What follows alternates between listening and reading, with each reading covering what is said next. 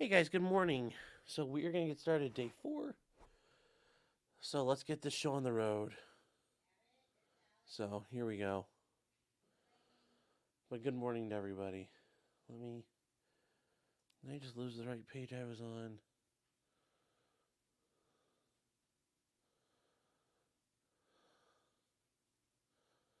I just did, didn't I? Alright, damn it, I just closed out the link. Alright, give me 1 second, guys, here.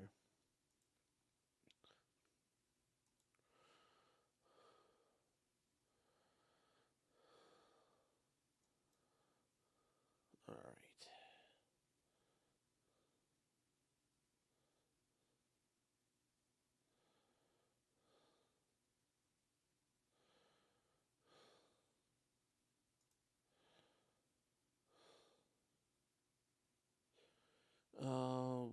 Here we go. Alright, we got day 3. Here we go, guys. Now, if we can get to if we can do day 4 today, sorry, day 4, and we get day 4 going and we'll knock it out. That's what the game plan will be, and if we can get into day 5.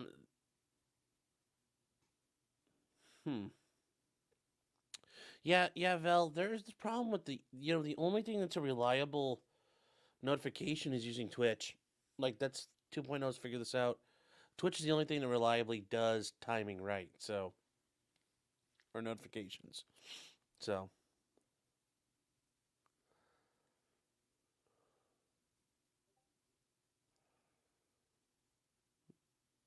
that's I know that's an issue there.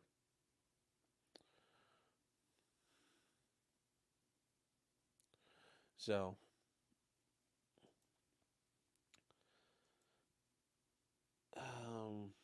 yeah, that's really, guys. I will more legals on the stand. I'm not sure today, but we'll take a look. So here we go, guys. All right.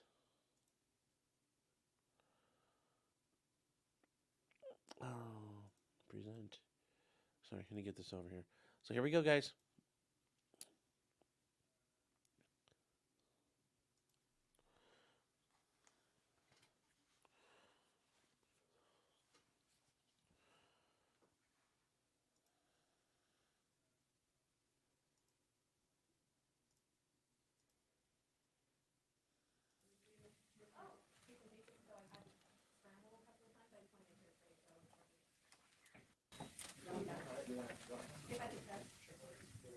Okay, we're gonna do a little time traveling here.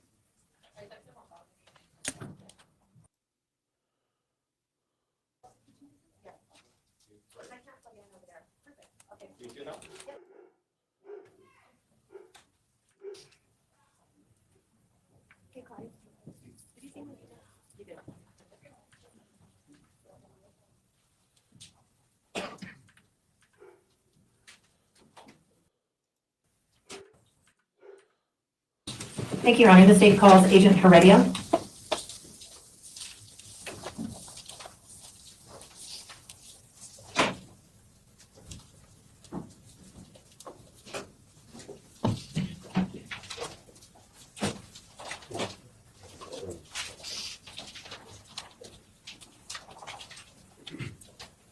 Do you solemnly swear that the testimony you're about to give in the matter before court will be the truth, the whole truth, and nothing but the truth? So help me God. I do.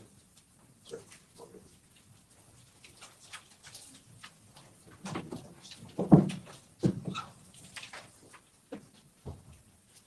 Yes, please. Thank you, Your Honor. Good morning. Would you please tell the jury your full name and your occupation? Correct. My name is Roberto, middle initial E, last name of Heredia, with an H. I'm a Border Patrol agent working for the Nogales Border Patrol Station. Sir, could you spell your last name for the court reporter? It'll be H-E-R-E-D as in dog, I-A. Thank you. You're welcome. Could you tell the jury just a little bit about yourself? I've been with Border Patrol for approximately going on 15 years here in July. I've been stationed in the Nogales Station my whole career. I am a local, raised here in Nogales, Arizona, currently living in Rio Rico. And what sort of assignments have you had over that 15-year period that you've been here at the Nogales Border Patrol Station? I've had numerous assignments ranging from undercover work to detention work and part of a mountain team for approximately 5-6 years. And in January of 2023, what was your assignment? I was assigned to the east side of Nogales, Arizona, as part of that mountain team. Did that include the Kino Springs area? Yes, it did. I want to clear up a question one of the jurors had earlier with another witness before we get started on the events of January 30th. Could you tell us the difference between a checkpoint and a port? Yes, the port of entry is the main entry into the United States. That's usually manned by CBP officers, custom officials. A checkpoint is further in the interior of the United States, primarily checking for immigration status, and is primarily manned by Border Patrol agents. So checkpoints are you all green shirts? Correct. Border Patrol? Correct. And then ports of entry are blue shirts? Blue shirts, that is correct. And the ports of entry, those are right on the border? Right on the border, correct. And then you all are responsible, if I understand correctly, for the checkpoints and everything in between the ports of entry? That is correct. Thank you. You're welcome. Okay, so now I'd like to talk about January 30th of 2023. We heard another Border Patrol agent talk about his experience. Did you go to an academy as well? I did go to an academy. The academy was in Artesia, New Mexico. Academy was approximately 4 months for me because I know how to speak Spanish, so I didn't have to stay for the Spanish part. And you had the same field training as other officers, is that right? That is correct. And the probationary period? That is correct, except the exception mine, at the time I came in, my probation was 2 years instead of the regular one. Now I want to talk about January 30th of 2023. Were you on duty on that day? Correct, I was on duty. And were you called to 100 Willow Cross Circle in Kino Springs? Yes, I do not, to be honest with you, I do not know the exact address, but it was a Vermilion Ranch. Vermilion Mountain Ranch? Correct. Do you know the homeowner's name there? I knew after the incident, but Mr. George Allen Kelly. And that location is in Santa Cruz County? That is correct. Can you tell me on January 30th of 2023, before you got this call, what were you doing and where were you located? I was located somewhere along Highway 82, I think around the area of the Circle K. Just prepping for that day. I was prepping to patrol the east side, Duquesne Road, all that area. And the Circle K you're referring to, is that the one in Nogales? The one in Nogales, Arizona by Highway 82. Okay. And so is that the road that leads out to where Kino Springs is located? That is correct. Further north should be the road that takes you to Kino Springs. And so that would be northeast of where you were in Nogales, is that right? Correct. So what time were you dispatched to this call? The call came in at approximately 2:40 p.m. And when you received the call, what information did you have? The information that came out through the radio was something to the effect that the owner of the Vermilion Ranch had reported that there were people shooting at him in his property. And did you respond to the location after you received that dispatch call? Yes, I did. And were you in a vehicle by yourself or did you have a partner in your vehicle? I was in a vehicle by myself. Do you know how long it took you to get there? It must have been approximately 15 minutes.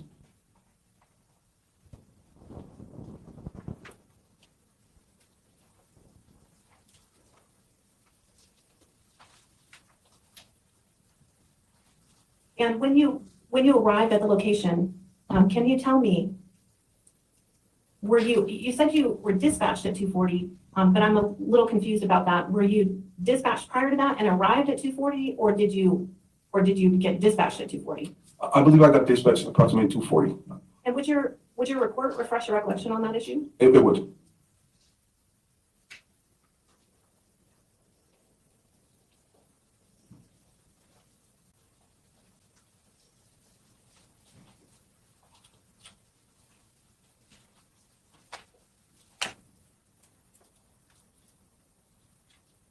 If I could have just a second while I find your report. Yes, ma'am.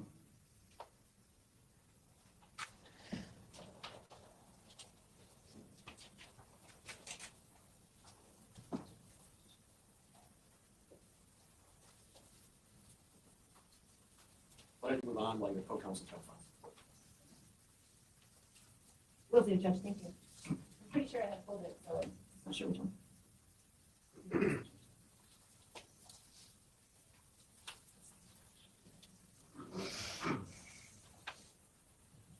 So after you got there, were you the first to arrive? Was there anyone else there? I was the first one to arrive at the scene.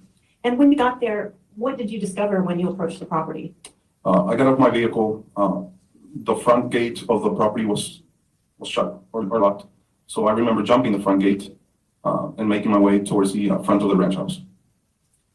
And when you made your way over to the front door or to the front of the ranch house, what did you observe when you got there? When I got there, I observed a lady that was at the door of the ranch house, at the front door of the ranch house. I wasn't quite at the front door. I never made it that way.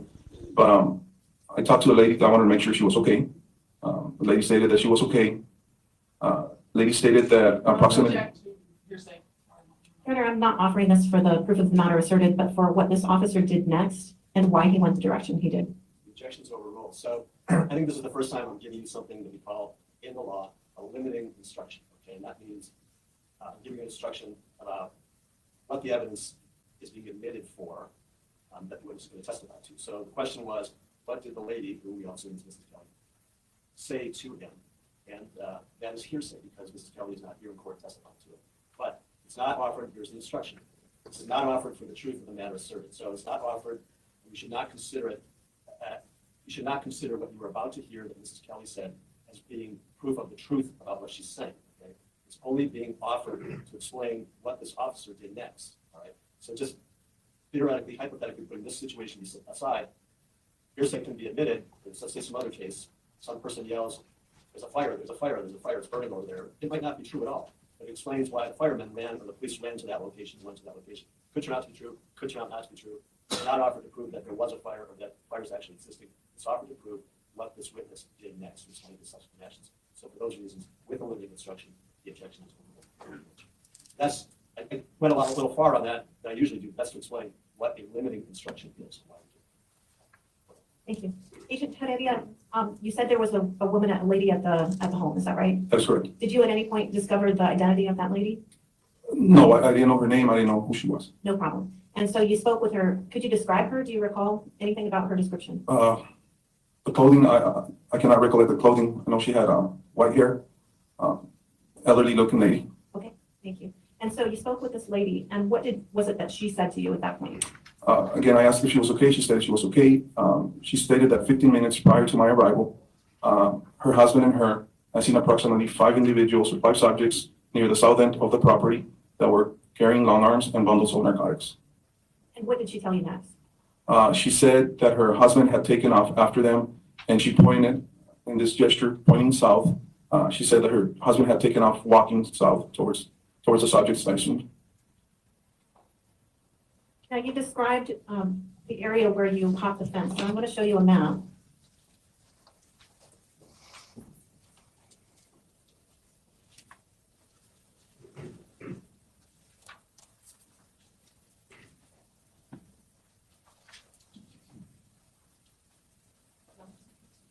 This is actually the one.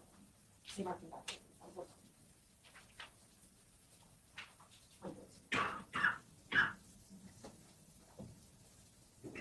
And Your Honor, it's already recorded. I'm just going to show the electronic version.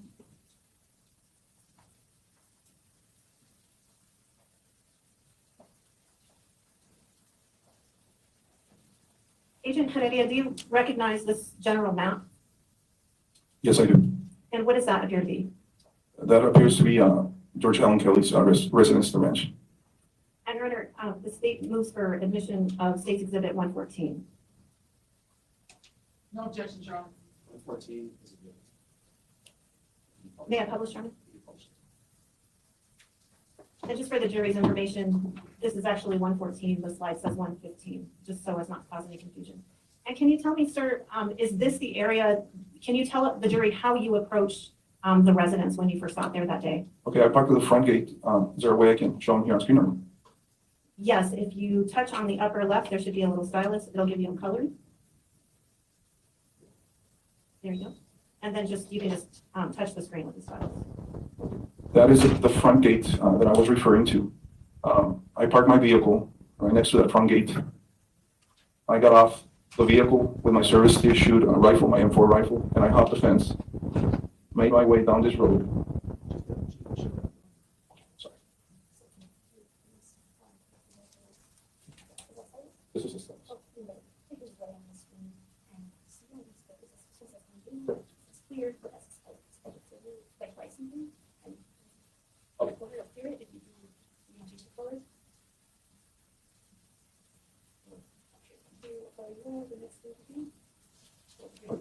All right, sounds good. And Agent Heria, before you try to draw on that, sir, I'm gonna make it a little larger. Yes, ma'am. Thank you.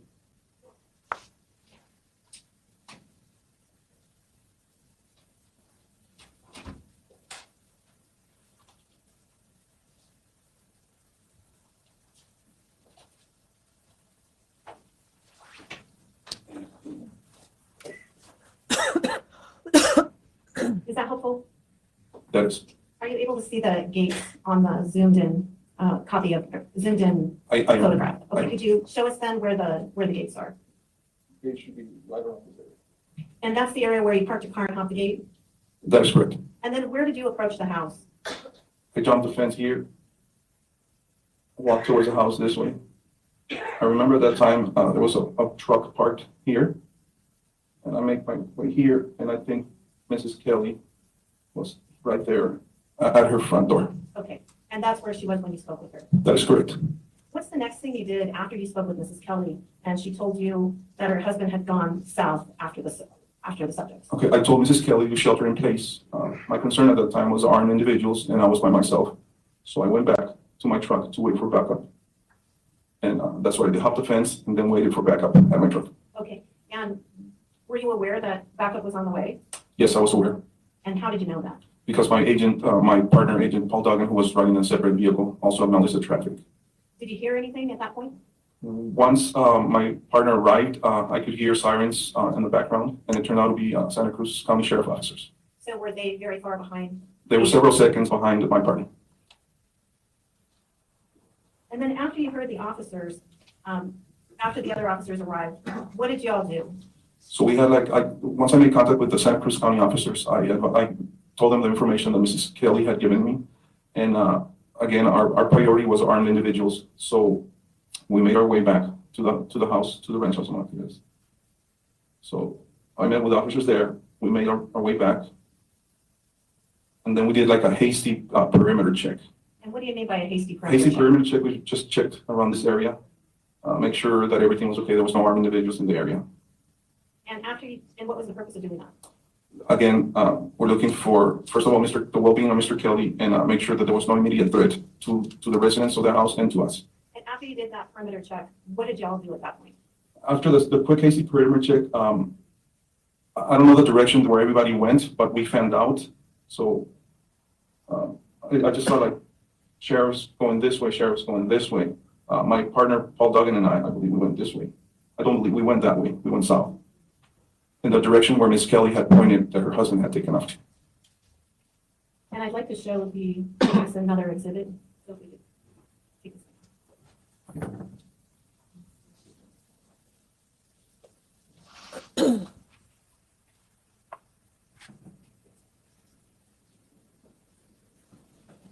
So I just want to make sure, you said you headed off in the southerly direction, and if I'm clear, that's because of what Mrs. Kelly told you about where Mr. Kelly went, is that correct? That is correct.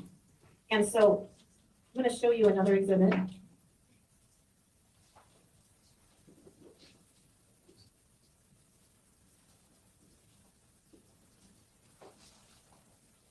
Could you take a look at State's Exhibit 115 on your screen, please? Yes, ma'am. And does that appear to be a larger map of the Kelly property? It is. Your Honor, move for admission of State's Exhibit 115.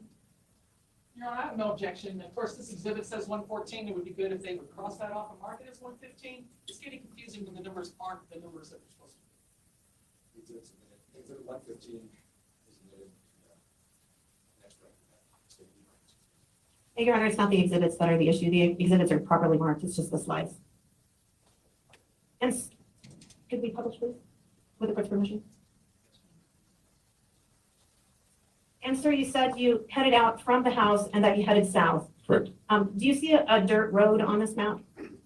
Yes, I do. Did you follow that dirt road or did you go a different direction? No, I didn't follow the road. I'll use that term, bushwhacking. We just went through the brush across that dirt road. And could you show the jury what direction generally you and your partner traveled? Yes. So from the house,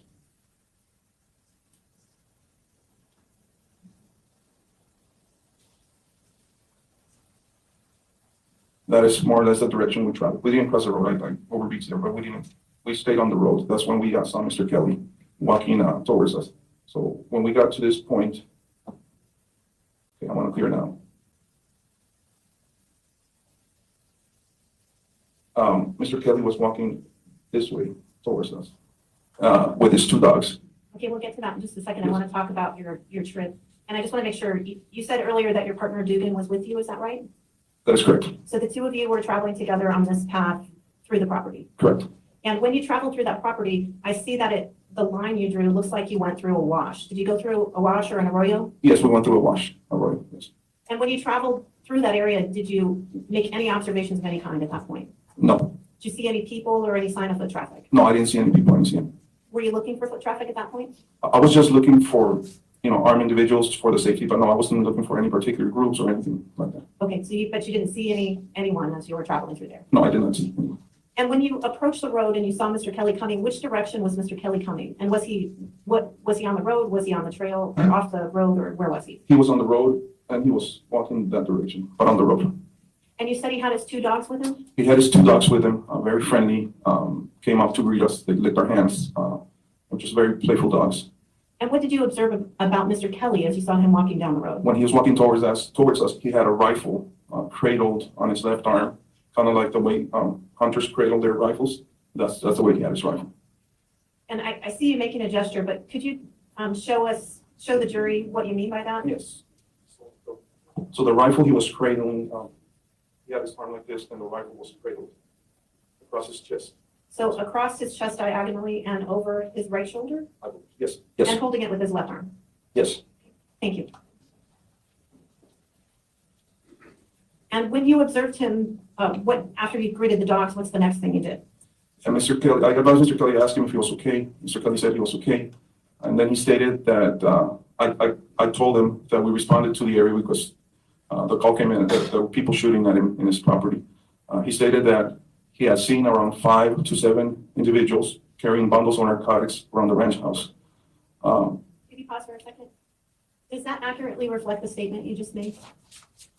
Yes, And he told you they were carrying narcotics. yes, they were carrying bundles of narcotics, yes. Did he say anything about seeing any firearms? No.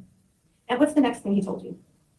He stated that he knew the difference between regular illegal aliens and mules because he had been living in the area for a long time. And what did he tell you his observations were about these people?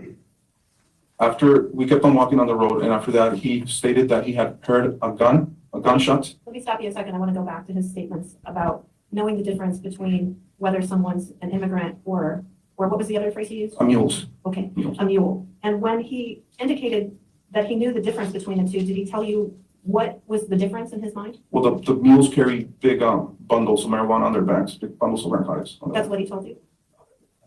He said bundles of narcotics. Okay. And so did he tell you how he knew and which he believed they were? He believed they were mules because of the big bundles, and he had been living in that area for a long time, and he could tell the difference between a regular illegal immigrant and a mule. And at that point, did he reference large backpacks as well? Yes,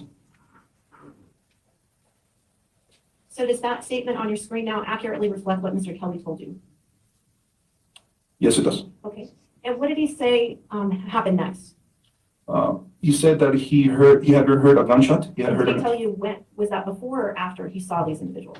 after he saw him. After he saw him, he heard a gunshot, and that he did not know where the gunshot came from or who had shot. But he did emphasize that he saw the mules running back south towards the international boundary fence as if they were scared. And the statement I have on your screen, does that accurately reflect what Mr. Kelly told you? Yes, And you said additionally that he didn't know where the shot came from correct, or who shot, correct, and that they appeared scared? correct. And does that accurately reflect what Mr. Kelly told you? Yes, it does. Did he tell you anything else at that time? No, Did he ever say that he was shot at? no, he never stated that. He just said he heard a shot. Correct. Did he ever tell you at any point that he saw any weapons? No, he did not say. Did he ever mention anyone pointing a weapon at him? No, he never said that. Did he ever tell you that he was afraid? No. Objects leading. No, he never stated that he was afraid. He didn't look like he was afraid. He he was calm. He didn't look nervous to me. So his demeanor at that point was very calm? Yes, very respectful, very, very calm.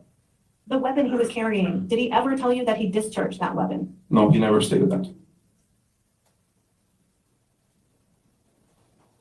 That's all I have for this witness. Thank you, Your Honor. Cross-examination. Thank you, Your Honor. Good morning. Good morning. All right, guys, before we get too far, I want to say hello and also a couple of super chats here. Obscure Destination saying good morning. Shot of future Mrs. Martin 2.0 for $5. Thank you. And Outer Pangea says, thanks for giving me something to listen to while working. You're welcome. Yeah, this guy, you know, he's trying to say like, oh, for someone who got shot, he didn't seem scared. It's like, yeah, this is, I don't know. This is, I'm curious to show how they're, you know, he didn't look like a scared guy. Like, okay. Does it actually mean anything here? I think that was bad. Yeah, would you ask him if he should discharge his weapon? Yeah, exactly. Yes. I bet those guys are carrying Bibles of first aid supplies into America. Yeah. Yep. Yep, that's the truth of it. That's the real answer here, chat. You guys figured it out. You guys are smart. I agree with you. So let's see how this goes. Thank you. Oh, I'm sorry, Your Honor. I did have to go back to have him take a look at the time. I forgot to ask him that question. Could I do that? I figured out it's Exhibit 53.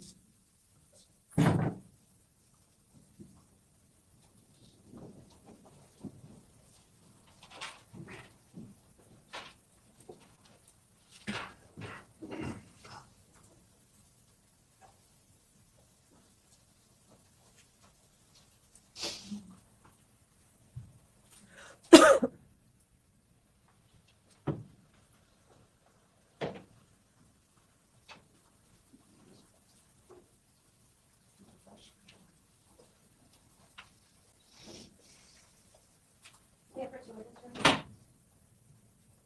show me what the mark is, maybe it's 53, how that looks in the page that's your report.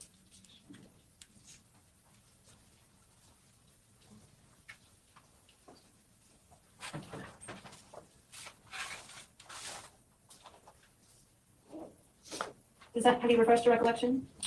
Yes, So was it the time you were dispatched 2:40 or the time you arrived 2:40? it was the time I was dispatched, the time that the radio call came through. Okay, thank you for clearing that up. Yes, That's all I had, Your Honor. Thank you. how would you like? Dispatch. You guys have problems putting back up, your 114? Yeah. Do you mind putting up? 114? Yeah, I might. May I proceed, Your Honor? Good morning. Good morning. So you are the first law enforcement representative to arrive at this, I'm going to call it for short, the Vermilion Ranch, correct? Yes, And had you ever been there before? not at the ranch house itself, but I've worked that area before. Okay, so knowing the area, how far is that excuse me, got the hiccups. How far is that location to the border wall? If you were to go as a crow flies, what would you say it was? About a mile. A mile? And there's no direct road to it, right? I mean, it's kind of a roundabout way to get there if you were in a vehicle, correct? To get to the border? Yes, That is correct. okay. So roads aren't like a crow fly, but there's terrain in between Mr. Kelly's house and the first point of the border wall, correct? Correct. Now, in this terrain, and it's hard to tell visually when you're not looking perpendicular to the ground, but from the aerial view, we have State's Exhibit 114 still up on the overhead. Can you see it? Yes, I can. Now, this area is encompassed with other ranches around it also, correct? Correct. So it's not an easy place to just stumble upon, is it? No, it's not. Now, you said you worked this area for quite a bit, is that right? That is correct. And you actually expressed your knowledge about this terrain, not only possibly a little bit in your report, but also to Detective Einstein, didn't you? Correct.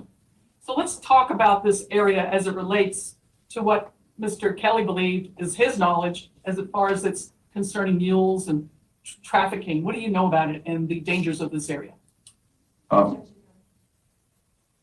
Objection, improper request for opinion testimony from a lay witness. Go ahead, sir. It is what I'm giving you is my personal opinion about the area. And your knowledge from experience, sir. It's a dangerous area that we work. Okay? Elaborate why you believe it's dangerous from your observations and your experiences. For us, it's Excuse me, can I just show an ongoing objection? Thank you, sir. Go ahead, sir. for us, it's dangerous because it seems that out there in that desert, everything's out to get you, from the vegetation to the heat, potential, bad individuals. That's what we consider a dangerous area. So bad individuals, it's not a normal place for someone to go rob a bank, is it? I know. Okay, so we got a different type of bad individuals. What's the activity that you would classify some examples that would fall under people that are these bad folks that you're describing? We could potentially run into armed individuals, that are up to no good in that area.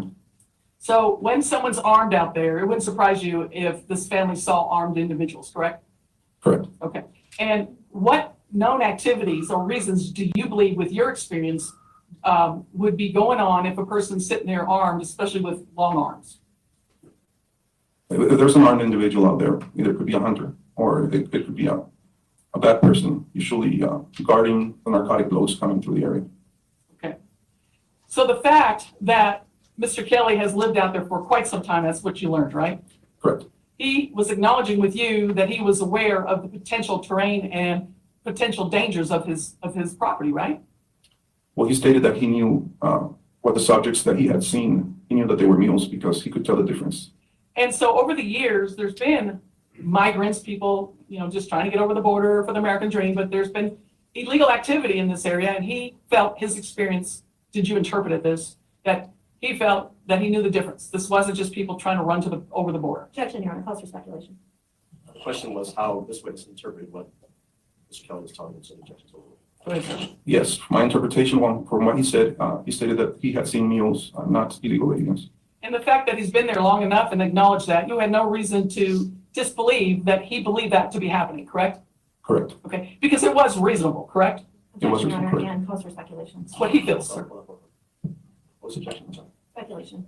What was the question? I asked if he believed it was reasonable. Asked for this witness belief. Objections over. I believe it was reasonable. Thank you, sir. Now, you knew you were there because shots were fired, right? That's what the call came through, that shots were fired in the area. So therefore, there had to be guns if that statement was true, correct? Correct. And the fact that you first interchanged with Mrs. Kelly, or the gray-headed senior woman,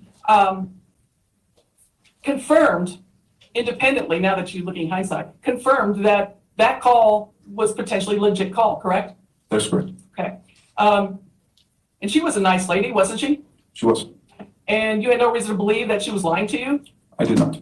Did you learn that she was only in the house? I only saw her in the house. I didn't know who else was in the house. So I didn't ask that, but did you learn that that's all she never came outside, that the whole time she's been in the house? Did you learn that?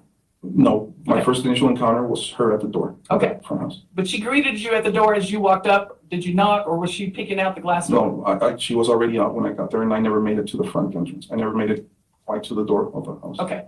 Now, they do have glass doors. Are you aware of that? No, Okay. And they have a lot of glass windows. Are you aware of that?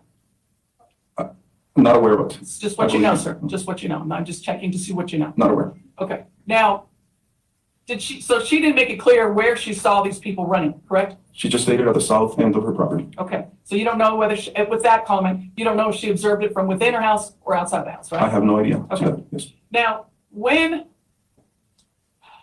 things were over, the extreme situation was over, you made a note that Alan Kelly followed or ran after, what was the words that you used? She stated that she pointed south, a gesture like I'm doing, stating that Mr. Allen had taken after the direction of the subjects walking. Now, so he was walking, and you don't know if Mrs. Kelly, or the person that was in the home, and Mr. Kelly, which you later met, correct? Correct. Okay. You don't even know if they had any communications since this event took place. No, I did not know that. Okay. So if her version of it could be from what she observed, correct? Correct. That she knew he was walking in the direction south Correct. with the two dogs. She never stated anything about dogs. Okay. You saw the dogs. When I met with Mr. Kelly, yes, when I saw him first. And those dogs followed him everywhere, didn't they? Yes, they were following him. But they're very curious dogs, aren't they? They are friendly. And they are, they are almost true to their breed, but always looking around, smelling out everything, curious about the terrain as you all are walking, correct? Yes, they were kind of like running circles around him, playfully. But they were interested also in the terrain. Did you notice, almost like a hunting technique, they're smelling and observing everything on the ground and anything around them. I did not notice that. But inquisitive. They were curious about you, Yes, they were. and they approached you to see who you were. They did. And you didn't call them. No, I did not call them. And how many dogs were there? 2 dogs. Now, looking at this exhibit that's posted on there, redraw the line that you took once you left the house to go start to search around. Once I left the initial house after we did a hasty perimeter check, is that what you mean? You got back up. You went back to the house. So let's start with that perimeter check. And that's for your safety and the homeowner's safety, correct? Correct. All right. So put that circle around the house as you did before. Okay, now, would it be that wide of it or closer to the home? I think that would be reasonable. Okay, you were aware of the barbed wire fencing that exists in the back of the house? I believe I did see the barbed wire fence, but I'm not entirely aware of where it is because I've never been to that ranch house. Okay. I worked around the area of the ranch And you house. didn't personally work the field that is behind the house that everyone else searched, correct? No, Agent Paul Duggan and I, we kind of stayed around this area. We never went here or this there. You drew some lines before, I'd like you to put them back on, of the search outward while you guys went the other way and ultimately met Mr. Kelly. So as we were walking down towards Mr. Kelly, from my observations, Why don't you use a different color on that one? I was, let me, You can hit undo. One of the jurors has asked for a large picture of it. I have no objection. Does that help? Can you move it? Move it to the back. I think that's wherever you have it. I'll let you listen to something. This way? Let's undo your markings. will do. Oh, is that? All right, so let's start with the perimeter. We've cleared the board. Since we blew it up, it changes your markings. Now, ultimately, while this is blown up, are you able to show where your car was parked at this point? Yes. Okay.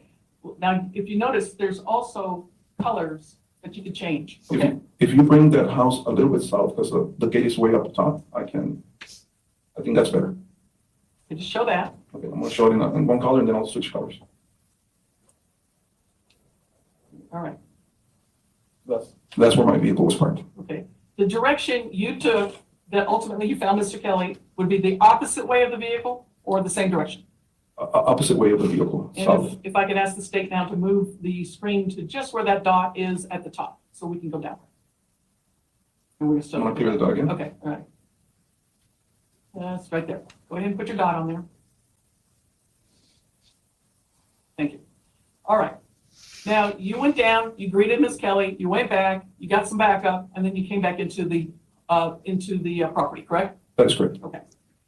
Now, you had some lines, well, first of all, the perimeter search of the house. Let's go ahead and draw that.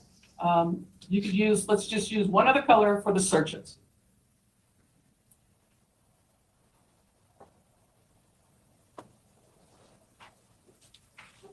Switch colors for the searches. So that's a kind of hasty perimeter check approximate. Okay. Now, earlier, when the state was asking you questions, you started to show which way you went, and we could keep that. And you were part of this circle, right? I mean, you were searching the perimeter too. I never made it to the eastern side of the house. I kind of like stayed on this southwestern part of the house. I never went with the sheriffs all the way around. Okay. Just help this side of the house there. All right. Let's take the direction that you think you were heading to get to the barn. We're going to look at the barn later, but set us off into a direction. If I'm not mistaken, it was kind of like in this direction. That we bushwhacked. Okay. And you described what bushwhack was. You're not following the roads. You're crossing the terrain. That's correct. Now, while you're heading that way, show me those lines that you had that showed other officers checking out in another direction in the field. And just to know, these are approximate. We get that. Yes, okay.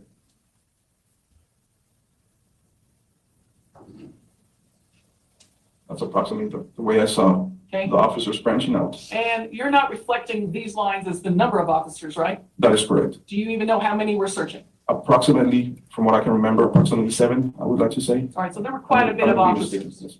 Okay, so why don't you, just in between each of the lines, with the same magenta color, whatever that is, just put some dots in between to reflect other people being there. Other officers. And were they a combination of Border Patrol and Sheriff's Department?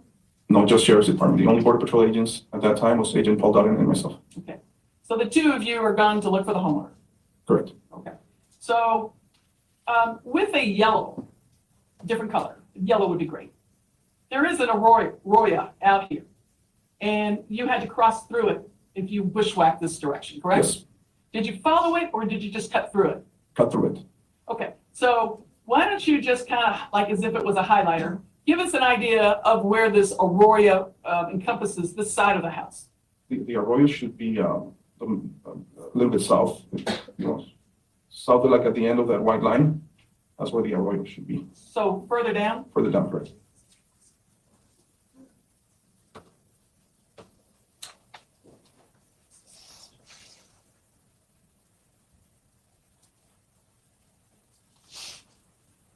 I didn't mean to do that, let me undo it. Which one's up? Okay.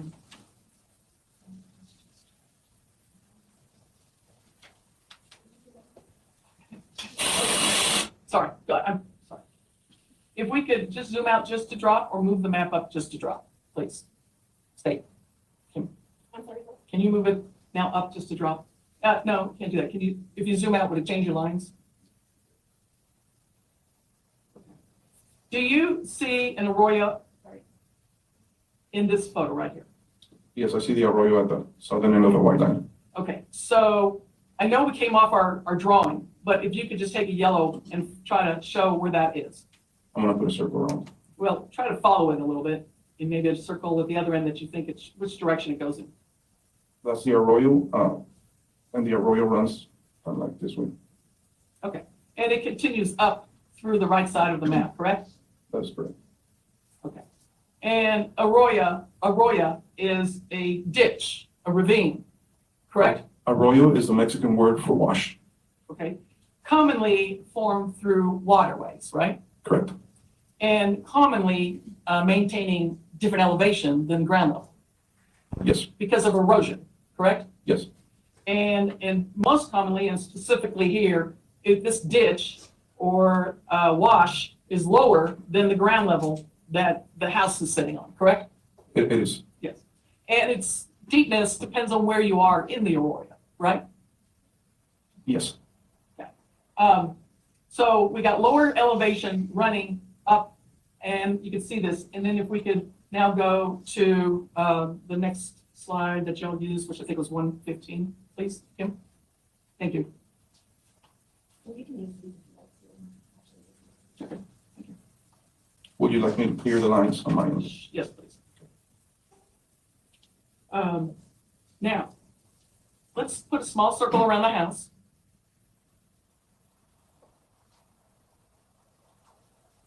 And if you were to follow the yellow brick road, because it is kind of yellow, that is a pathway or a place where one could walk on, and ultimately it takes you to a building, correct?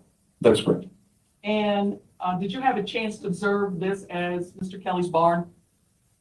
Yes, when we were up top, when we went, Mr. Kelly, you could overlook that.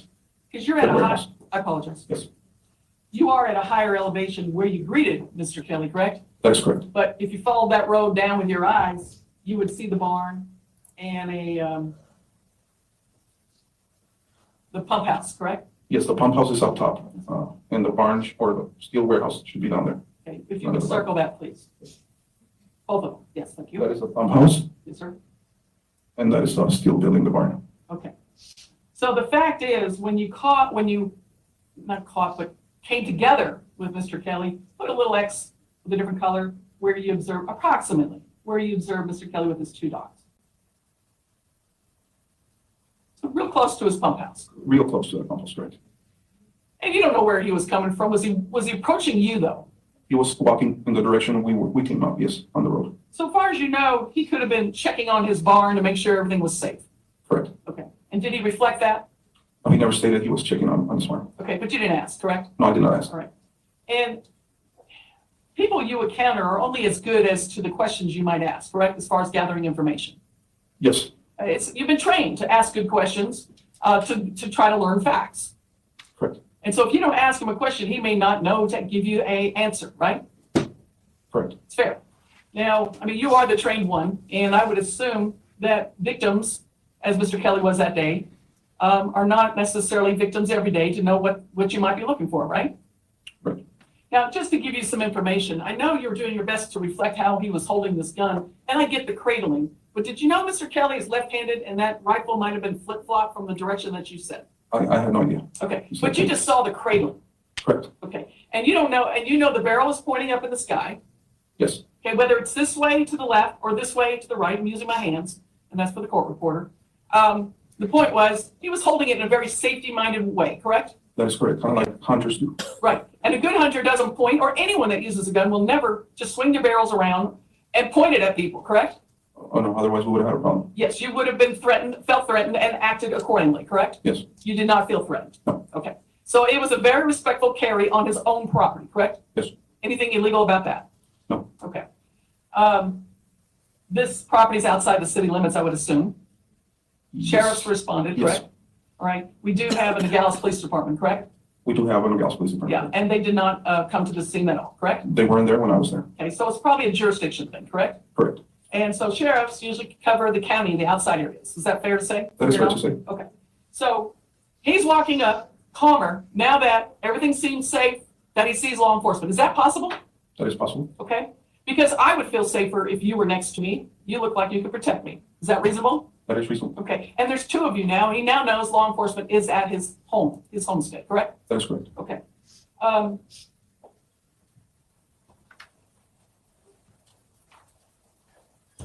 In the border, this is the south direction. The house to the barn is in a southern direction. More or less, yes, general southern direction. Not perfect, right? Not perfect. And then to the right and to the right south, you could glance down yonder, so to speak, and see the border wall, correct? Correct. It would be off to the distance though, right? Yes, A correct. good ways away, but you could see it. Correct. Now,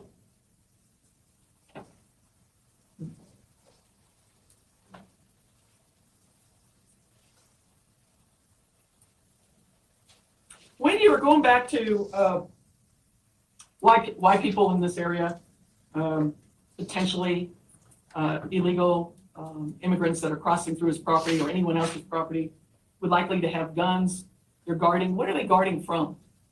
What are the different things? They could be guarding, if they're carrying narcotics, they could be guarding the narcotics. From Border Patrol? No, From whom? from, we call them rip crews. Rip crews are people that steal the narcotics from other mules. Okay, so this does exist. It does exist. Now, would someone carrying illegal, and this is with your personal knowledge, sir, okay, and your training, would someone that's illegally carrying a narcotic, smuggling a narcotic, like, would they try to hide as they're crossing the border to get to a location? Yes, I mean, they're not going to say, here I am, right? of course not. It's an illegal activity. You're being discreet. Correct. Why would someone like that have a walkie-talkie on them? I imagine so they could coordinate, picking up other drugs or the routes they're taking. Okay, so not only to find the person they're distributing to potentially, but also could there be others watching out for any border patrol? Yes, And although you all have cameras as a group, correct? Correct. Surveillance cameras I'm referring to out there.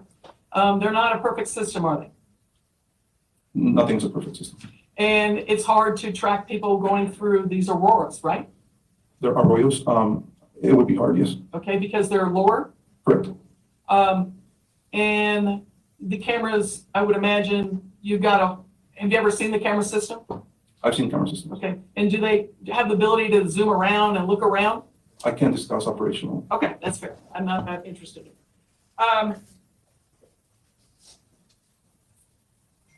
Were you at the scene when there was another call later on in the afternoon?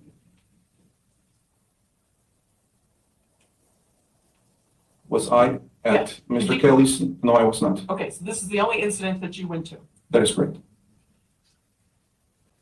Are you familiar with the word Duquesne Road? Yes, I am. And is it a common area for drug pickups? We've had some drug pickups there in that area, yes. Okay, why else do you know about that location? I patrol that area in the past. Is Washington, the word Washington was used in this hearing, is it related to that area at all? Yeah, Mount Washington is the big mountain east of Duquesne Road. Okay, and if a person was in that area carrying backpacks and long arms and stuff like that, would that be suspicious to you? Yes, it would. You said there's a mountain there. Is that something that allows people, does that allow people to help look out the terrain around it? Yes, And so walkie-talkie communication could be done that way too, correct? correct. And would it be common for anyone that might be doing this type of activity to have binoculars on? I think that's fair to say. Okay, and I'd like to show you. We'll let her get it up a second here. I'll move on with another question. Yes, ma'am. Just how far, do you have any idea how far Duquesne Road or Mount Washington or that area would be to Mr. Kelly's house? I want to say anywhere from 3 to 4 miles. Okay. So with time, it's walkable. Someone could walk that distance. Yes. Okay. Would you like to clear the circles?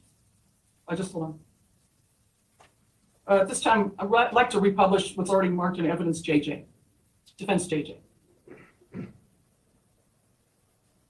for all to see. And we will. You can get rid of those lines.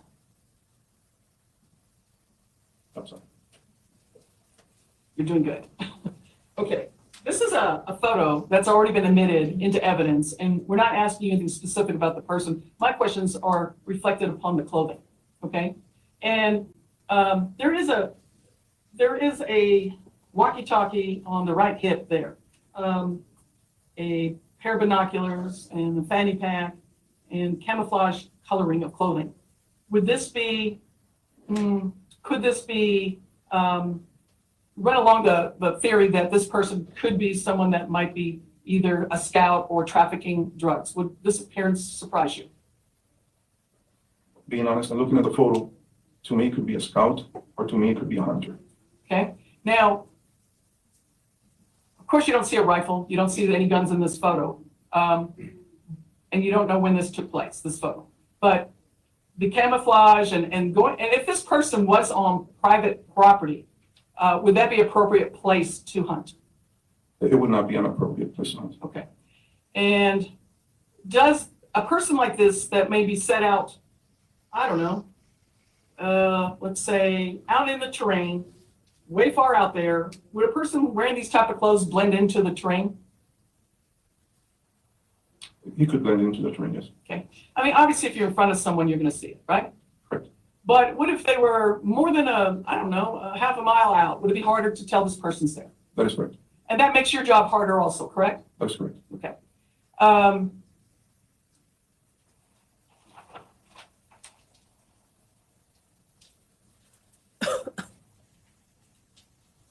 Just a minute, Your Honor. What was the lady in the house's demeanor? Could you tell?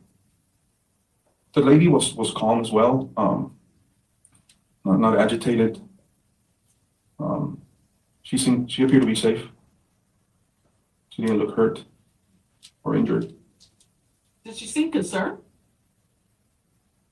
I would call it a little concern, yes, especially pointing the direction where her husband had taken off to. And you got information somewhere in this case where you, and did this come from Mr. Kelly, that he heard a shot after he saw them? Yes, So we knew there was gunfire, correct? I never heard the gunfire, but that's what the call came as, and that's what Mr. Kelly stated. Okay, so we knew, based on your information, there was a gunshot based on the facts. Based on what they told me, I Right. assume there have been, I get it, you're not an eyewitness, Correct. right? Okay, you're a responder, I get that. Mhm. But taking the facts that someone called in, there were shots, and confirmed by two different people, there's no reason to doubt it, was there? No, So we have one shot, because he said he heard a shot, that right? is correct. So a shot usually reflects singular, correct? Single gunshot. Not a few, not a lot, but heard, or shots, plural, but a shot, A correct? shot, correct. A gunshot. And were you aware there was one shot in the victim's body that was found later? Did you learn that? I do not know anything about it. I asked if you learned it. I'm not aware. I haven't learned anything. Okay, thank you.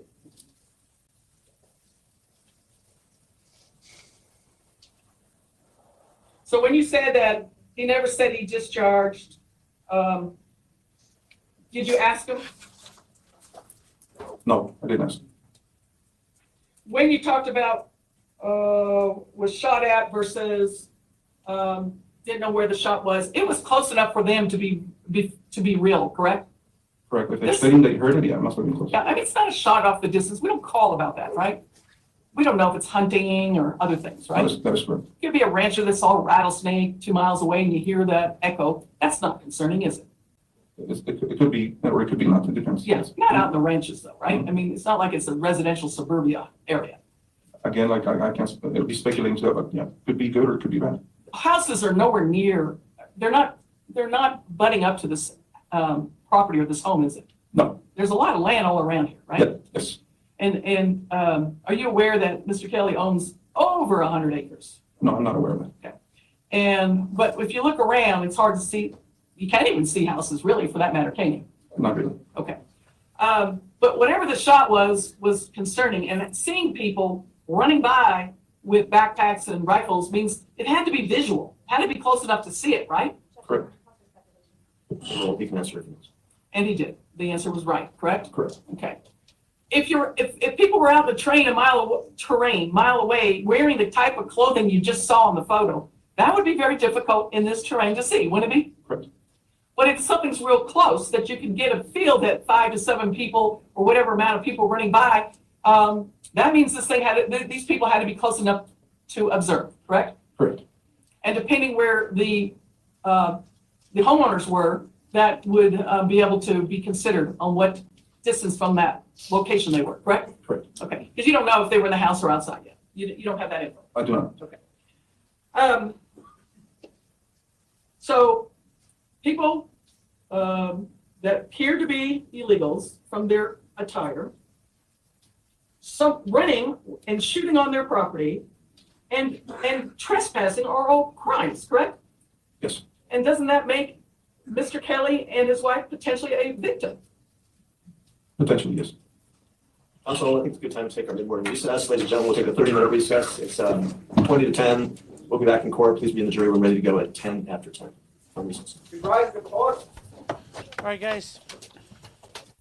This guy's helping George Kelly. I mean, really, this is helping George Kelly a ton. Personally, in my opinion, I mean, this is good. I like how this is going. So, Border Patrol has a lot of cool tech. It's a shame they don't use it. Yeah.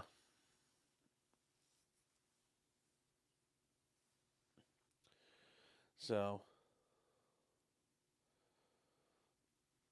the Border Patrol's ring cameras. And they actually have all kinds of tech they use out there.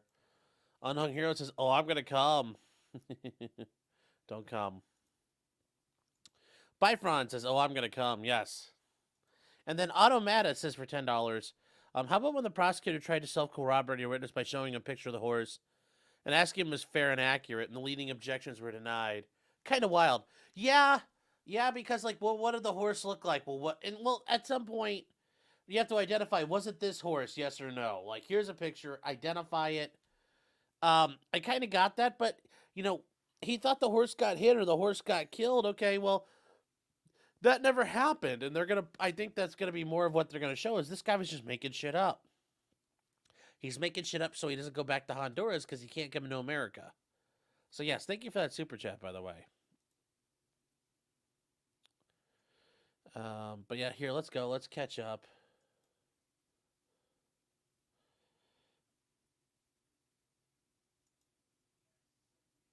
those opinions.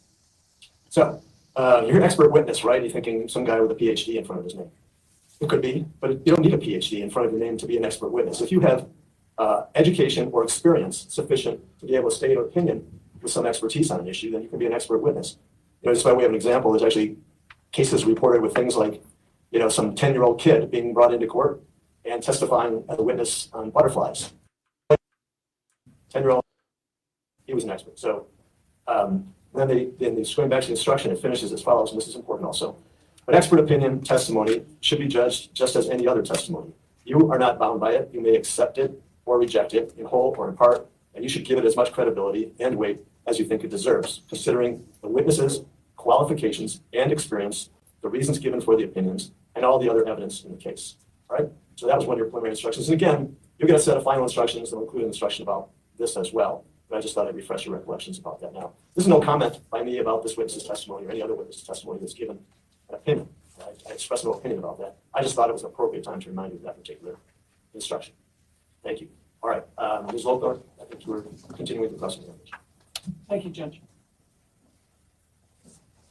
Let's go back to a couple points that were discussed and get a little more clarity. The first one, you talked about his demeanor about being calm at the time you met up with Mr. Kelly, correct? Correct. So knowing the incident, the call, and the fact that he mentioned shots were fired, it seems that as a judge of you're a police officer, have to observe things, correct? I'm a border patrol agent, correct, I have to ensure this. And I didn't mean to insult you. But law enforcement, you are a law enforcement officer, right? Correct. You have a specialty area of the field. But as a law enforcement officer, it's important to observe people, body language, other things that's going around you, correct? Correct. So going back to the compound question, I apologize for that. Knowing the things you learned on the call, the follow-up that you got from Ms. Kelly and Mr. Kelly, or whoever the white-haired lady was, the fact that he appeared calm now takes some urgency that the threat might have subsided to some degree? Correct. Okay. That would be your interpretation, right? Correct. The fact that the gun was lowered, not raised up in any kind of assaultive handling of the rifle also shows his relaxed state of mind. Correct. And I mean, he wasn't being nervous. Can I correct myself about the state of mind? I wouldn't know anything about the state of mind, but his demeanor seemed to appear relaxed to me. Okay. And we could use the word demeanor. His demeanor did not seem nervous at this time. It did not. Like if he shot someone and was scared about it, you would expect someone to be nervous, right? In my opinion, I would expect somebody to be nervous, shaken up, visibly upset. Now, you mentioned those officers, a good handful of officers. I don't think you counted them, but you reflected it as being how many, around 7, 8?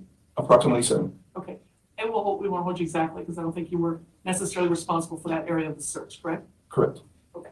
So, but you observed quite a few, a good handful or more of law enforcement, which you believe were sheriffs, correct? Correct. Combing out a area or a field that we saw you draw lines out, correct? Correct. And they were spread out like a search should be conducted, right? Correct. And you learned how to do those kind of searches, right? Correct. And so you spread out so many feet apart, that way, and you proceed forward, so that way you could all cover as much area, but be as thorough as possible, correct? Correct. Did you ever learn later that that area that the search you observed was the same area that a body was found? I learned that a body was found. I do not know the exact location, how he was found, or who found it. So you never heard it was the same area that law enforcement combed over? You never heard that? Well, it was a general area, but yeah, that's what I heard, general area. I know that even though you didn't respond later, a lot of times there's a lot of communications because you were involved in this case. You had a part of this case, correct? Correct.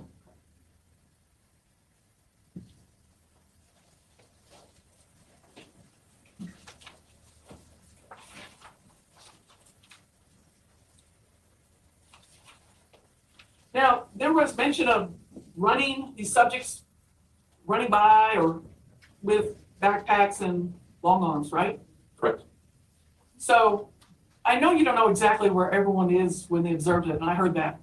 But if these subjects were running, something was causing them to run, most likely, correct? Most likely, yes. I mean, unless you just like to run with all that heavy equipment, guns, things that might have been on the person. Running away from something is not uncommon, correct? Can you rephrase that question, please? It's very well likely that this group that was running could have been running away from something. That is correct. I will pass the witness.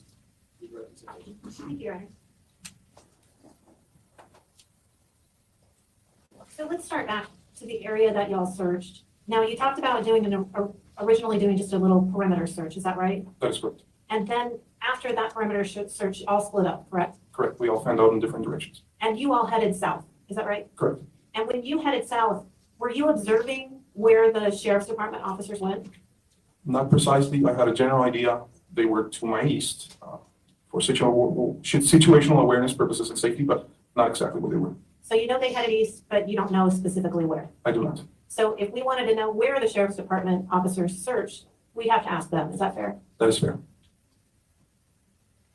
Now, I want to break it down a little bit on the timing, because I think you corrected me that you got dispatched at 2:40. Is that right?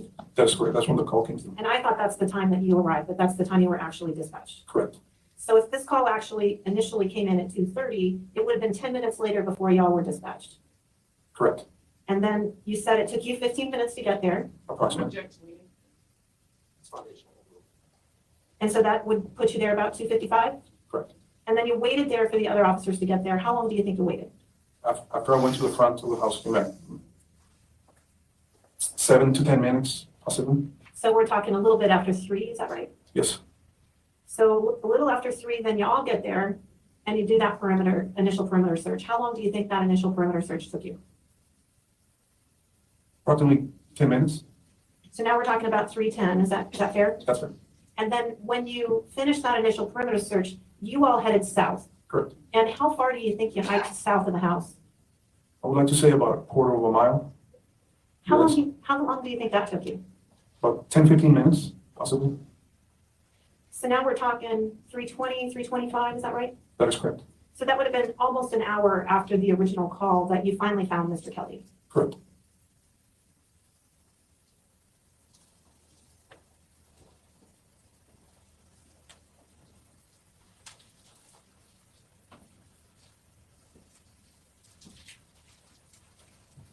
Now, you said you thought there were 7 sheriff's department officers. Do you know that for certain, or is that a guess on your part? That is a guess on my part. It's approximately.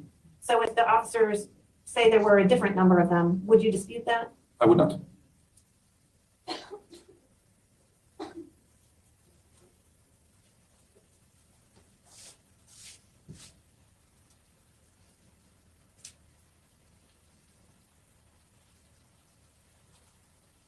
So the defense is asking you to speculate about what the defendant may or may not have done an hour before you made contact with him. Is that what your understanding was of their question? About what was causing his demeanor at that time? Correct. And it's been an hour. Is there any way that you can know what caused Mr. Kelly to be calm at the time that you observed him? Of course not, no. The defense also asked you to speculate whether Mr. Kelly's response to this incident would have been reasonable or not. Is that what your understanding is of what they asked you? Yes. What that is based on is entirely on what Mr. and Mrs. Kelly said to you, though. Is that correct? That's correct. So you wouldn't know whether this is reasonable or not unless you actually observed what happened, correct? Well, correct. Now, the judge has allowed you to testify to some issues on expert testimony. And so I want to ask you a few things about your specific expertise. Correct. Now, in the years leading up to this arrest and to this incident in January of 2023, can you tell me how long it had been since you had a narcotics arrest in the Kino Springs area? Narcotics arrest, at least approximately 2 years before the incident. It's probably the last time I had a narcotics seizure in that area. And the defense, what are the majority of the arrests in that area? In those 2 years prior to the incident, mostly just regular groups of illegal migrants.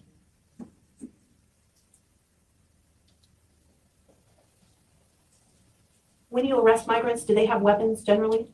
Generally, they do not. Can you tell me the last time you saw an AK-47 prior to January 30th of 2023 in the Kino Springs area?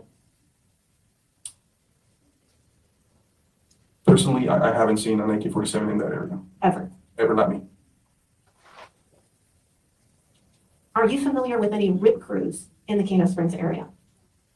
No, What's the last RIP crew that you're familiar with in Santa Cruz County? the time Agent Terry was shot and killed, And when was that? approximately 2010. So it's been 13 years before the crime, or before this crime, that you are aware of a RIP crew in Santa Cruz County. Personally, you weren't correct. Now, the defense asked you about the arroyos and some of the roads that lead down to the border wall. So if we could go back to that.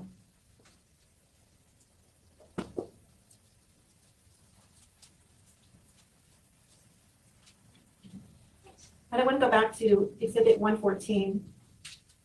Actually, I think it's Exhibit 115. I corrected the numbers on the slides, so. Exhibit 115. Your Honor, could we publish that? Yes.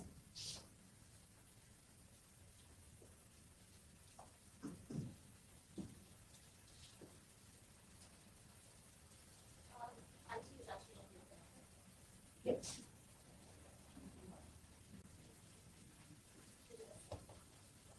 Okay. Everybody can see that? So let's talk a little bit about the arroyos that run through the Kelly property.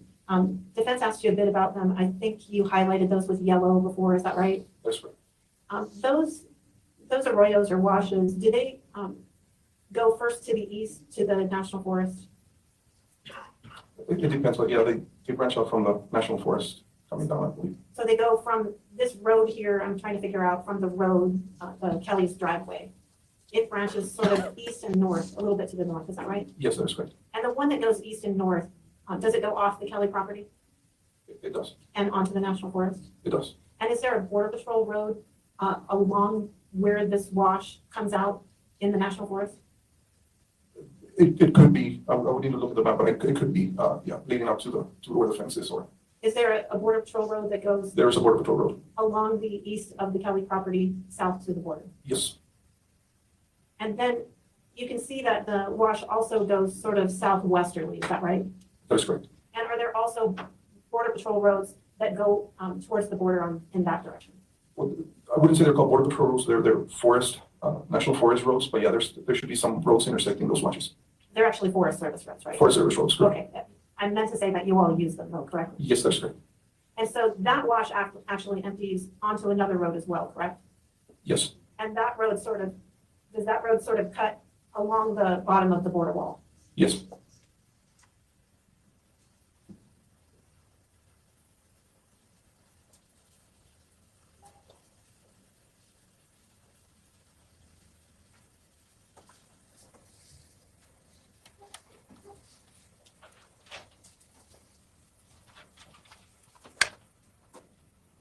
Now, defense asked you a little bit about the bundles that Mr. Kelly talked about with you.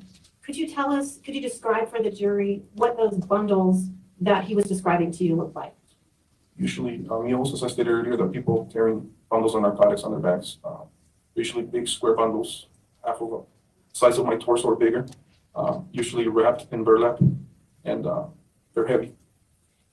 And did Mr. Kelly describe the bundle to you, or did he just say bundles? He just said bundles. Can you tell the jury, have you also seen like a woodland camo backpack? Yes, usually migrants, regular migrants, use backpacks, kind of like school backpacks, the size of school backpacks. But they're imprinted with that woodland camel, kind of like the ones that hunters use with the leaf imprints, green in color, brown in color, yes. And when you see those woodland camo backpacks, do you generally see those with migrants or with narcotics? With migrants. Fanny packs. Do you see fanny packs sometimes? I have seen fanny packs, correct. Who do you generally see the fanny packs on? Me personally, I see them usually on females. I have seen them on males, but the majority of the time females will use the fanny packs. And when you see them on males, what's the situation generally? It depends, Could be anything. could be anything. Could be migrants, could be narcotics, could be anything. Could be scouts, could be anything, yes, correct. Radios. Who do you generally see radios on? Radios, we see them on scouts, people that are leading the groups, but we have seen them on aliens as well, so Depends. So sometimes you actually see them on an alien, not just a scout. Correct. And when you see them on folks' U-turn scouts, that could be for migrants or for narcotics. That is correct. Could be for both. And is that also true for binoculars? Correct. And, but you also see those binoculars on other folks as well. Correct. You see them on bird watchers. Bird watchers, hunters. The photo that the defense showed you, do you have any idea what that photograph depicts? The photo of the person that was perched up on him, like I stated, it could be a scout, it could be a hunter. I wouldn't be able to really tell what it was. You can see a weapon in that, correct? No. And you have no idea when that photo was taken or who it is of? I have no clue.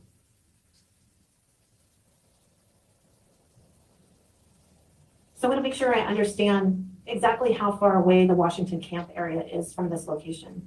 You said you think it's 3 to 4 miles away, is that right? Approximately, that's my thought, yes. And you talked about how that might be a potential load-up area for narcotics. Is it also a load-up area for migrants? Yes.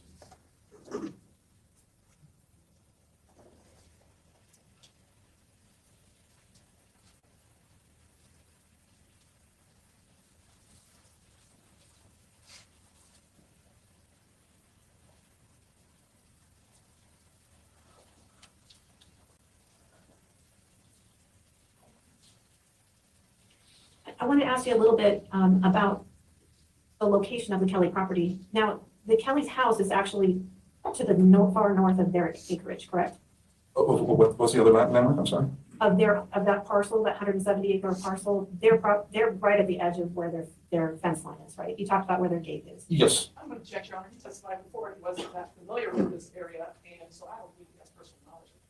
Well, objections sustained as to, the first question you asked was it close to the border of the Kelly's property? There's no foundation that knows what the outlines of their property are. But then you re-asked the question about whether they're not, how close they are to the fence line. So just re-ask the question, Sure. something which there may be foundation. You know where the Kelly's fence line is, correct?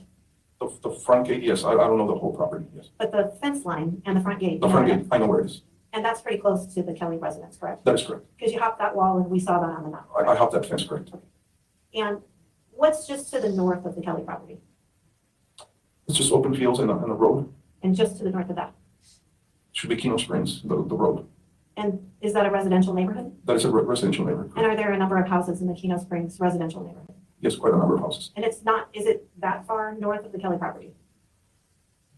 The road's about a mile, but how far north are the residences? About a mile from the property, yes. Okay.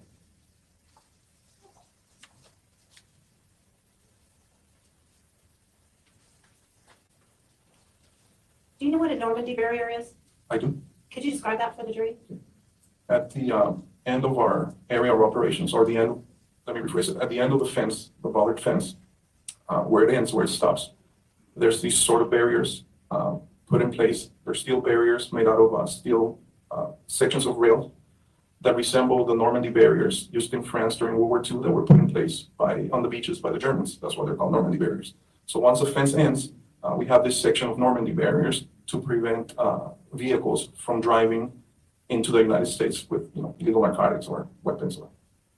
So is that just basically big crisscrosses of metal? That is correct.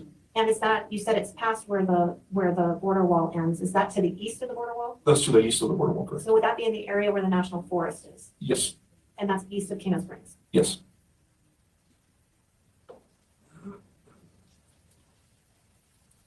I think that's all I have. Thank you, Agent. Thank you. Any question or other questions for this witness from the jurors?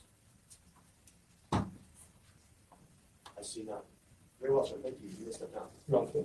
State calls next witness. Thank you, Your Honor. The state calls Deputy Montreal. Oh, excuse me. I'm sorry, Your Honor. The state calls Gary Wisdom.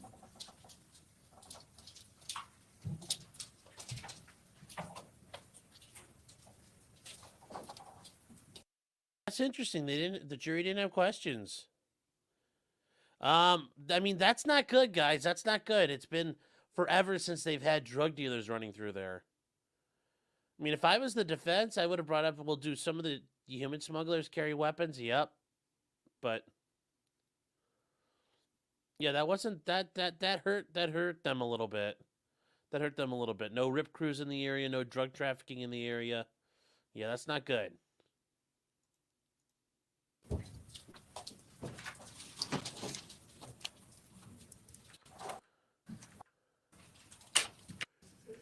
I see.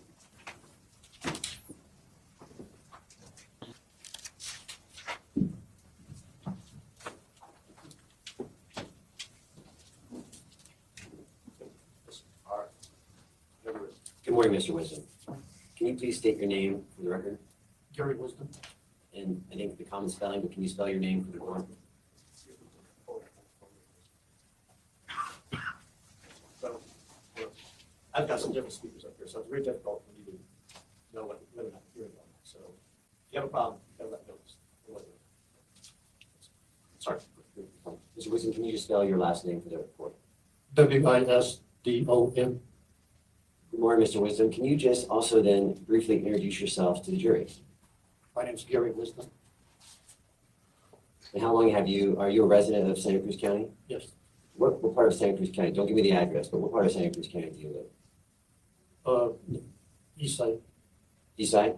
Are you familiar with Mr. Kelly's residence? Yes. Where are you in proximity to Mr. Kelly's residence? I live on North River Road.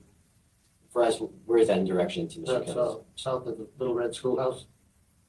Well, I don't think anyone here knows where the Red Schoolhouse is. So are you to the west, to the east, or north of Mr. Kelly? To the north. To the north. In Kino Springs? No, North River Road. Okay. Close by. How, as a crow flies, how far are you away from Mr. Kelly's residence? Oh, probably about 6 miles. 6 miles. And how long have you lived here in Santa Cruz County? I was born and raised here. Born and raised in Santa Cruz. And what did you do for a living? I worked with a utility company for a few years. And then I went to work for the golf course in Kino Springs. And then, are you still working for the golf course? No, And I are you- do, sometimes I do things for them, but not very often. And what do you do now to keep your days busy? Take care of my cattle, And how many head of cattle do you have? about 36 head. 36. Calving season about to start? Yes. Have you always had 36? No, I had more than that at one time. I got rid of some, because we didn't have any rains last season. Rain dictates how many cattle you keep on hand, right? And Yes, that's for the vegetation in the area? right. Are you free range? You allow your cows to go wherever? Free range. And do you ask other neighbors to allow your cows to graze on their property? No. No. I lease from Kino Springs. You lease from Kino Springs, okay. And obviously, you know Mr. Kelly? Yes, How long have you known Mr. Kelly? 20 plus years. A long time. Quite a while. When I say no, are you acquaintances or are you friends? Well, we've been friends. Like friends, like you see him every week? Talk to each other? No.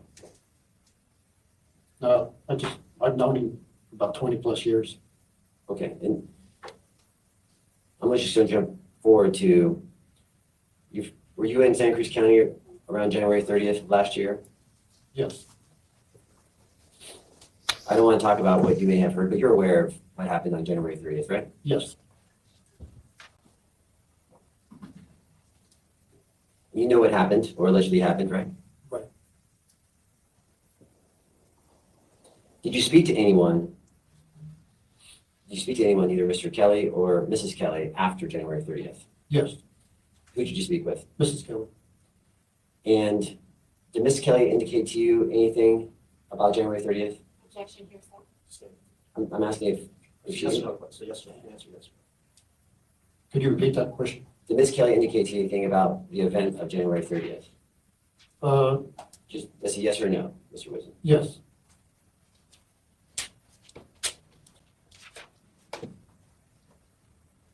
Did you have conversations with Mr. Kelly? yes. Your Honor, I'm asked to go on to the.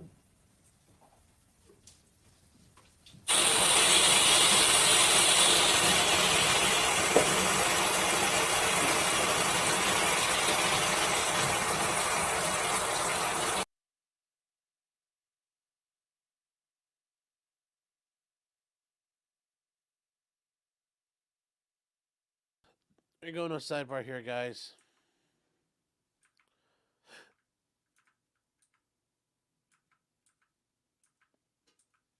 I think he's going to say he's never had a similar problem, ultimately, is what they're going to have him come on to say. Well, I've never felt threatened where I lived.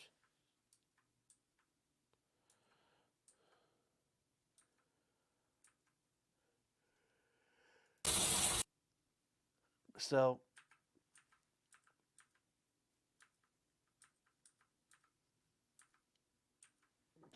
here we go. Oh, it sounds like It's gonna take a little longer than I expected. I'm gonna excuse the jury. I'll go. Okay, so we'll be able to hear this now. In our sidebar conversation, not getting a very specific statement about what this witness would say, or what's anticipated he would say. So let's do a little trial run on that, and see where it goes.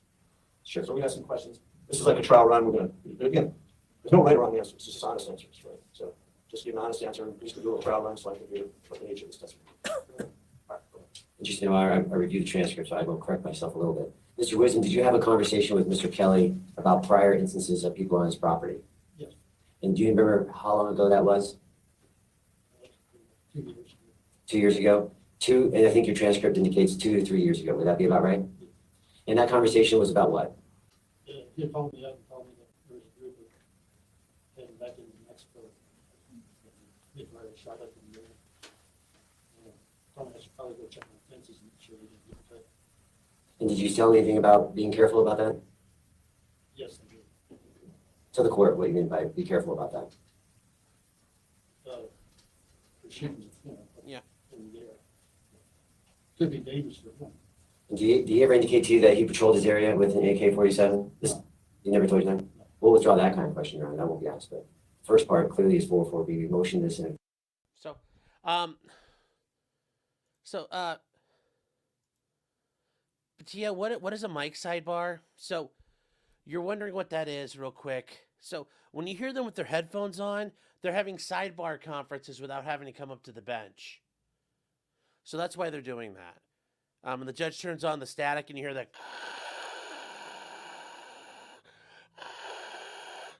That's what a mic sidebar is. So I hope that answers your question there.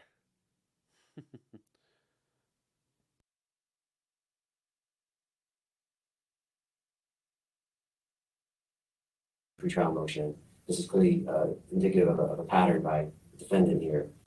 This purely relates to this incident, shooting at people heading south on his property. Shooting in the air, shooting his weapon in the air, similar to what's going on here. I think we already pretty extensively briefed the issue, so we're just sticking with our objection. Let's see if you have your own record. It's very long ago in time that this is alleged to have taken place. It's not clear, we can tell from the witness that he had a conversation with Mr. Kelly about this. It's not clear when the incident actually took place that Mr. Kelly is allegedly talking about. And it's not clear again how many shots, it's not clear if people were armed or not armed. And this witness just doesn't know. There's insufficient information for that to be probative. And we think the prejudicial effect outweighs the probative value of that evidence and that it could be used as propensity, which is not permissible. So for those reasons, we object.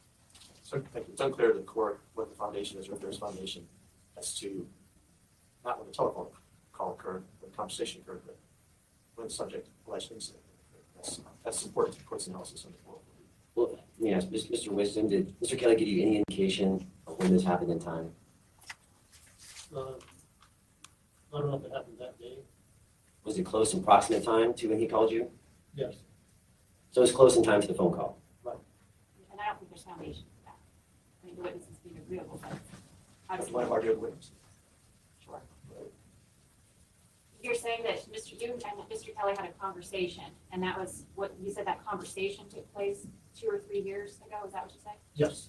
And in the conversation, Mr. Kelly told you something about firing a weapon into the air, right? Right. Did he tell you when he fired that weapon into the air? No. Did he give you any information about when that took place at all? No. I think it was that day he called me. What you think it was that day? Did Right. Mr. Kelly tell you it was that day? I figured it was that day. He told me to go check my fences to make sure they didn't get cut. So that's the only reason you have to believe that that took place on that day? Yes, ma'am.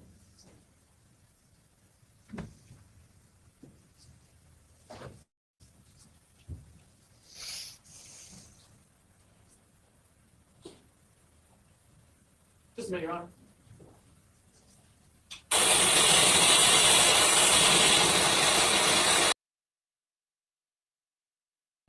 more static.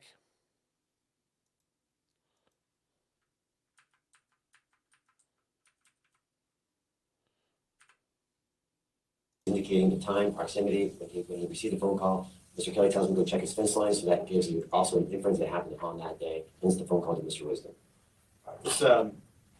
This issue is governed by Rule 404B of the Arizona Rules of Evidence, which provides in subsection 1, except as otherwise provided in Rule 404C, evidence of other crimes, wrongs, or acts is not admissible to prove the character of a person in order to show action in conformity therewith. Subsection 2, permitted uses. This evidence, however, may be admissible for other purposes, such as proof of motive, opportunity, intent, preparation, plan, knowledge, identity, or absence of mistake or accident. The court is mindful that we've had hearings on these conversations and related conversations, some of which are memorialized in text messages. And I've ruled on the text messages. I've ruled that some of those text messages are admissible, but I did it on the basis primarily that it showed preparation by the defendant for what is alleged to have occurred in this case. And all those text messages that the court will allow to be introduced with proper foundation are very proximate in time to the alleged event in this case, within days or within, I think, 30 days or so, probably less. The court would admit those text messages on the basis that it would tend to show and be probative of the defendant's preparation for the events that occurred, but also mindful, of course, of Rule 403. These incidents are alleged to have occurred about 2 or 3 years prior to this alleged incident, so the basis upon which the court admitted those other text messages is not present here. It can't show preparation for this. It doesn't tend to strongly show preparation for what's alleged to have occurred here because it happened 2 or 3 years prior. It's prejudicial in that really what it tends to show, what the court infers is being offered to show, is that this defendant has a propensity for violence and willing to use violence on his property, even if his sister weren't. Also under Rule 403, the court excludes this evidence, finding that its probative value, which is minimal given the lack of proximity of time to the events that occurred. The court may exclude relevant evidence that its probative value is substantially outweighed by the danger of one or more of the following: unfair prejudice, confusing the issues, misleading the jury, undue delay, wasting time, and needlessly presenting cumulative evidence. I think this evidence would tend to be used by the jury to show, if they would use it for such, but they would use it to try to infer that Mr. Kelly has a certain propensity for being willing to use violence in these situations, and that's an improper use. I appreciate very much, Mr. Jennings, bringing this to the court's attention out of the presence of the jury, but for that reason, the objection is sustained. You can bring back to the jury.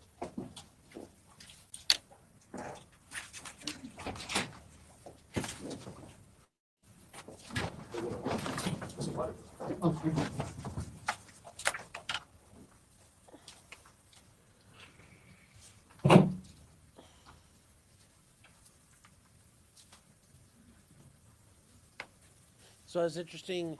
The court is just going back to this real quick. He's making his reason. Guys, 404B is basically evidence of prior bad acts, and he made his ruling that this doesn't count. Is this a prior bad act? I mean, yes, they're doing this to show that he's a bad guy looking for a fight. So we'll bring the jury in and get back to it. Mr. Jennings, whenever you're ready. Mr. Wisdom, I think I forgot to ask you, how big is your property? Occupied about maybe 2,000 acres. Do you have this big piece of property? Do you have any hands? Any help? I have friends that help me out. Okay, and that's for your 36 cows, great. 36 head graze is on your 2,000 acres. Yes, Let me ask you, do you patrol your area? Do you walk your 2,000 acres? No. ATV, horseback? I used to ride on horseback. Do you go out on your property though, often? Yes, And do you carry any weapons when you go out? No. You don't carry any guns? yes, Are you afraid? I just don't take them with me. And this is always a personal question, Mr. Wisdom, but can I just ask you how old you are?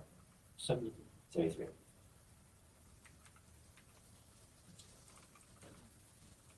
And in your time, have you always owned that 2,000 acres? I don't own it, I lease it, Lease it. And how long have you been in that area leasing 2,000 acres? 19 years. 19 years. Do you see a lot of people coming on your property? No, I used, I'm talking about migrants from Mexico. no, I used to see them quite often, not so much anymore. When did that stop? Do you know? I don't know. Okay. And when they came on your property, were you afraid? I just go the other way. Go the other way? Do you call in, you report it? Pardon? Do you report it, seeing people on your property? I have. And you report that to which agency? Border Patrol. Border Patrol.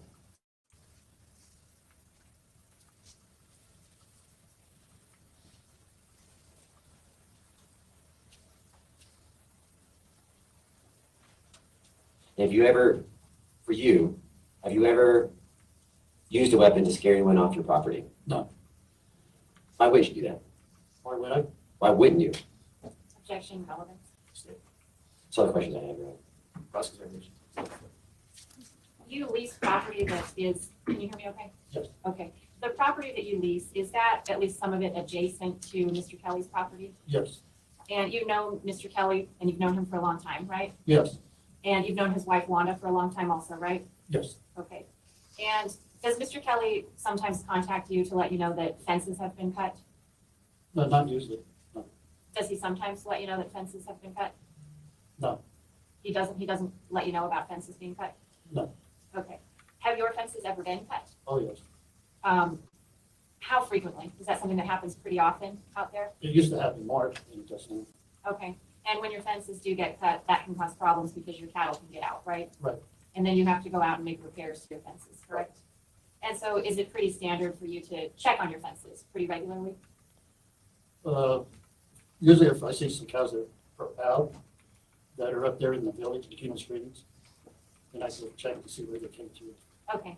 And it wouldn't be unusual for somebody, maybe who has a smaller piece of property, to go check on fences pretty regularly, right? Yes, To make sure that they haven't been cut, right? right. And I think we want to just make it clear, you don't live on this property that you're leasing, is that No, correct? no. So Mr. Kelly lives out there, right? Yes, You lease property that's adjacent to Mr. Kelly, right? yes. And you live somewhere else, right? Right. Do you live near Kino Springs or more near Rio Rico?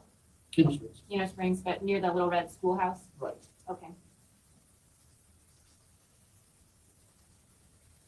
Have you ever seen people on your property, illegal aliens on your property? That's something you've seen, correct? Yes, And I'm assuming most of the people you see probably don't have weapons, correct?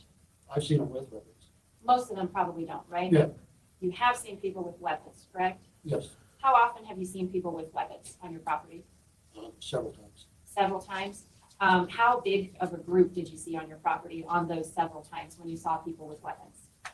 How big of a what? Of a group, how many people did you see? Oh, it could be 3 to 10 to 12 people. You've seen groups from 3 to 10 to 12 people on your property? Yes. And those groups that you've observed, you've seen some of those people to be carrying weapons? Yes, I've seen weapons. What kind of weapons did you see, if you I can don't know tell? what they were. Were they rifles or handguns? Rifles, Rifles? And you've seen that on at least 3 different occasions? yes. Okay. Did you observe anything else about these groups who were carrying rifles on your property? No, Were they carrying anything else? they had backpacks, Were they large backpacks? yes. Okay. And were these men in these groups that you observed? Pardon me? Men you saw in the groups? Ben? Were they men? Yes. Okay. I figured they were probably carrying drugs. And why did you figure they were probably carrying drugs? They wouldn't have no other reason to be going through those, Right? carrying that. Were they wearing camouflage? Do you recall? I've seen them camouflage, but most of the time dressed in black. You normally see groups dressed in black when you see people carrying rifles. Could you tell, and if you can't tell, let us know, but were you able to tell how many members in the group had rifles? Was it all of them, some of them, or something different? I don't think all of them are carrying rifles. You don't think all of them carried rifles? Like I said, if I saw them like that, I'd turn around and I'd go a different direction. Makes sense. Those groups, when you did have those several encounters that you're talking about, were you out by yourself on that property? Yes, In a vehicle or on foot or on horseback? vehicle Vehicle? and on horseback. So on different occasions, you've been out there either in a vehicle or on horseback, and you've seen groups of armed men. That's what he said before. So Yes. just ask another question. When you say they're wearing black, were all members of the group wearing black to your recollection? That I can remember, yes. Okay. Did you report these instances to Border Patrol? Yes. Those 3 instances you reported to Border Patrol? Right. Do you recall how quickly Border Patrol was able to respond? Fairly quickly, How quick is fairly quickly? within 10, 15, 20 minutes. Okay, so 10 to 20 minutes. Were they able to apprehend any of these people as far as you are aware? I'm not aware if they have. Okay. I don't have any other questions. Be direct.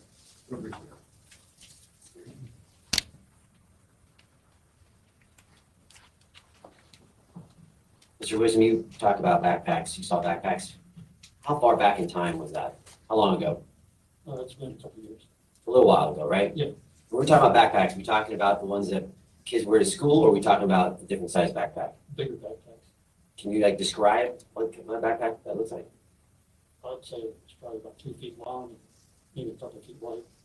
Pretty substantial. Yeah. Then you said the people you saw with those kind of backpacks, and some of them had weapons. I think that was your testimony. They were all wearing black. Yes, I didn't ask you this, but do you see Mr. Kelly in the courtroom today? yes, Where's he sitting? over there behind it. Behind me, right behind me. Is he sitting at the defense counsel table? Yes, Your Honor, can the record reflect the witnesses identify Mr. Kelly? So ordered. That's all the questions I have, Your Honor. Thank you. Any questions for this witness from any of yours? Seeing none, will this witness be excused? Yes, Your Honor. Yes. Thank you, Mr. Wisdom, you're excused. thank you, Your Honor. State cause, next witness. State calls Deputy Montreal.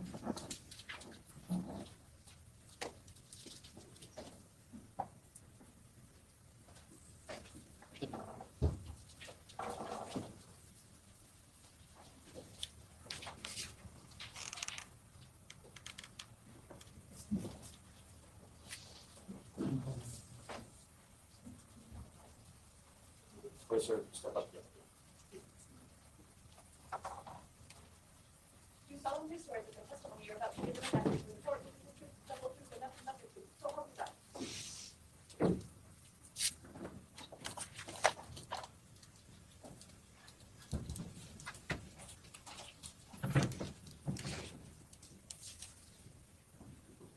Thank you, Your Honor. Could I have them, sir?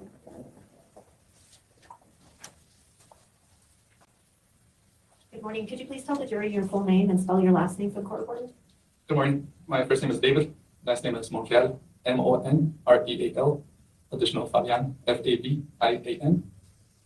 And are you a deputy with the Santa Cruz County Sheriff's Department? Yes, I'm a deputy with the Santa Cruz County Sheriff's Office. My badge number is 191. And Deputy Montreal, how long have you been with the Sheriff's Department? I've been employed with the Sheriff's Office for over 6 years. And could you tell us, have you spent your whole career at the Sheriff's Department? My whole career has been with the Sheriff's Department. It's been 5 years, consisted of a detention center, 5 years, and the year and a half approximately has been with the deputy side. So you were a detention officer in our jail here for 5 years, and then for a year and a half, you've been a deputy. Yes, correct. Could you just tell the jury a little bit about your training and experience? My training experience, when I started at detention, it was back in 2017, June 24th. Went to the academy, which is Code Academy Tucson, graduated from the academy. And then spent those 5 years at the detention center where I was going to trainings, various trainings on how to deal with inmates, interact with people. Then was also a supervisor in the year of 2019. I became a corporal supervisor where I would have more training. I was sent to trainings where how to communicate with staff. Then after that, I became an interim sergeant for the year of 2021. After that, I went to the academy for the deputy patrol side. I went to the academy in 2022. I went to the academy of June 25th. July 25th of 2022, I went to the academy in Cochise County, where I graduated December 8th of 2022, where various trainings from defensive tactics, interacting with people with domestic violence, how to interact, how to talk. And from there, the training, when I graduated, I was placed in a 3-month training here with the Sheriff's Office with different trainers, where it became 2 weeks, 4 weeks, 4 weeks, and then 2 weeks as well. I was trained by 3 different officers during the course when this incident happened. Was your training complete, or were you still on training at the time of this incident? I was still in training. It was my phase 3. It was phase 3 approximately. I was in the streets 2 or 4, 7 to 8 weeks. I was still in training. I said, And so on January 30th of 2023, who was your field training officer? my field training officer was Deputy Arlette Cabrera, badge number 139.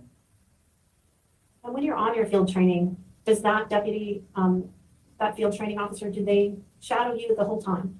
The whole time, she's always next to me. I cannot leave her side. If there's a call I'm responding to, she's next to me. I cannot leave her side. She's always there to me. And were you riding together in a vehicle? Yes, we're riding together. Now, on January 30th of 2023, did you and your field training officer get dispatched to a call? Yes, we did. And was that at 100 Willow Cross Circle? Yes, correct. Do you know what time you were dispatched to that call? Talking about approximately 14:47 hours, And what time is that in non-military regular people time? 2:47 p.m. Okay. So you got dispatched at 2:47. Do you know where y'all were when you got dispatched? We're here at the sheriff's office, 2170 North Congress Drive. And when the call was dispatched, there are calls that you go to that you turn on your lights and sirens, and then there are calls that you don't turn on your lights and sirens. Can you tell us what the difference is? Correct. So the differences are dispatch any call, such as we need assistance, you keep the peace. It could be any call that is thrown over the radio, and we'll just respond normal traffic, driving normally. But when there is an emergency alert tone, it's an approximate 2 to 3 second sound, which is kind of, you can't forget that sound, little beep in the radio. And it makes me just, remain silent, listen to the radio, pay attention to what they're gonna tell you and what's going on. Once we hear that and we know where we're going, we activate our lights and sirens. That's usually when we also drive over speed limit, just pay attention to traffic and what's going on and go to that emergency. So was this a toned out call or was this a regular call? It was a tone-out call. And so when you got the call, I'm assuming you turned on your lights and sirens and sped to the location. Is that That's right? correct. All right. Were you driving or was Deputy Cabrera? I was driving. And when you got toned out to the call, how long do you think it took you to get out there to Kino Springs? Do not recall, but approximately at least 20, 30 minutes from here from the sheriff's. When you got there, what did you observe? Right there, what I observed first was 2 Border Patrol agents standing at the gate. Were you and Deputy Cabrera the first Sheriff's Department officers to respond? That's correct. Also, as well, was Sergeant Yulia Garcia, batch number 130, and as well, Deputy Castañeda, batch number 144. Did they arrive at a similar time to you, or, were you together? How did that work out, if you remember? They were right behind us. Were there any other deputies other than the 4 of you? No. When the 4 of you arrived and you saw the Border Patrol agents, where were the Border Patrol agents stationed when you got there? When we got there, they're right at the gate of the entrance of the residence. Were they on the inside or outside? They're outside the residence gate. So not on the property, just outside the property? Yes, right outside the property. Once you arrived and you saw them there, what did y'all do? Once we arrived, first of all, we came out of our units with our long rifles. All of our deputies had our AR rifles, which is issued by the county. Why'd you have your rifles? We had our rifles due to the fact the call came out that there were shots fired in the area. We were not knowing what was really going on other than shots fired in the area. So anytime there's a shots fired call, that's how you're gonna respond with your rifles? Yes. Do you take those kind of calls seriously? Yes. Do you get those calls a lot? No. You don't get shots fired calls very often? It's not very often since I've been out here. And when you got out of the vehicle with your rifles, what'd you do with the Border Patrol agents? I approached the Border Patrol agents and they briefed me a little bit of what was going on, what they knew about. And after you had that briefing, what'd y'all do? After we had that briefing, that's when we decided to try and search the area. When you say search the area, what were you looking for? We're looking at the point, at that time, we're looking for any threats and as well for Mr. Kelly, due to the fact that Border Patrol agents had told us he had left searching for himself. So there's something called a security sweep and then there's an actual search. Would you describe this as a security sweep or a search at this point? It was a search, basically, A search, what are you looking for? just looking for any subjects that have weapons, because at that time, Border Patrol had told us there were armed subjects. So isn't that what a security sweep is? Aren't you looking for a Object to danger?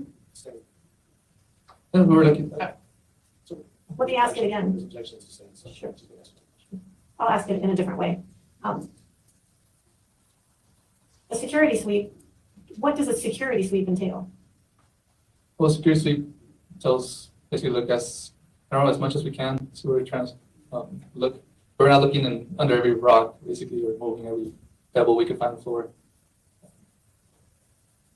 Okay, but what are you looking for? We're looking for any threat, any immediate threat, since there were shots fired, we're looking for someone. So this, what you refer to as a search, were you looking under every rock when you were doing this, what you refer to as a search? We're looking as much where someone could hide or be or place themselves as a human being could hide behind or move around.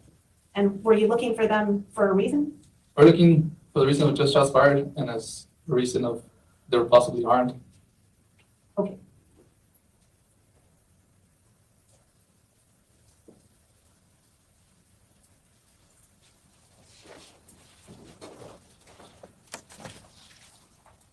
Did you describe this in your report in some way? The search, Yes. I don't recall if I described it. I do believe I put a cursory search of the area. Cursory search? Is that how you would describe it, as a cursory search? Yes.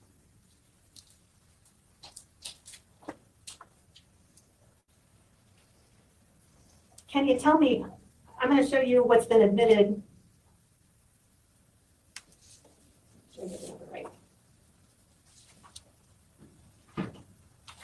As Exhibit 114.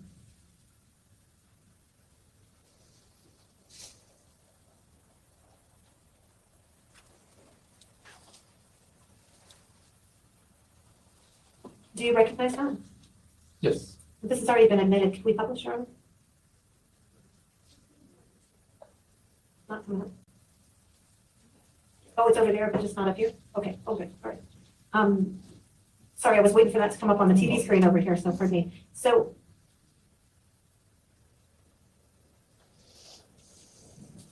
Can I go on? Thank you. So, can you tell us what we're looking at in State's Exhibit 114? This we're looking at a Google map picture from the residence. And when you say the residence, is that the Kelly residence? Yes, correct. And I'm gonna zoom it in just a little bit.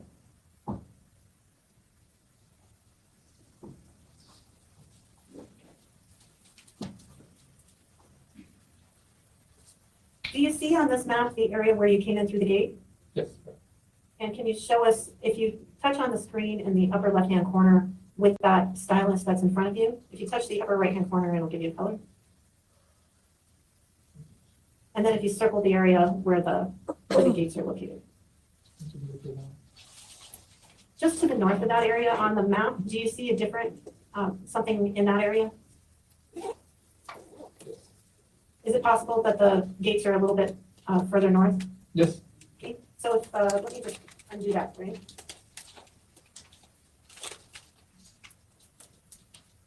Can you circle now where the gates are located? What did you do when you chatted with Border Patrol? You said there you were on the other side of the gates. How did you get into the property? At that point, we then got off our vehicle and we opened the gate. Okay, was the gate unlocked? They had a chain, I believe.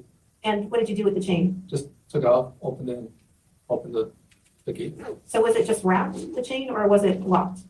At that point, it didn't have a lock, it was just wrapped around. Okay, and so you opened the gate at that point. Did y'all drive in? Nope, at that point, we just started walking in. Okay, and when you walked in, what did y'all do? When we walked straight towards the residence to the road. Okay, and so I see a dirt path on the map that's on the screen. Is that the dirt road you followed? Yes, correct. It's gonna be this road. And what did you do after you followed the dirt road? Where did y'all go? We went towards back of the residence, towards this side, due to the fact we couldn't find a way, the fencing it had. We're trying to wait to jump the fence or go under the fence. So there was actually a fence behind the house? Yes, correct. And that area where the magenta line is that you just drew? Okay, and what did you find as you walked along the fence line? We were able to find, which looked like a ladder that was placed to be able to jump the fence, which was located behind this structure. So ladder should be located around this area. And when you say a ladder, could you describe what that ladder structure was like over the barbed wire fence? It's just a ladder, probably the 4 or 6 feet ladder that was placed on top of the fence. Then it had another part going down on the other side. So it's just 2 regular ladders along the fence line, or is it one ladder with 2 pieces? Do you recall? Do not recall. But it was a ladder on, somehow there was a ladder structure on each side of the fence? Correct. And what did y'all do? Were you all 4 together at this point? At this point, since we were able to find that access to go over the fence, and all 4 went over the ladders, over the fence. And how large was the area that was fenced in that area? Do you recall? Do not recall, but Did you search inside the fence line, or did you go outside that fence line? we went outside the fence line. Once we jumped that ladder, we located another fence where we did have to go under the fence, Okay, and so you actually went under the other the fence? second fence. Did y'all go together? Did you split up? What did you do when you were in this area? Once we went under the second fence, we started to divide ourselves a little bit wider, try to divide and see what we could see. I did have to stay with Deputy Cabrera, I could not leave her side, so it was mostly 3 searching. So the 2 of you went one way and the other 2 deputies went off in other directions? That's correct. Do you know what direction you and Deputy Cabrera went? At this point, we went more of the east and then south style this time.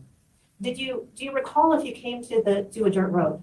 Did you go as far as the dirt road? Yes. You did. Did you go past the dirt road? Or did you Oh. just go to the dirt road? We went down to the wash that is located down here in this area. Okay, Into the wash. After the wash, we hit this dirt road.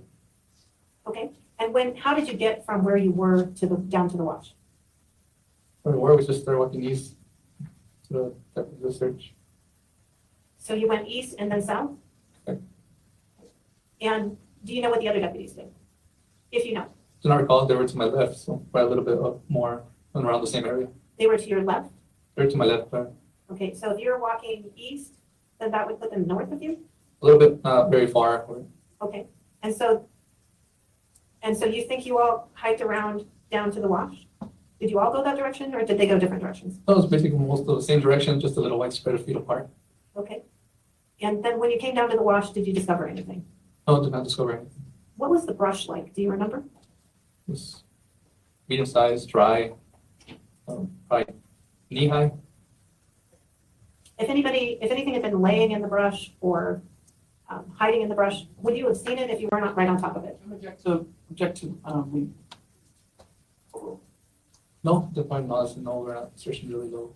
You weren't searching low, but if someone had been hiding in it, would you have been able to see them? No, honestly, no.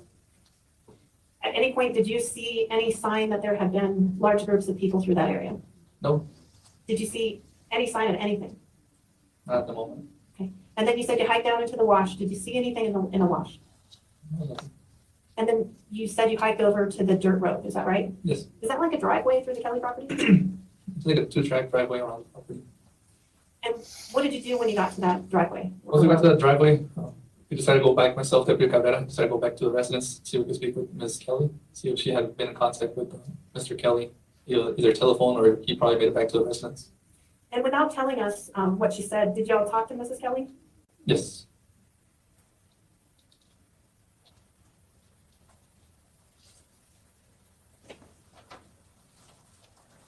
And then what did you do after you talked to Mrs. Kelly? After we talked to Ms. Kelly, we then got back into our fully marked patrol unit, myself and Deputy Cabrera, and drove down to the 2-track we had, came walking back to the residence. And did you encounter anyone? Once we drove down the 2-track, later on, we encountered a Sergeant Heria Garcia. And did Sergeant Garcia tell you that she heard something? Yes, Sergeant Heria Garcia stated that she had her canine down the 2-track and to make herself drive down there to see if we could locate Mr. Kelly or the canine she was with at the time. Sergeant Garcia was your supervisor on that occasion, is that right? Yes, she was. And so she directed you to head on down the driveway to see if you could find the dogs and Mr. Kelly. Yes. And did you do that? Yes. And what did you observe when you drove down the road? When I started driving down the road, I then observed the Border Patrol agents walking up the dirt road along with Mr. Kelly. Did you see anything else with Mr. Kelly? Mr. Kelly was carrying, well, he had his canines and then he also was carrying the long rifle on his right arm. You said his canines, his dogs, how many dogs? If I recall, I remember one. I have two. You just recall one dog? Yes. Okay. And you said he was carrying something else with him? What else was he carrying? He was carrying a long rifle, an AK-47. And how was he carrying that? He was carrying by the stock, the back part of the weapon, and the muzzle was pointing behind him. And I see you pointing to your right shoulder. Is that the way that he was carrying it, over his right shoulder? Yes, correct. And did you document in your report which arm he was carrying it on? Do not recall if I know which arm it was. If I showed you a copy of your report, would that refresh your recollection? Yes.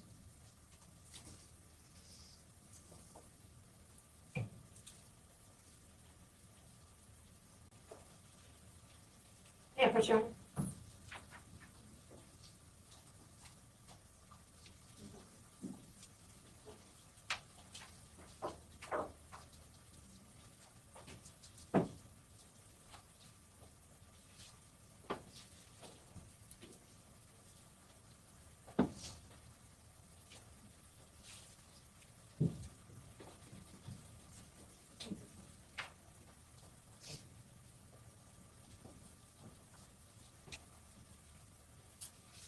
Showing the weapon marked as States Exhibit 1.6. Is that a copy of your report?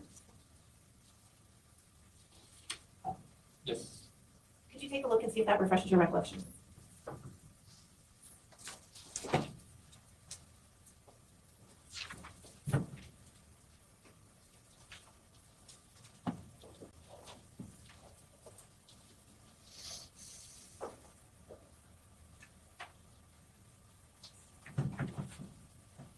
He's right. Okay, and has that refreshed your recollection? Yes. Did you document it? Yes, I do. And what did you document? Document the long rifle was on his right arm, right side.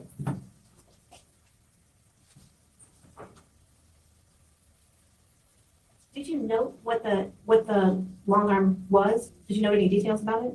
The details that really stand out to me was it had approximately 3 or 4 in length inch flashlight with an orange button. It was on the right side of the firearm, long rifle by the barrel. It was, what really stand out to me was orange button, and that was being held with something that looked like black duct tape. Did you notice what kind of weapon it was?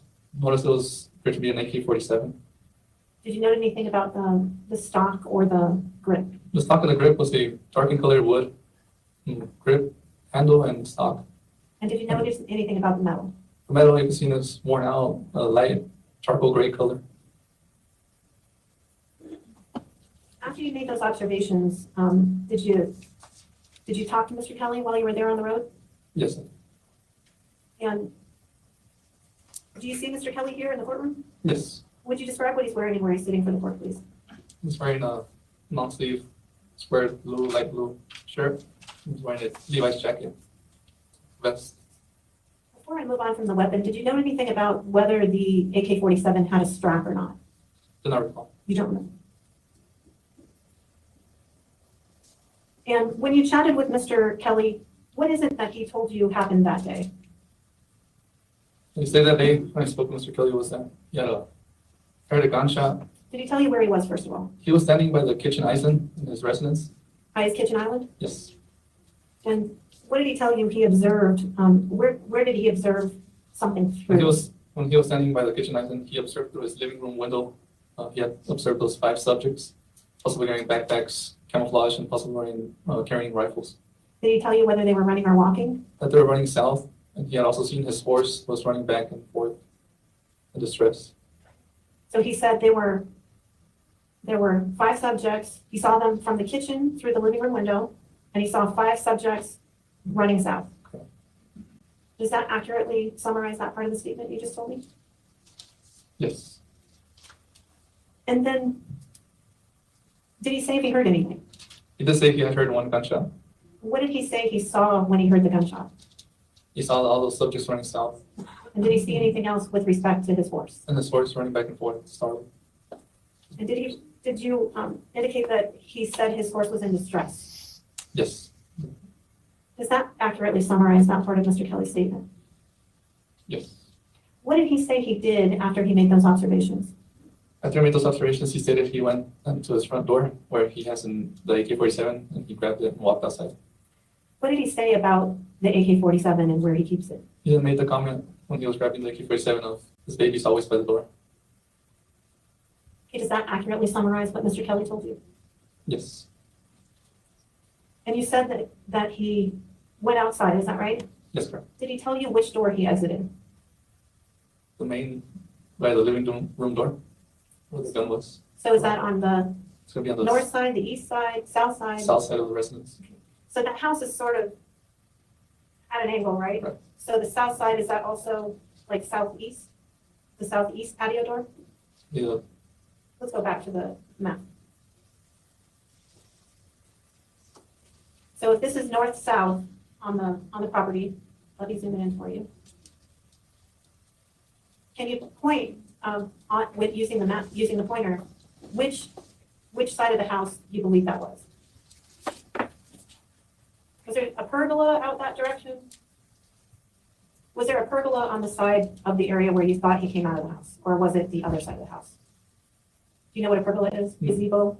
Gazebo. Do not recall. You don't remember? No. And so the area where you've just drawn the map, it looks like there's a wall around it, and that's where the front door is. Is that where you think he came out? Yes. You think he told you he came out the front door? Correct.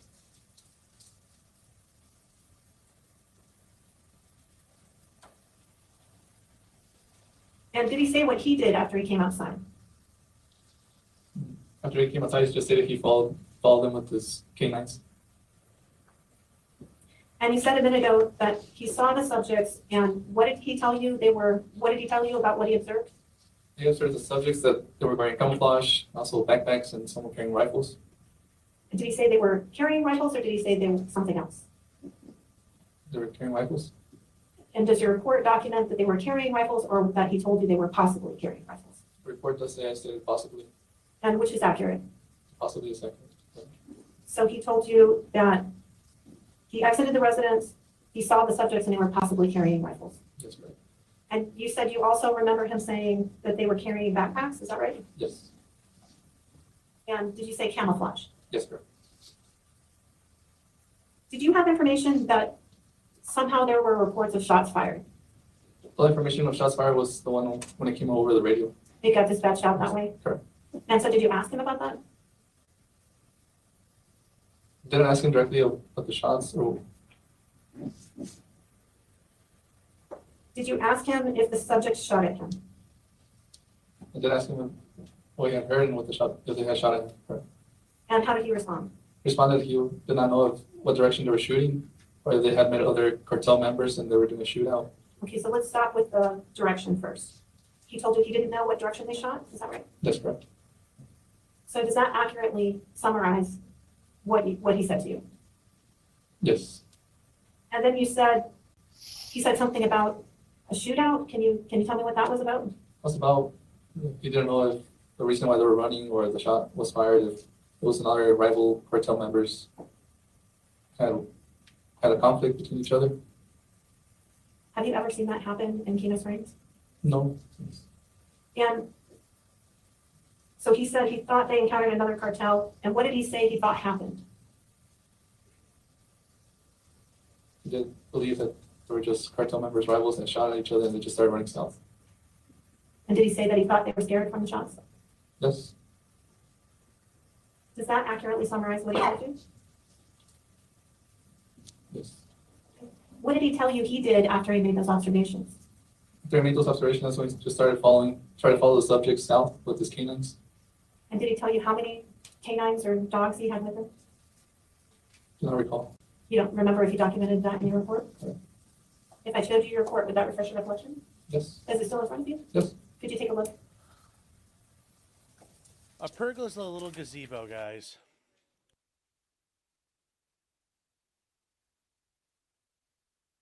Good question. We'll get to this, guys. We'll get to Did he this. say he observed?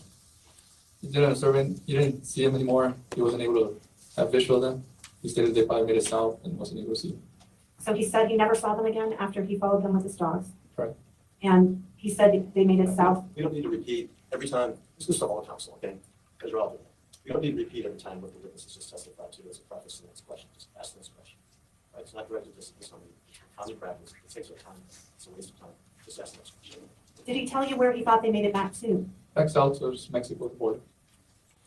Does that accurately summarize what he told you? Yes. Now, after you had this conversation with Mr. Kelly, did you talk to him about another officer? I did inform him that Deputy Cristóbal Castañeda, badge number 144. You can slow down. Sorry. I apologize. It's all right. You know, people get up there, they get a little nervous, very understandable, especially in the circumstances. They don't realize how fast they're talking about it. But, so just try to slow down. I did tell him that Deputy Cristóbal Castañeda, badge number 144, would be the main officer of the case and he would be speaking with him.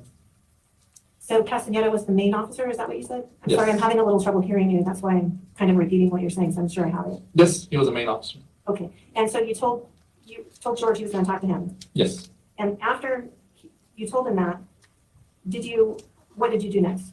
After that, myself and Deputy Cabrera got in our unit. That's when I asked Mr. Kelly if he needed a ride back to the residence. And what did he say? He stated no, that he was going to walk back with his 2 canines.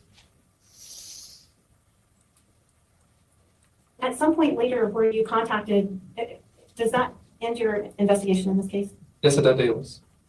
The next day, were you contacted by the Criminal Investigation Division? Yes, I was the following day. And when you were contacted by them, what did they ask you to do?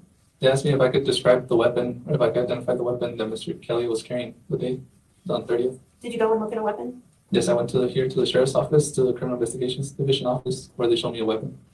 And was it the right weapon? No, it was not. And do you remember what time that was? Do not recall the time. Would your report reflect what time? Yes. Do you want to take a look?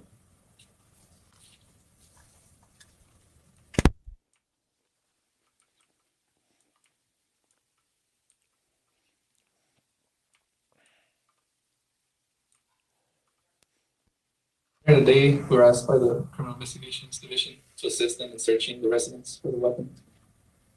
What time did you go out to assist with that search warrant? Do not recall the exact time. Would it help if you looked at your report? Yes.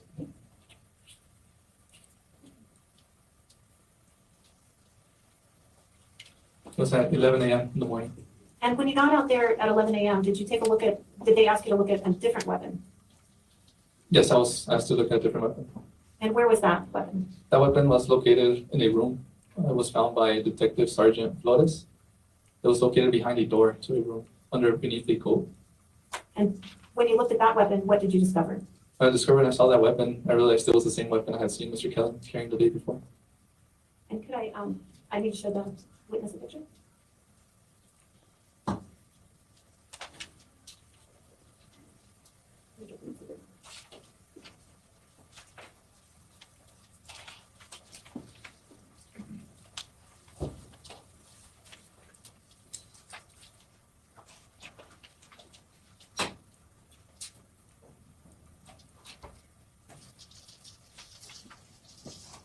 I'm going to show you an image from State's Exhibit 34, and it's image number 4636.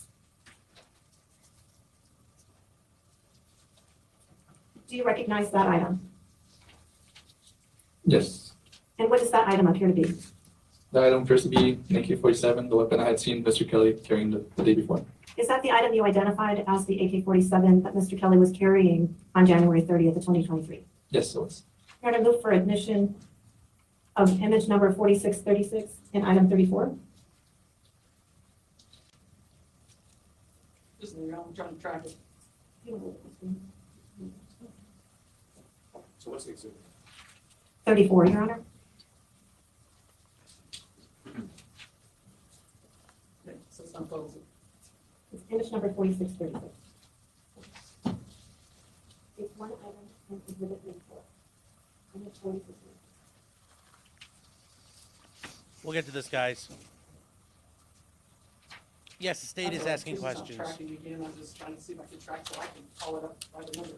But let me just get clarity if I may. This is evidence number 34, Exhibit 34, correct, photo of the rifle. correct. Image number 4636.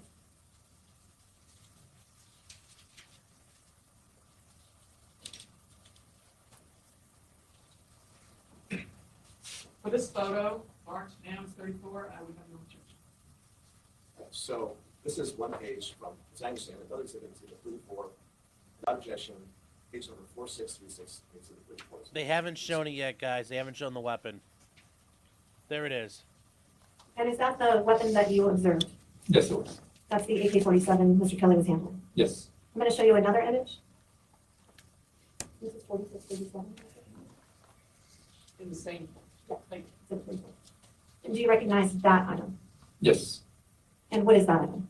It's the AK-47 Mr. Kelly was carrying. Is that the other side of it? Yes, sir.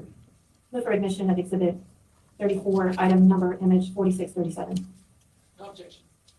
Page 4637 from exhibit 34, exhibit 34. And is that the other side of the weapon? Yes, sir. Your Honor, I'm going to ask the detective to show the witness the weapon, which we have in evidence.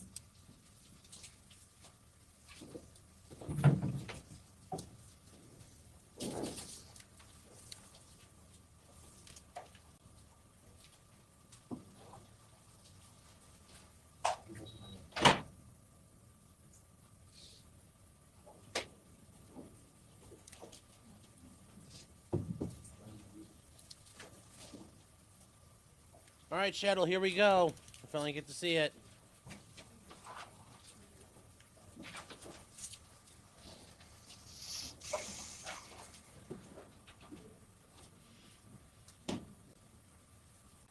Yeah, guys, I don't know if this is a Wasser. I don't know if this is a Mac 90. I don't know who made it, but it's an AK pattern rifle.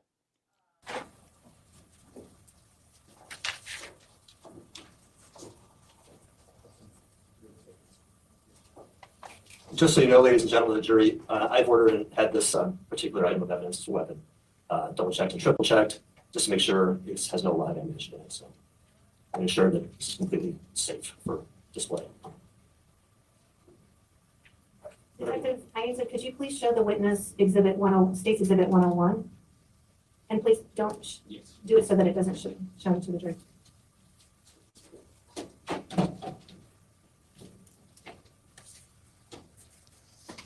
Deputy Montreal, do you recognize that item? Yes. And what is that item? It's AK-47. Mr. Kelly was hearing on January 30th. Your Honor, move for admission of State's Exhibit 101. May I approach the box to look inside? Detective, could you show the defense counsel, please? Without showing the jury. She should have gone up and, like, she could have gone up and opened it when the prosecutor went up there. That was kind of dumb.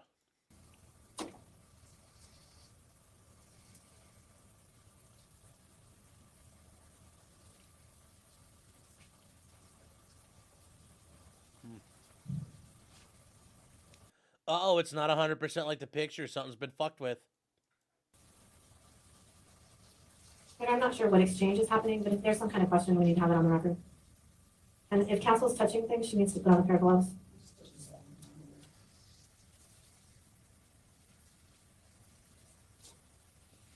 Why don't you talk to this one?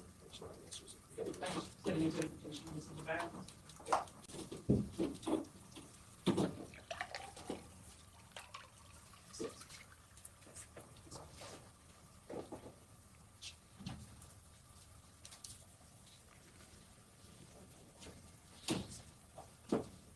Your Honor, could we have a discussion sidebar about, Let's do this.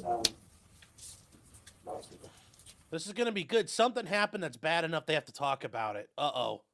Uh-oh, chat.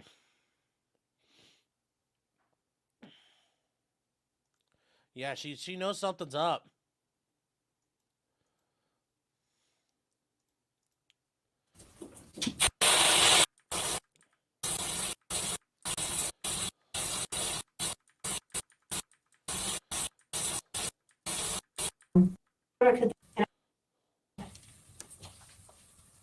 I had moved for admission of State's Exhibit 101, and if counsel will check your exhibit list that we emailed you this morning, it's on there. 101 is good.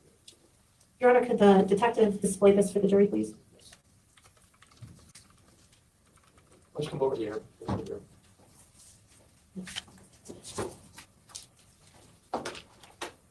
And while the detective is displaying that for the jury, is there also inside the box the black electrical tape and the flashlight that you observed that were on the flashlight? Yes, correct. That's Jason Box.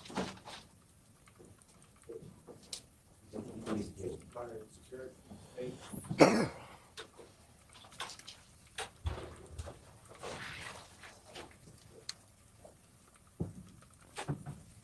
you turn around so the jury can see it?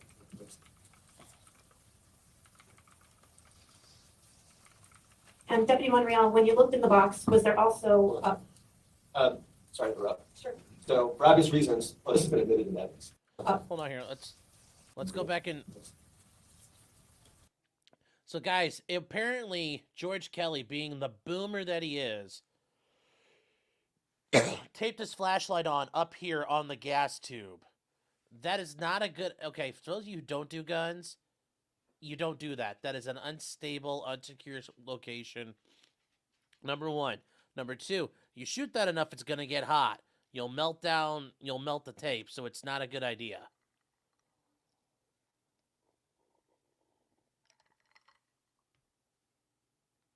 So, yeah, this is not a... Yeah, this is... So, the flashlight's not there anymore. So, that I'd argue that's an issue. It's been adulterated.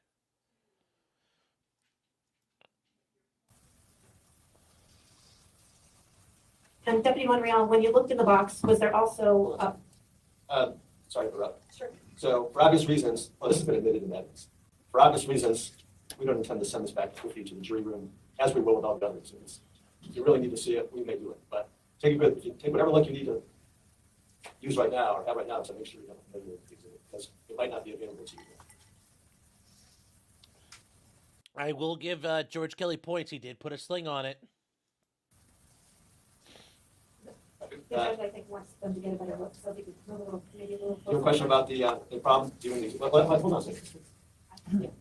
What's the issue? Your Honor, What's it's your, proper to ask a question. No, typically AK platforms do not come with a Picatinny rail attached as part of it. That the design is not conducive for it. It was never designed to have that in mind. The design was the design got installed on the AR-15 pattern, but the AK pattern doesn't really conducively take that. Actually, the way you mount optics to an AK, or you mount anything to an AK, is actually, if we can show it, hold on here, I'm going to back up a hair, is, where is it when they start waving it around? Hold on here, guys. I'm trying to get it so we can see it real quick.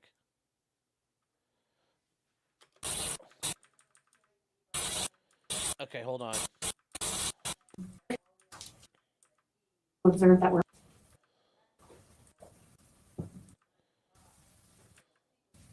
Can you turn around so the jury can see it? Okay, pie case, you're wondering, how does this work? All right, so this little thing right here is a dovetail, and for AK platform weapons, yeah, I understand I'm covering myself. So the way this works, the side rails are on the AK, and this is it right here. So what goes on right there, and I'm going to show you in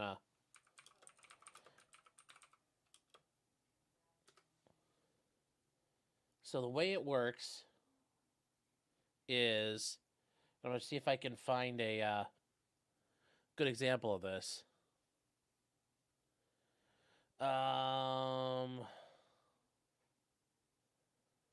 You know, we'll use this. This actually works. We're going to be quick about it. The way you actually put mountings on an AK is you take that little thing right there. Yeah, he's running a slant brake AK, Steven. Yep, or this is what we are. Slant brake AK, basic bitch setup. You love your pick rails? Okay, but on an AK, the way it works is through this.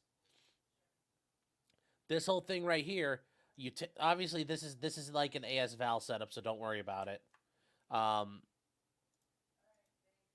the way it works is these little levers right here click into those side rails, and you like ratchet it on, and then your sight ends up over the top of your barrel. That's how an AK was made, because this top cover on an AK is not, AK style weapon is not meant to take, it's just sheet metal. So that's why it's different. And now we're going to go back so I don't get smoked by YouTube. So that's where we are. It's not a big deal. So, yeah. I can't show PSA. PSA I would get nuked by showing a gun store, so I can't do that. So, in Pie Case, if you're on tonight, you're in locals, right? Bring it up tonight. We could talk about it a lot more, and I could show you how that stuff works. So bring it up in locals tonight. So I think you're in locals. If not, we'll get you in there tonight. We can talk about it.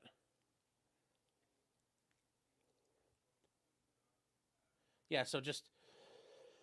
I forgot, but yeah, bring it up tonight. We'll talk about it. I have all the time in the world. Let's get back to the show, guys.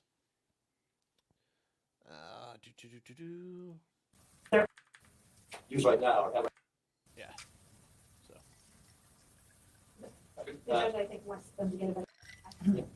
What's the issue? Your Honor, What's it's your, proper to ask a question regarding, an attachment, I'm sorry, an attachment that was, added on to the weapon.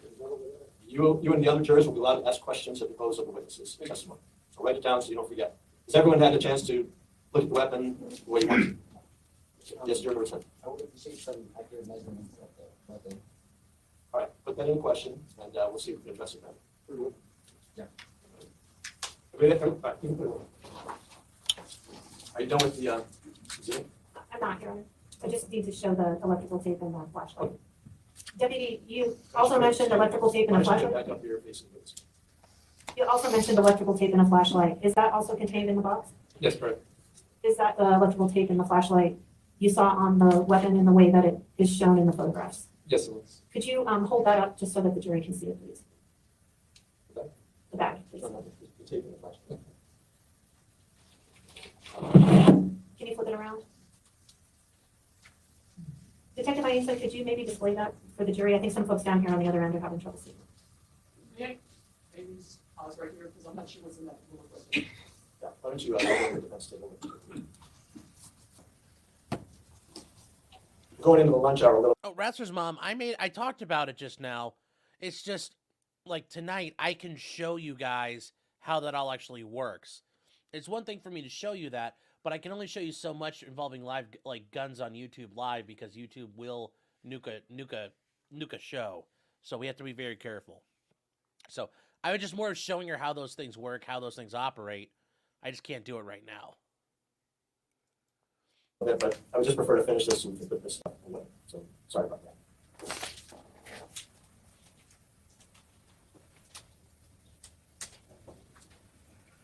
Maybe go on the headset room. All right, let's recess for lunch. We'll send the jury out. We'll stay here and keep working on the issues. You're excused for lunch. Remember the admission of the court. We're going to recommence at 1:30 this afternoon. Please be back in the jury room slightly before 1:30. Rise to court.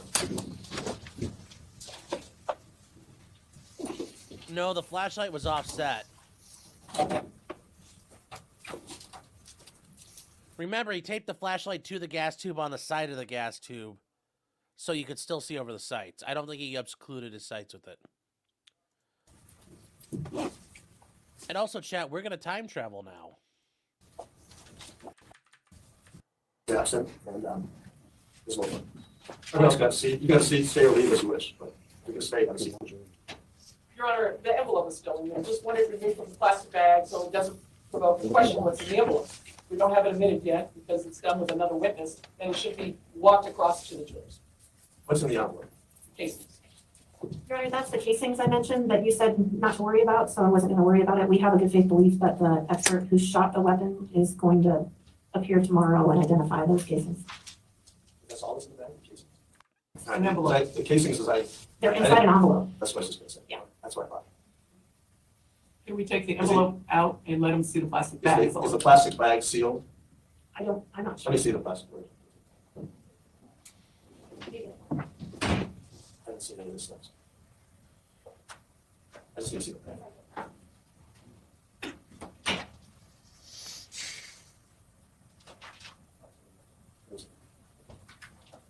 Well, plastic bag, no. Right, okay, so the question I was asking was whether it was sealed with tape to preserve the integrity of the chain of custody evidence. I'm not saying that on a plastic bag, so we'll just take the other little bag, little manila envelope with the casings are in, just take them out.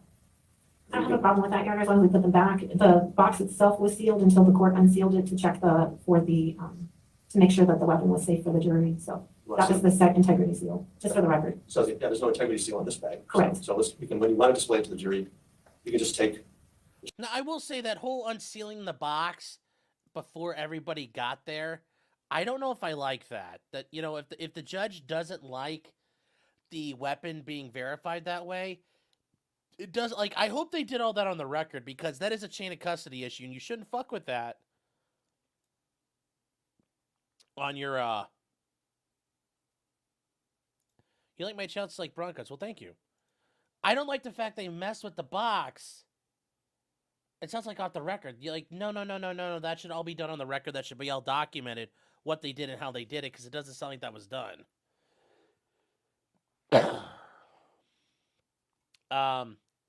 Robert's saying, I bet he didn't plan on using the AK. That's why he didn't mount it right. No, it's because he's a boomer. And instead of spending $200 on some decent quality equipment, he's like, oh, this is just good. I done read you tape it to the barrel, it'll work. I'm sure that's what happened here. So let's keep going, though. The casings out, keep them separate, and then you can take the other things out of the bag. Sounds fine, It'll be even better. How's that, Ms. Hawthorne? That's exactly what I was requesting, Your Honor. And Neil, then it's 5 after 12. We'll continue at 1:30 after lunch. Can And someone you can reseal this up if you want. If the detective could, Oh, the guy's stuttering. He froze. Look, he's like, ah. Uh-oh, we're going to try to skip ahead, Chattel. Chattel for battle. We're going to skip ahead, Shiatsu.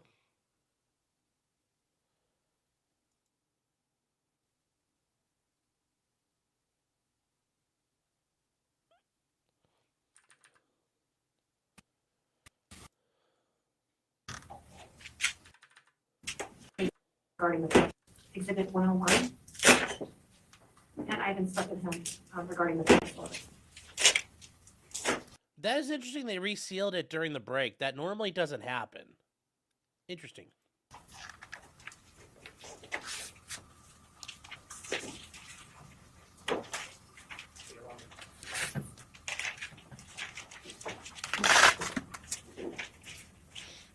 Well, I think you were about to display the contents of the bag, is that right? Yes, Your Honor. With the court's permission, could you please show the witness the contents of the Ziploc bag?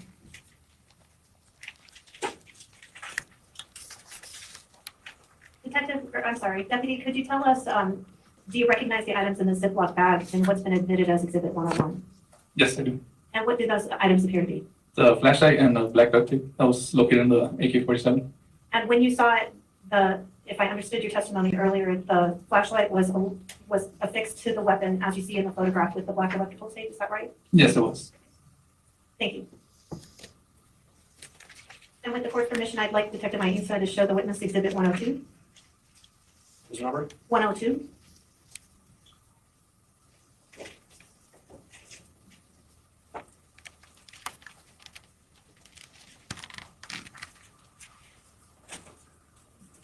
Do you recognize the item in the box marked Exhibit 102?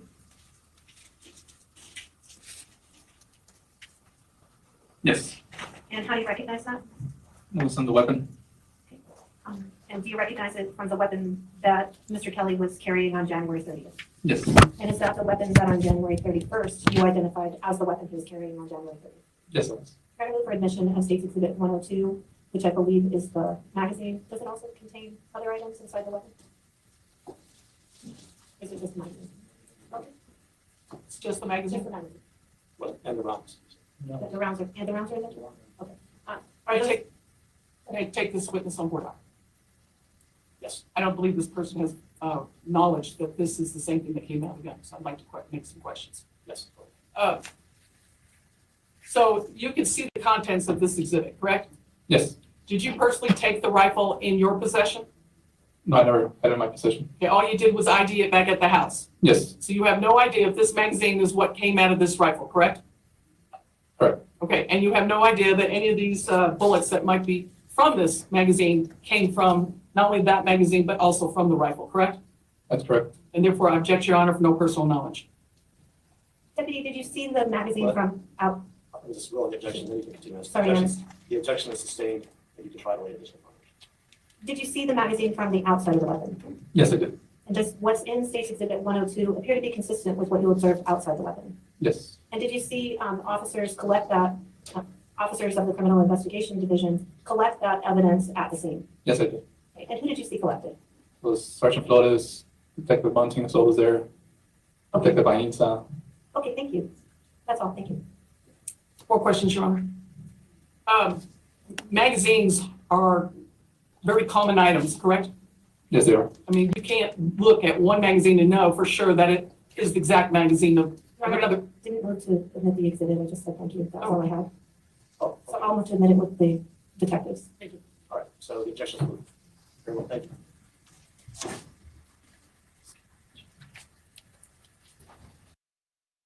Okay, so yes, that was a like actionable argument from the defense.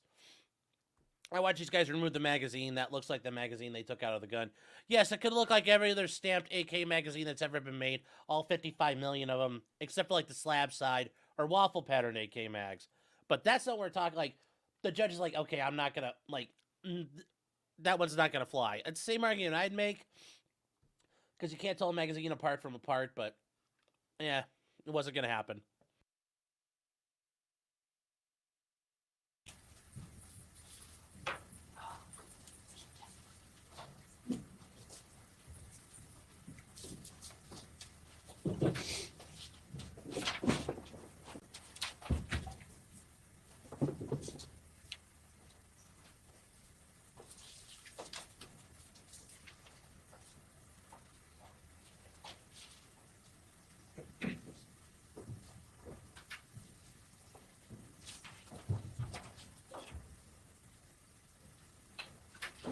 I think we might have missed that. Did you pass the witness? I did, Judge. All right, I think, thank you. As to witness cross-examination. Thank you, Judge. Good afternoon. Yeah. So you did some law enforcement work, but it was in the jail, correct? Yes, correct. Got some experience, moved up the ranks, and I assume you expressed an interest in wanting to learn how to do patrol, right? Yes, I do. Get out of the jail. Yes. And in order to do that, they sent you to the academy, correct? Yes, correct. And you went to more than one? So the academy for, for deputy, it's just one academy for deputy. Okay. And was that the last thing that you were describing or the first one that you were describing? You had different dates. That was the last one I was describing. Okay. So that's what allowed you to get certified in law enforcement to be able to perform police activities, correct? Yes, correct. Okay. And then you were going through different phases of probation, correct? Correct. And you broke it up into like 3 areas, 4? Correct, there's 4 phases. 4 phases. And you were on the last one? I was in phase 3. 3. One for the last. Okay. So with that in mind, since leaving the academy and being out on January 30th on the ride-along with your supervisor, how much time have you had a chance to do these ride-alongs? Your Honor, objection to the form. This assumes that he was on a ride-along, which is. Do you understand what I mean by that? I think you could ask a better question. Okay. It wasn't clear whether the question's still clear. When you're on probation, thank you, Judge. When you're on probation, what I meant ride-along is that you had to be supervised with a senior officer, right? Yes, correct. Senior deputy. And so when you're riding along, meaning you're in a vehicle with someone else that's supervising you, correct? Correct. And you understood that, right? Yes. Okay. And so you, at this point in time, on January 30th, my question is, how long have you been out of the academy and started your probationary period riding along with other officers in each of the phases? Since I graduated academy, I graduated December 8th of 2022. After that, to January 30th, it should have been approximately 7 to 8 weeks. Okay. So to come up and tell the jurors that you've never seen things before, it's because you're new, right? There were some questions given by the state. Have you ever seen anything like this before, whether it's weapons or any type of activity that was dealing with, transporting drugs and whatever the question was? You remember that? Yes, I do. Okay. And you answered, no, you hadn't, but you were very brand new at this point in time, weren't you? Back in January 30th, I was. Yes. So you can't use your wealth of experience on the job to know for sure what the terrain is like out there, correct? From that day, no. Okay. I mean, you're learning every day as you go, right? That's correct. And you've got over another year under your belt, is that right? Yes. Since this incident. Okay. So, but this is good training and you learned a lot from this case, I would imagine. Yes. So when you get there, you're supposed to be in supervised distance with the person that's training you in this phase 3, right? Yes, correct. And again, who was that? That was Arlette Cabrera, batch number 139. Okay, you're good at badge numbers. You know everyone's badge number? Majority, almost everybody. That's pretty cool. Okay, but Cabrera. Yes. Okay. And so when you get there, in order to go out into this field to do this search, you had to know why or what you were looking for, right? Yes. Okay. Did anyone gather information first, besides dispatch information, that would make you to know what direction to start looking? It was only Border Patrol, the ones we encountered there at the gate. Okay. So they pointed you into what field or area that someone saw something? I mean, why did you pick the location that you searched? The location that we searched was due to the fact Border Patrol had advised us that Mr. Kelly had left his residence with his canine since his weapon and started to make his way south following the subjects. Yes, sir. But the field that you searched was the east side and the direction that Mr. Kelly took was south. Correct. And south was also the direction of the 5 initial people that the Kelly saw was heading. So you didn't go south, did you? We went south. We didn't, at the beginning of the residence, we didn't go south due to the fact it was gated. We were trying to find a way how to jump the fence. Okay. So let me help you maybe with some photos. Let's see if those don't assist you. Or refresh your memory.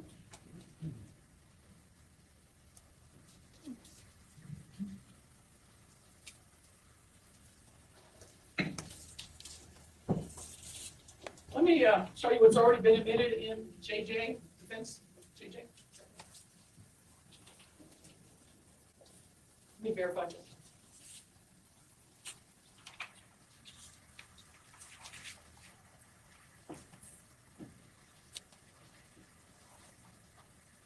All right, be KK.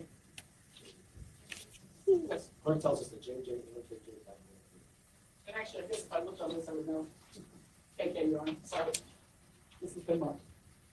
Is this something not working?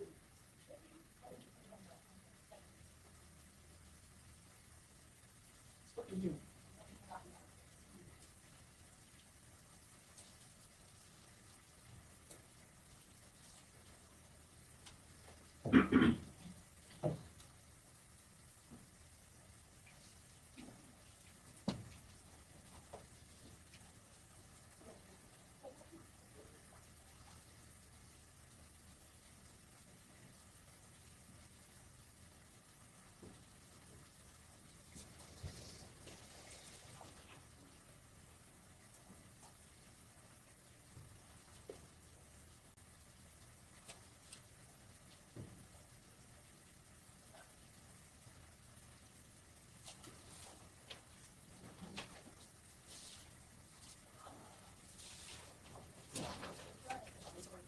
There's nothing wrong with this guy's ears.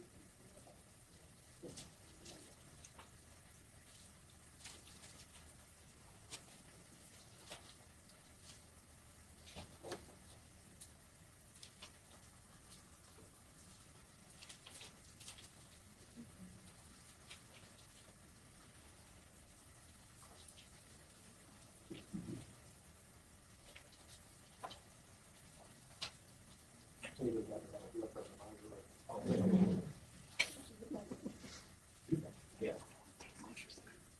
Do you have that on the, you have that on this monitor? Your monitor? All right, let's. There it is, Judge. This is the can.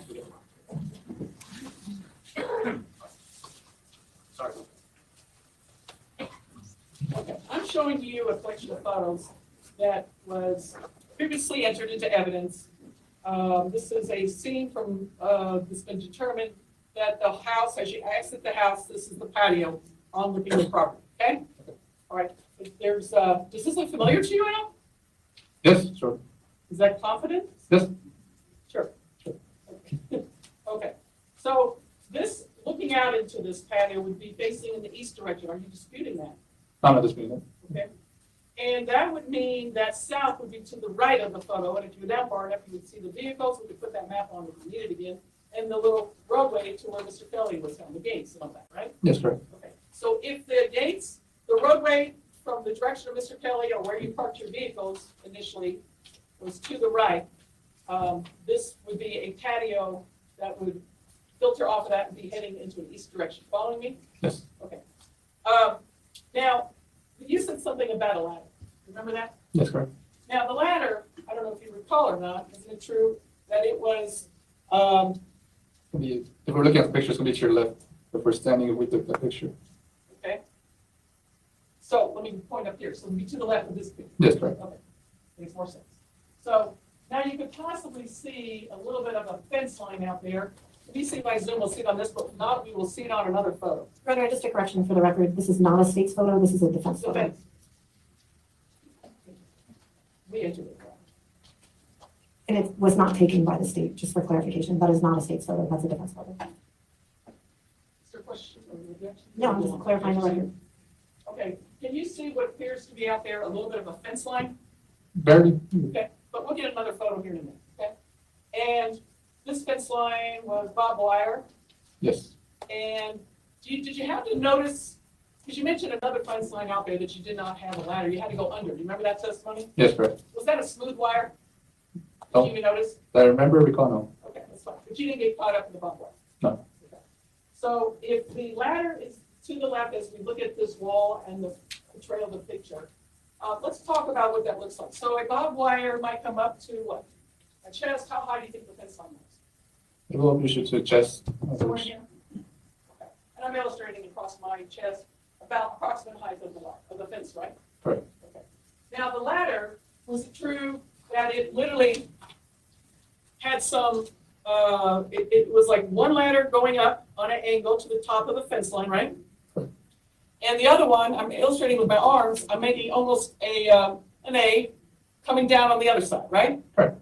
So to get up and over that wasn't the easiest thing in the world, was it? No, it wasn't. Okay, and you're young. How old are you? 25. Okay, and so for you to get up there, you cautiously climbed it, right? Yes, I did. Okay, but for someone that's elderly, it would be a major challenge to try to do that, wouldn't it?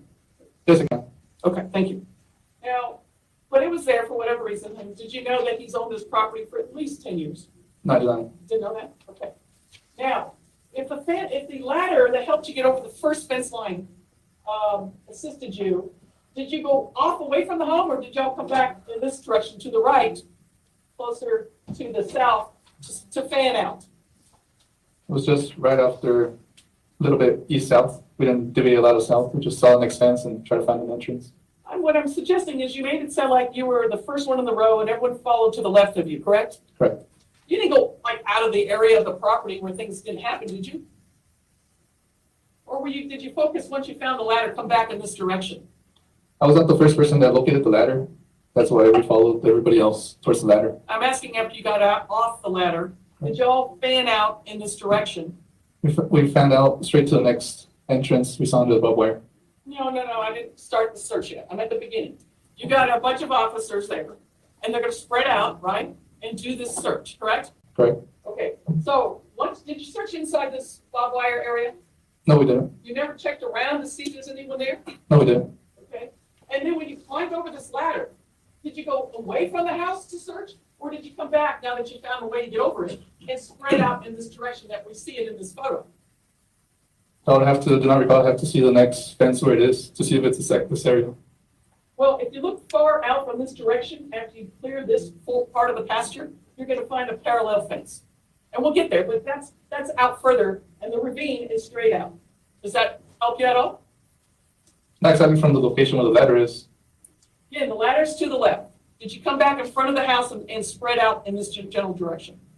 After we passed the second fence, we just started spread out. So you didn't even bother to search this area right here? Not inside the property or between the two fences. You did not search in between the two fences? Just a general view what we were able to see. Okay, but you admitted that there is pretty tall grass out there, correct? Correct. And there's a lot.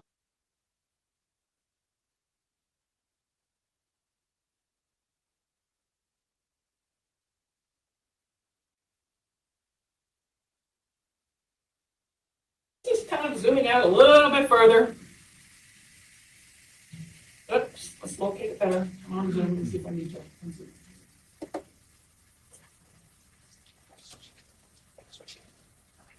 Okay. Do you see, this is next to the pergola, right here, on the left side of the screen as we're looking at it, there is one of the posts for the pergola, the patio cover. Right. Okay. And we're looking out. Can you see that? Yes. Okay. And you see the terrain, Yes. correct? Well, how do you know someone's not behind one of these little bushes, trees, or cactuses, or whatever terrain that's out there? How do you know? That's pretty hard to see if someone's behind there. But you're looking for people. Right. This is not what they taught you in the academy, is it? The Objection, academy, argumentative, Your Honor. Is it? nope. Okay, a search is a search, and you need to be thorough. You may not be looking in every hole, but you are doing a sweep looking for anything that might be dangerous, like a person with guns, right? Yes, correct. And you're saying that once you cross the fence, you can see one of the posts here, can't you? Correct, that was the first fence. That is the first fence, correct.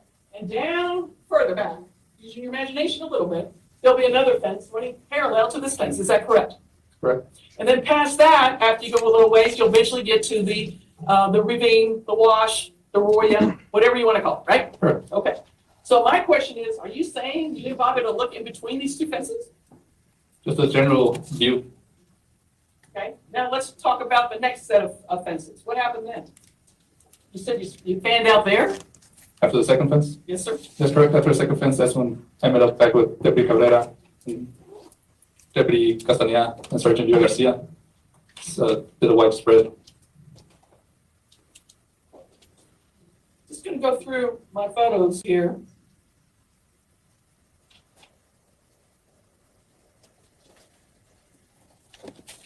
So some of the things that are on there is, you got this smoker right there, right? You see it? Yes. Back here. You didn't look behind you, did you? Nope. And where the ladder was, there is a pump house also right there, wasn't there? Yes. Did you look around that? Just around the pump house. You looked around the pump house? I passed the pump house when I looked around it in it. So if you went to the ladder, you wouldn't walk all the way around all four sides of the pump house. Correct. Okay, so you didn't search this area either? No. Okay.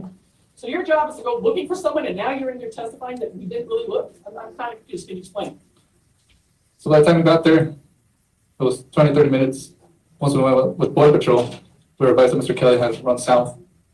So that's why we're looking more in the direction of south, taking in consideration the time people had to run south. Mr. Kelly had taken off south. We're looking more down the road in the arroyo, nothing in the property or close to it.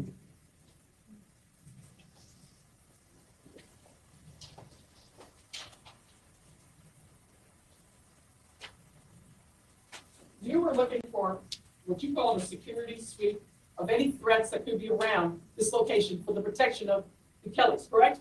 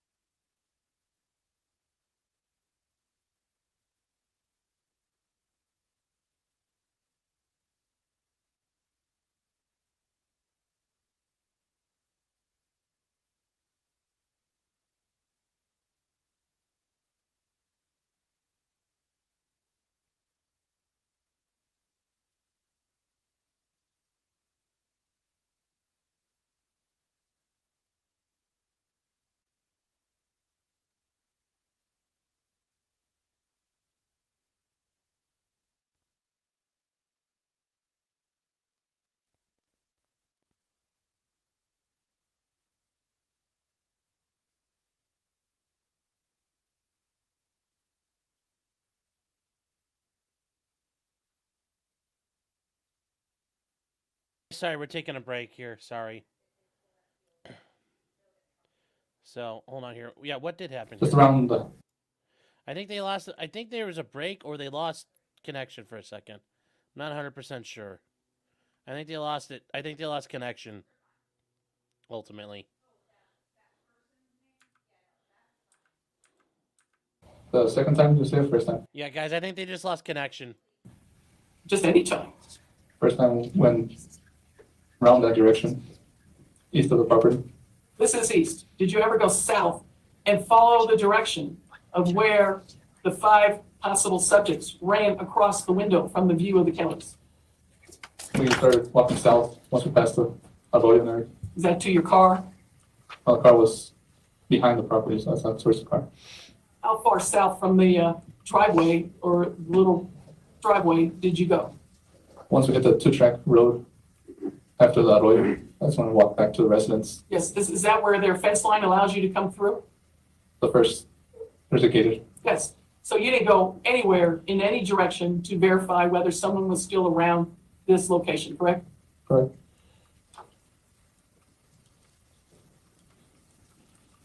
Were you able to observe the 2 dogs? You pay any attention to them? Didn't pay attention to the canines.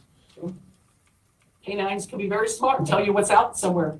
Did you even look to see if they were alerting to anything, anywhere?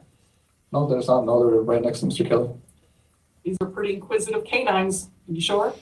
I'm sure they're right next to Mr. Kelly. Sorry to talk over you, didn't mean to do that. They didn't follow you guys out there once they came back to the house with Mr. Kelly? They didn't come out there to see where you were?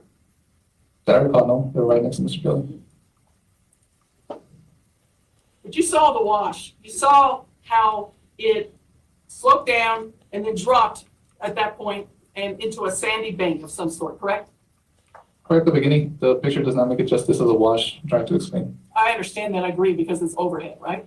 Right. Right, but when you're looking at it on the ground, it gives a different feeling. The whole area does, doesn't it? Yes. Okay? And so,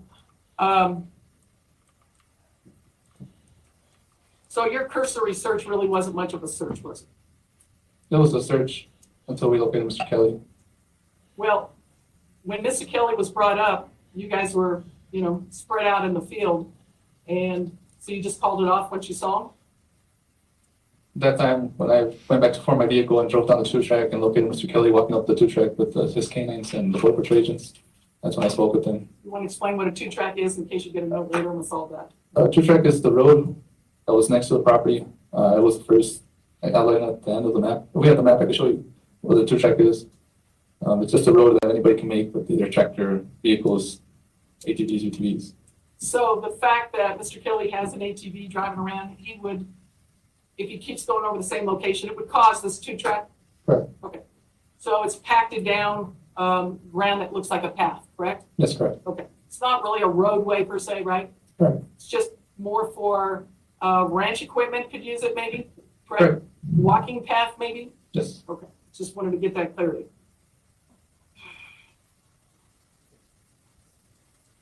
Now, did you find something strange about a flashlight wrapped around a gun? Yes, for me it was, Why is that? because it was strange that it was being held with black duct tape. Okay, you know it costs money to get lights, flashlights to some of the weapons. I mean, that there are some things that are out there, but it costs money, right? That's correct. So this is, you could buy that, in other words, if you go in a gun store, depending on the gun, but you might be able to find something that you could attach to your weapon, whether a handgun or rifle, and it would provide light ahead of you, correct? That's correct. Okay, so this is just a makeshift of that, isn't it? Yes. Okay, so the fact that if he had one that he bought, would that be less strange? Not that strange, but it was something I would all notice. They had a light next to it. He lives on a ranch of over 100 acres big. Do you understand that? Yes. And there's things that he needs to check out at night, and there is no lighting in the evening. Were you out there in the evening? Not in the evening. Okay. Would it surprise you there's no street lights? Oh, whatever. It's a ranch. It's a ranch. Acres. Exactly. Thank you, sir. And so to have a flashlight, if you had to hold a weapon, would it be easier just to wrap it around the stock in order to look around? Yes, you can, but we know a barrel creates heat once you shoot a weapon, so it will melt the glue on the tape. Well, you might know that, but apparently it did melt it because it was on when you saw it, right? Correct. And by the look of the tape, I don't know, it could be very old. Approach the evidence.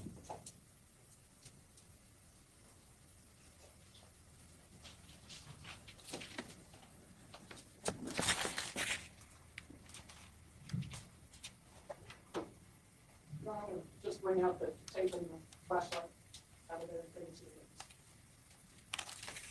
So this is not your typical flashlight either, is it? No. No. You can see over that. And what kind of light do you think it might be? Can it be a weapons light? No, it could be any light you could buy at hardware store probably, or online. But it's small, like one would be found on a weapon, right? That's correct. Look at the tape. Does it look brand new? Not really. You know what I mean? Just walk by the jurors with this thing.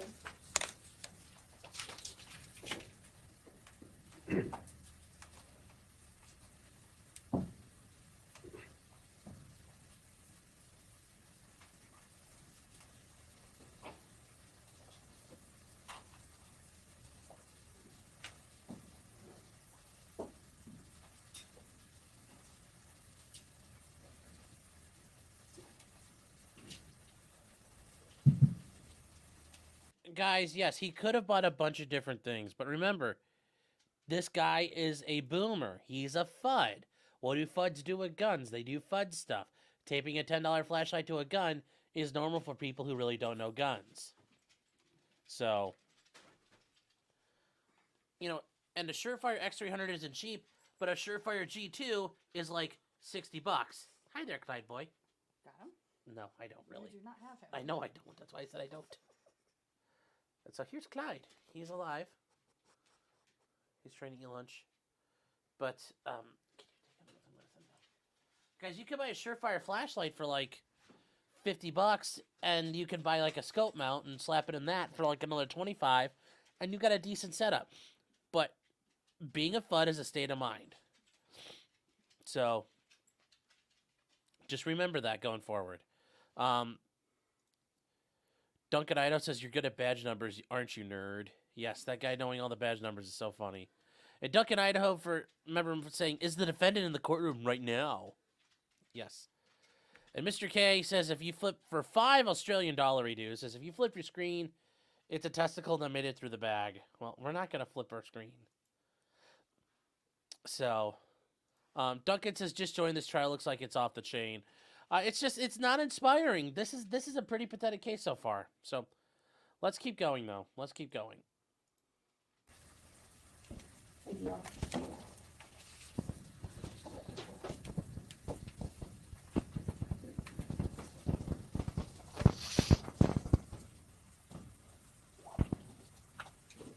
Actually, pretty smart, would you agree? What was that? Could be pretty smart that he did that to his rifle. Would be anybody's opinion. Well, this is winter, right? That's correct. January 30th. And the sun goes down quicker in the winter, doesn't it? Yes. Correct? Yes. And you don't know what his responsibilities of livestock, if he needs something in his barn, you have no idea, right? I do not. So this provides a means of lighting, right? For Mr. Kelly, yes. Yeah, sure. So there was one single shot that he reported before he went to leave his living room or leave his house to go outside. Is that right? That's correct. And are you aware there was one single shot found on this body? Now I am. Okay. And so he's in the home hearing a shot based on his testimony, his 911 call, his contact with Border Patrol. And now later we learn at a different moment of time, not on your watch yet, but we learn that there is a body out there that has a single shot also, correct? Yes, correct. Now, he told you when he saw these people that he was at the kitchen island, right? Yes, he was. And you testified that earlier. Yes, he was. So if I'm standing at my kitchen island making my lunch, did he tell you he was making his lunch? He didn't tell me what he was doing exactly. Okay. And did you notice that he could look through the living room and out his big picture windows? And he would look onto the photo, his pergola, his patio, right? Correct. Okay. Did you see those big picture windows? Saw that big picture window once I went back the second day. Okay. So you're aware of what I'm talking about. Yes. And he claims he sees someone goes across there with these, did he describe backpacks? Correct. He described 5 subjects wearing backpacks and camouflage running south. Okay. And then alerted to the gunshot, but you don't know, there was a phone call made and then he went out. But, let me get to your report here just a second.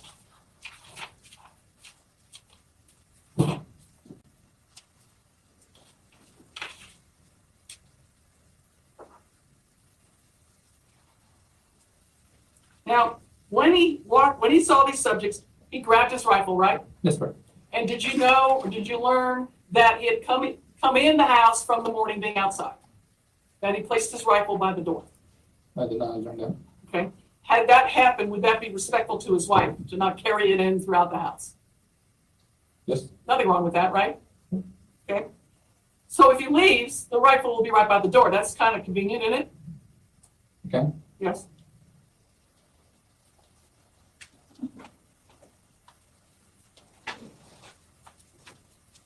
So then you learned, after he said he knew where the gun was, you paraphrase what you heard. I'm not sure if that's accurate or not, but you testified to what you heard, that he keeps this gun there, his baby or whatever Correct. you This baby referenced. saw this by the Yeah. door. That he exited at that point, okay? Yes. We've all heard he's made a phone call by now, okay? You don't know that, right? No, I did not know. Okay. And you observed the subjects were possibly carrying rifles. Now, he heard a shot, right? Right. And you got 5 people running by. It's a little hard to see exactly what's going on, and I imagine his adrenaline is up. Would that be reasonable? Yes, I agree, sir. Okay.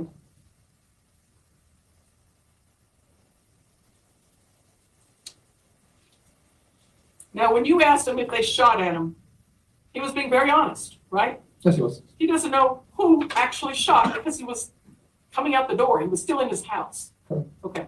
But it was close enough to alarm him. Would you agree? Agree? It was close enough to alarm his horse. Would you agree?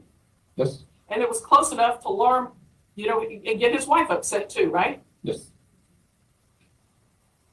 So he didn't know which direction they were shooting, but it could have been at his horse. Could have been at each other. He didn't know, right? Correct, he did not know. Okay. So he's not sitting here lying to you or anything, right? Vouching of the witness of the veracity of another witness is completely improper. Do you have any reason to believe he was not being truthful? Same objection, Your Honor. Go ahead. No. Now, he also told you, because now when he's talking to you, the event is over, right? Right. He's not on the phone reporting what he's saying, correct? Correct. Okay, so he's already been out towards his barn or wherever the deputy or the border patrol found him, correct? Correct. And he's come back in. So he knows what he saw at that point in time, what event took place, correct? Correct. And he mentions possible members of another cartel. And possibly, with that in mind, maybe they were shooting at each other, right? Correct. I didn't know that for a fact, did he? Nope. He was sort of speculating from his observation, right? Correct. That means he had to see, possibly, with that in mind, that there was a chance he saw another group. Objection calls for speculation.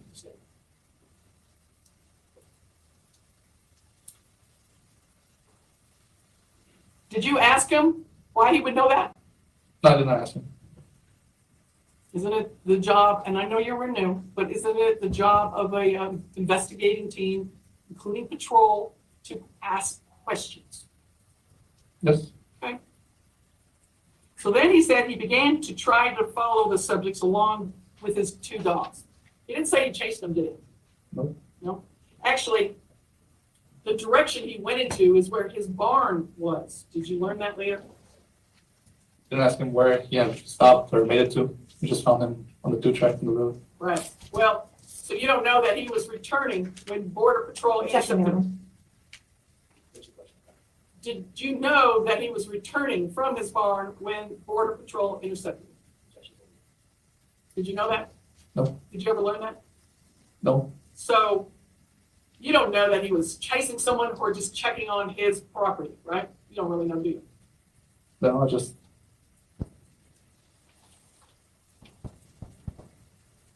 Now, do you know that my client, Alan Kelly, is a left-handed person? I do not know. Okay, and how you hold a gun would probably be, especially if you know anything about a gun, you're gonna take your strong arm, whichever it is, right or left, and keep it closer to where the trigger would be, correct?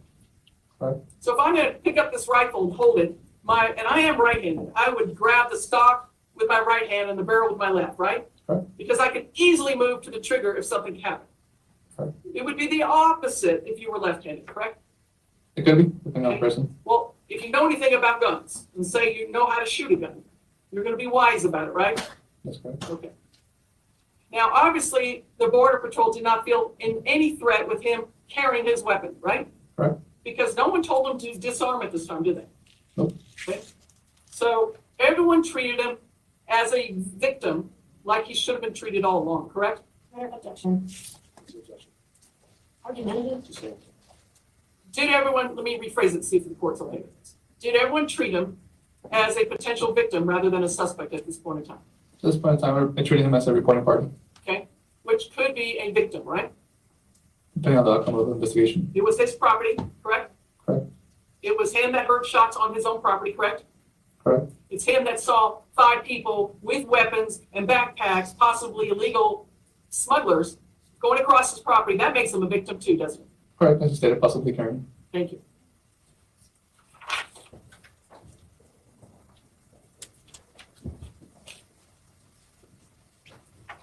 And the fact that, just going with the potential that the 2 parties, Mrs. Kelly and Mr. Kelly, reported what they did. If one shot was heard while he was still in the house, who shot it? Do you know? I do not know. How long were you out there searching the property? Do not recall. You mean, did it feel like 5 minutes? Feel like an hour? An estimate would be at least minimum of 30 minutes. That seems, 30 minutes, it seems a little early, don't you think? Seems until we located Mr. Kelly. Well, how about pine trees? Do you see any pine trees out there? Not that I recall, usually it's mesquite on here. Okay. And you paid attention, you paid attention to the weapon that Mr. Kelly had and later helped to identify what it looked like, huh? Yes, correct. You were the brand new recruit that was the only one that knew what it looked like. Yes, I do. Well, and that's good. You are being alert, right? Yes. Trying to be a good recruit. And you have no idea why the gun was hanging where it was. You have no information about that, right? On the 31st that it was located in Yes. the house? No, I do not. You don't know if someone told them to put it there, right? You No. have no idea. I have no idea.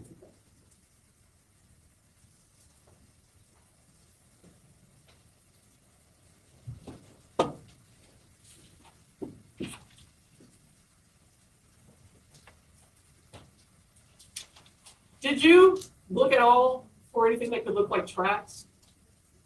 Try to locate down their tracks, was seen with either horses, people walking around, could have been anybody, There were a lot, weren't or a there? lot. So you don't know if they were fresh or old, Correct. but it clearly, and are you speaking of the arroyo or on the property or both? General, both of the area. Okay?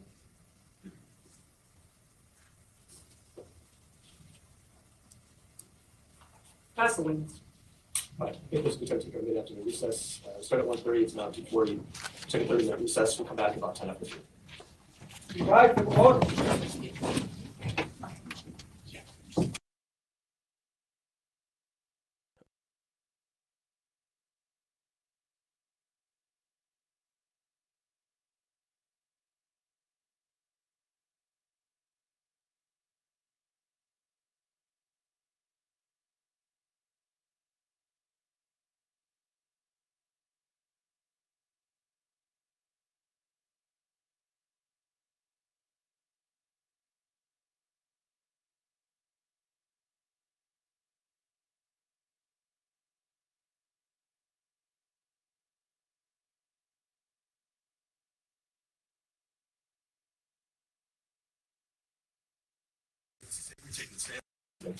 Jurors are here, all counsel and the defendant are here, and the witness is ready, and the state is ready to begin the representation. Thank you. Deputy Montreal, I want to start first with the map that we talked about earlier. If you could give me the screen, please. I was muted, guys. Sorry. Ah, damn it. All right, so we're muted real quick. All right, well, yes, every day is Clyde Visibility Day, but every day is Clyde Visibility Day. Thank you, Brandon.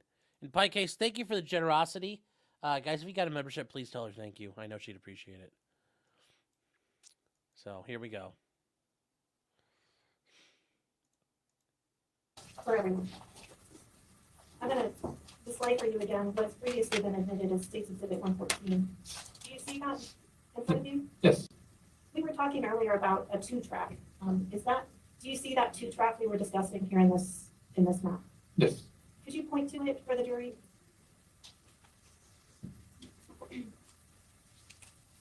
Sorry, to track begins. Okay. And does that, where does it go? Where all does it go? Goes all the way down the road. And I see some grass in the middle of the road on the lower part of that. Is that why they call it a two-track? Because some grass sometimes grows in the middle? Correct. Okay. And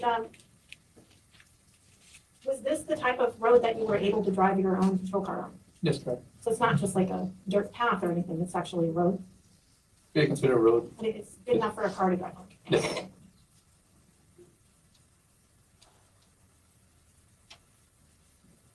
Now, I just want to clear up. I want to start back from the beginning. What did you initially know about the call when you got there? What I initially knew was shots fired in the area. What's your priority when you get a report of shots fired? Make sure everybody's safe. Would that have included the reporting party? Yes, correct. So then what would your priority have been when you got to the location? It would be make contact with our reporting party. And is that what you attempted to do in this case? That's what I attempted to do once we had heard that he had left south. So you get there, you get the report that he's headed south, and you're there are 4 of you and 2 Border Patrol, is that right? Correct. And y'all split up. Yes. And if I understand correctly, Border Patrol went directly south. You're not objecting to leading. It's foundational, it's a rule. So as I understand it, 2 Border Patrol officers went direct south, is that right? That's what they could have done. Did not see what direction they went. If you don't know, I'm not asking you to tell me that. So you don't know where the Border Patrol went, is that right? Correct. But you're with your sergeant, your training officer, and another deputy. Yes, correct. And as I understand it, y'all head east with the plan to head south. Yes, Don't correct. object again to leading. She could ask open-ended questions in what direction. I'm just trying to get to where we were, Judge, so I can ask the No, question. the bottom was questions. What the question before where I overruled the objection, I thought it was a foundational question, you said you didn't know, so let's ask open-ended questions and objections to start.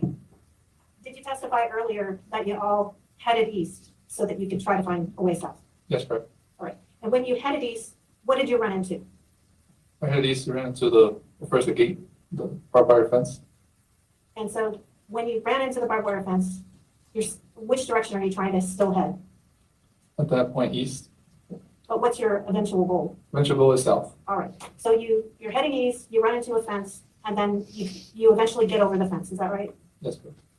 And then you head east some more and go under a fence, is that right? Yes, correct. At this point, did you have any information from Mr. Kelly about where he saw people running or where he heard a shot or anything of that nature? No, negative. I did not have any information. So after you headed under that second fence, what direction did you go? Also, the east-south, started going south. And you said you headed into the area where you could see the arroyo and dirt, is that right? Yes, correct. Do you see on the map, Exhibit 114, the arroyo that you were talking about that you could actually see the dirt in?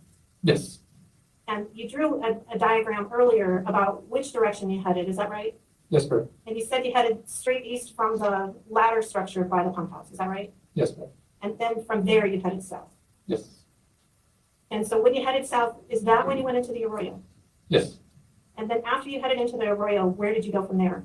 From the arroyo, we jumped to the road that I marked. And when you got to the road, which direction did you go? We followed the road back towards the residence. Okay, and that's when you talked to Mrs. Kelly? Yes, correct. So at this point, did you know anything about what had happened out there? No, at that point, I did not know what was going on.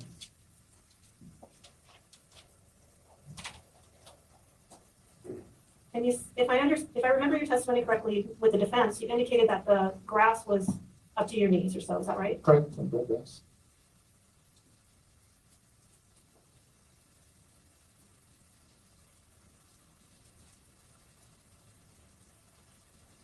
Now I'm showing you what's been admitted as State's Exhibit 35, image number 0038. Now I'm showing you a photograph of the body that was located that day. Even if you had been looking for the body at this point, do you think if you'd walked past it, you'd have been able to see this body as you were walking out there? Objection, leading. Not at this point, it would have been difficult. How many acres are we talking? I remember recalling 10 acres, that I stated earlier. So you thought you were looking at 10 acres, is that right? Correct. And so finding this body in 2 feet of grass, do you think that what you were doing when you referred to it as a cursory search would have located this? No,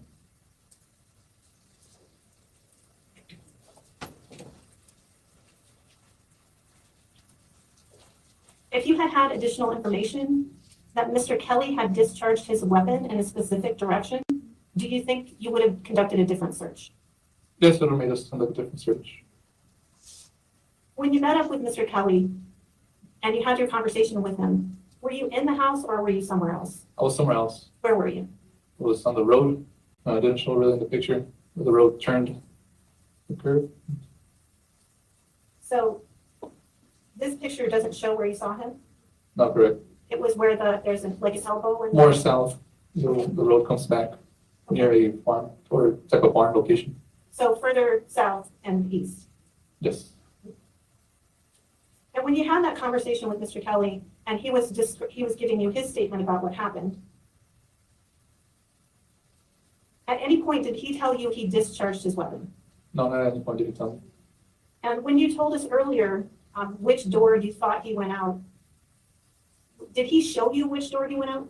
No, he never showed me or So mentioned which door. when you told us earlier which door it was, were you guessing? It was more of a assumption.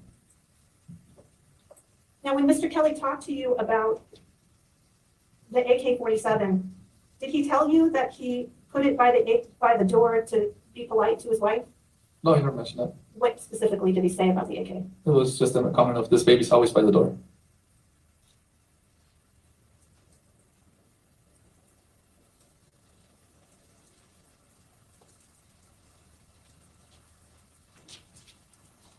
And I just want to make sure that we have a good picture of this. So when you crossed that fence line, were you able to look to your right and see backwards towards the house? Yes, it's, you can see the house. Okay, so I'm going to play that video one more time, which is admitted as State's Exhibit 36. So when Ms. Lothorpe was asking you if you'd never looked at the other side of the smoker, would you have been able to see that once you crossed the fence line and looked back? Yes, partially. And off in the distance, can you see the road that we were just talking about in this map, in this Yes, I can. drone footage? Can you also sort of see the dirt from the arroyo off in the distance? And if you can't, that's okay, I think. Partially, I was able to see at the end. Okay.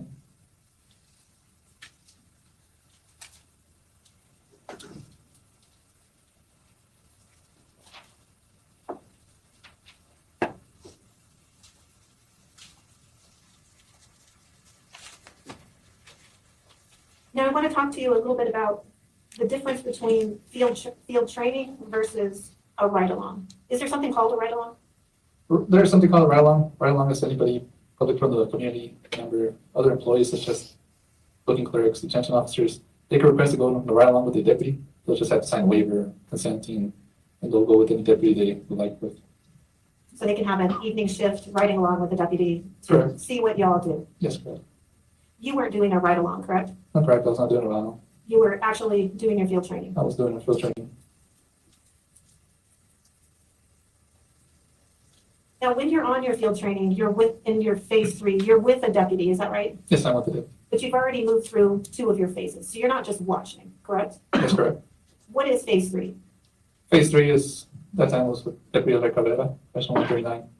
It's basically, she told me, all right, you're going to take control more of the calls. You'll try to do as much as you can. If you get stuck, I'm there to help you. If you do something you're not supposed to, I will help you. So basically, you're doing the work and she's watching over your shoulder to make sure you don't mess anything up. And Correct. she's there as a resource. That's correct. So that's the phase you were in this case. Yes.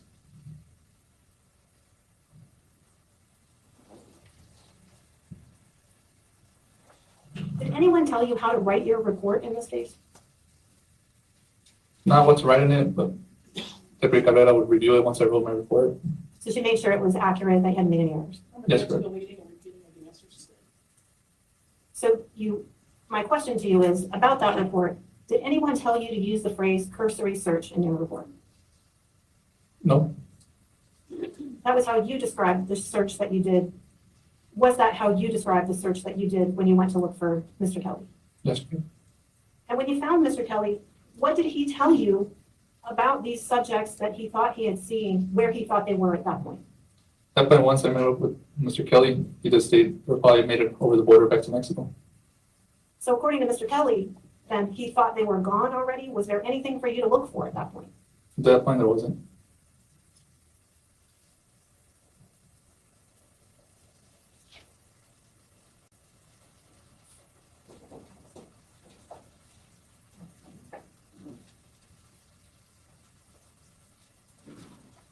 Can I have just a second, Ryan? Thank you.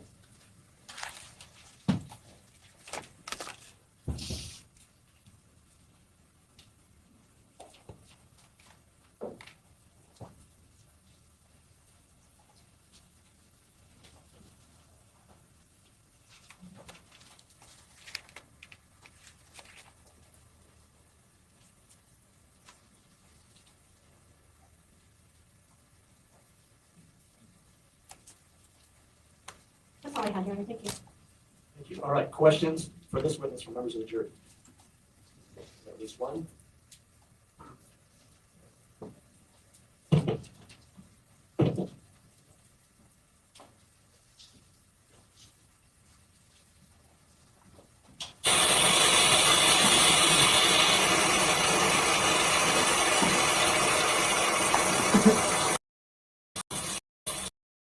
More right side. In that same position, either the left or right side. I think the question is, is it safe to hold right on one side, the other side? Oh, that is facing? Yeah. Oh, okay. So let's see. Wait, what's up? Yeah.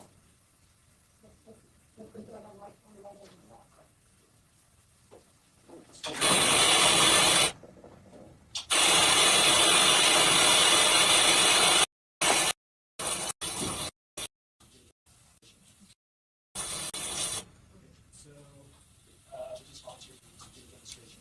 How to hold that on one side. Okay. Let's try.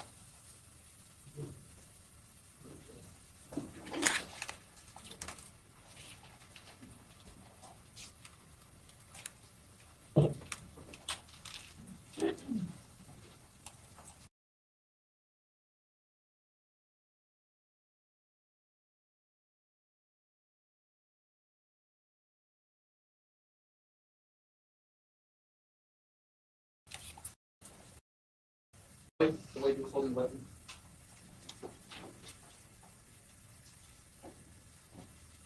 The way Mr. Kelly was holding the weapon when I approached him. He was walking up the track road with the two border patrol agents.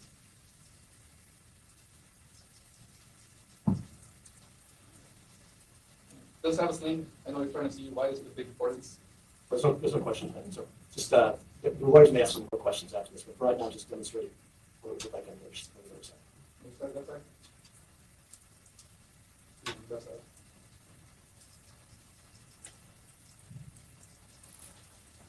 All right, now lawyer, hold on a second, does that suffice? Yeah. Okay, good. All right, so let's put that away, and then I'm gonna allow the lawyers to have some follow-up questions, and I'll give the questions.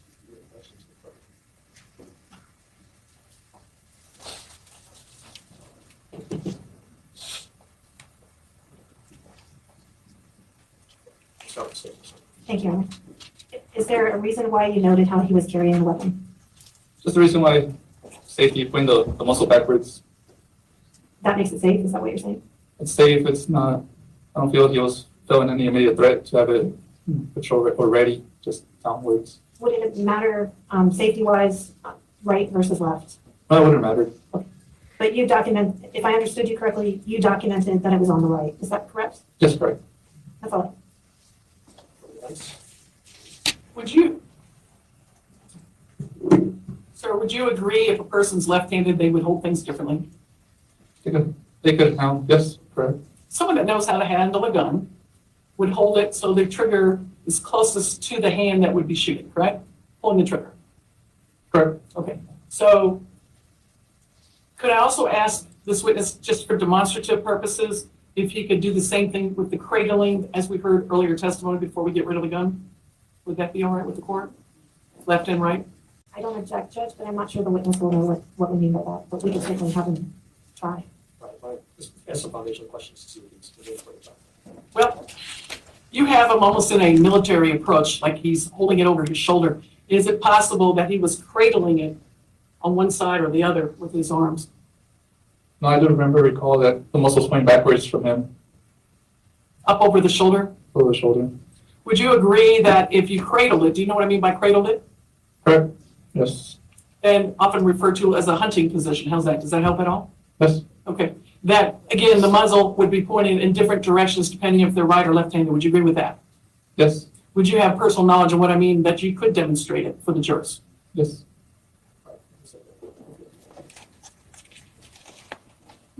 So we wanted to demonstrate specifically what? Cradling on both sides? Yes, sir. Just want to make sure I understand.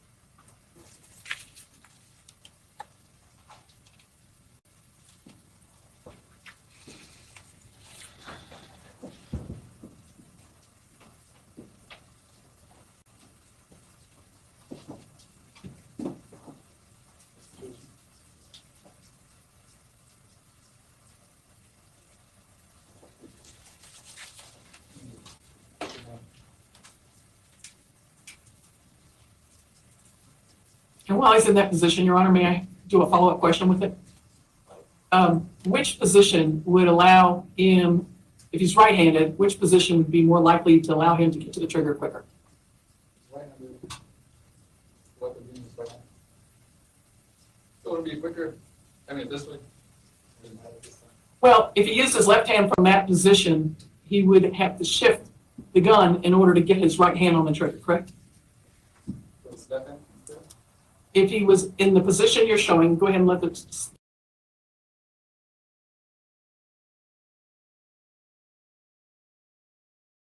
a little bit, just so the jurors can see too.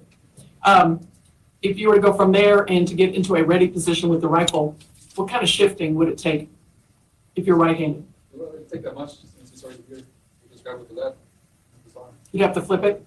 Not that much. Just I'm asking to get his hand on the trigger without putting your hand on the trigger, like you know how you're trained. put the grip the trigger. Right. But he's right-handed and your right hand would get to the trigger, right, in order to use the gun? At this point, it would be easier for my left hand to go to the handle and trigger. Okay. My right hand. And everyone's different, but then if you cradle it the other way, So it's the other way. Right. and to get the left hand to the trigger, again, it takes a little more manipulating, wouldn't you agree? This way. Okay, thank you. All right, thank you. I don't know if that helped or not, but did that answer your question? Okay, any other questions? All right, then, the witness excused. Yes, Your Honor. All right, sir, you are excused. Let's get on this real quickly before you find your switch.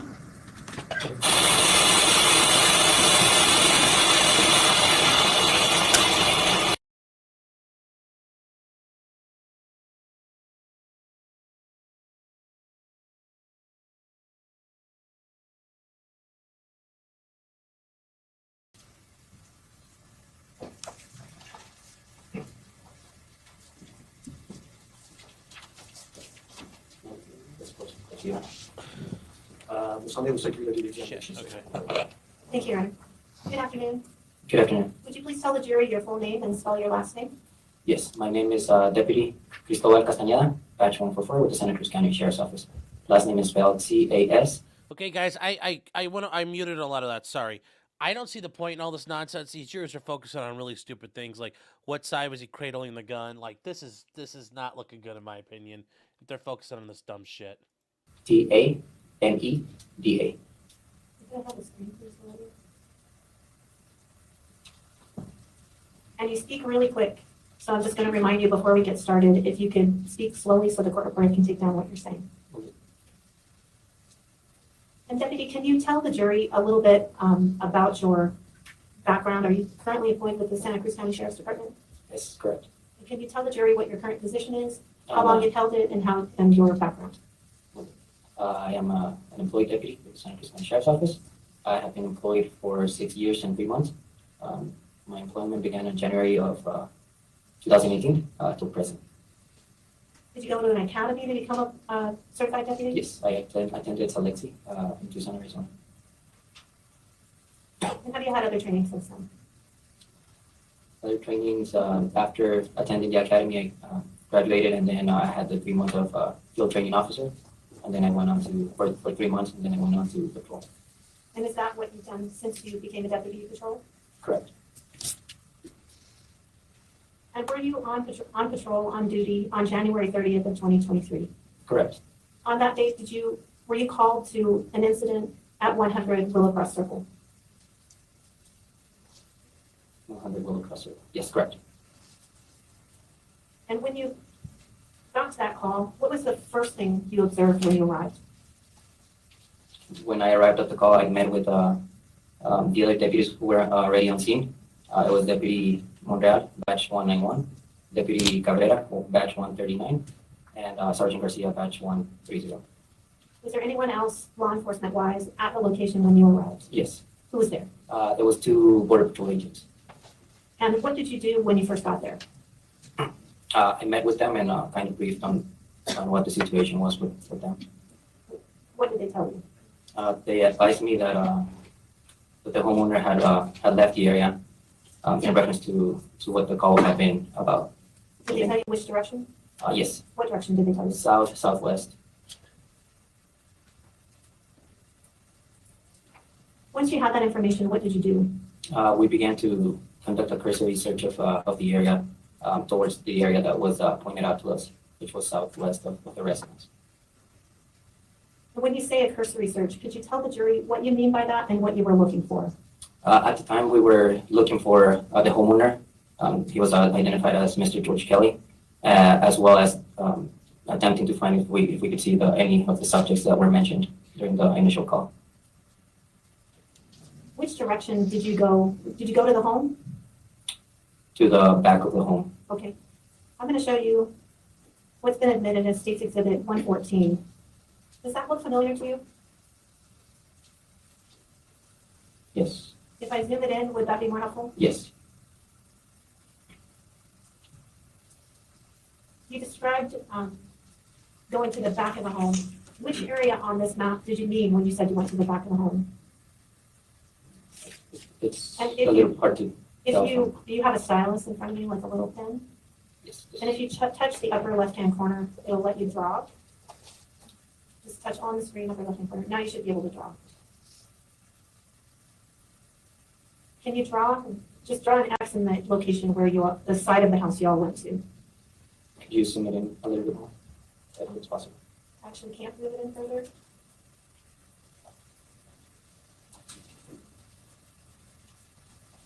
Do you recall walking in next to did you see a garage at all when you got there? I don't recall. Do you remember seeing an area where there was a fenced area and a front door, Yes. like just a walled-in front area with a front door? I remember the fenced area. Okay. When you say fenced area, what do you mean by fenced area? It was a wire fence. It was next to the house, and that's where the horse was located. Inside the fence? Inside that fence area. Okay, so there was like a barbed wire fenced area next to the home. Correct. Is that the side of the residence you were on? Yes. Okay, and so I have some drone footage of that. Would that help orient you? Yes. I'm gonna turn the screen off for a minute. If you would, please. I didn't have that keyboard on.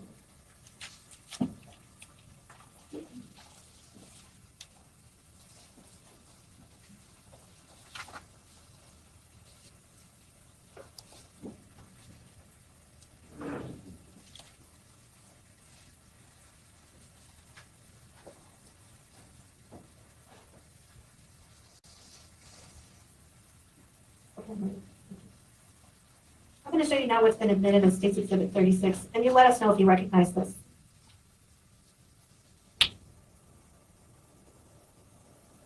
Yes.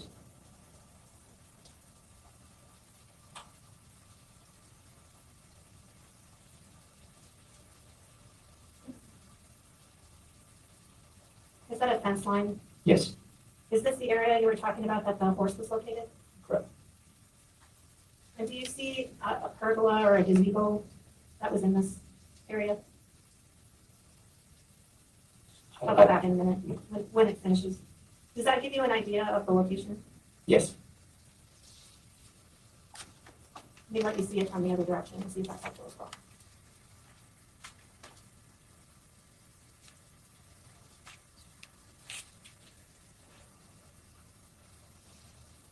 Is that helpful to look at it from that direction? Yes.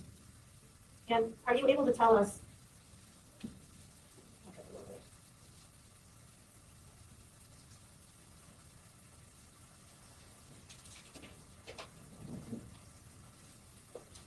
Are you able to tell us from the, does that help you figure out where you were on the map? Yes. Okay, and let me zoom back in on the map. Now, looking at that map, can you tell us which side of the house you were on? Yes, the other one.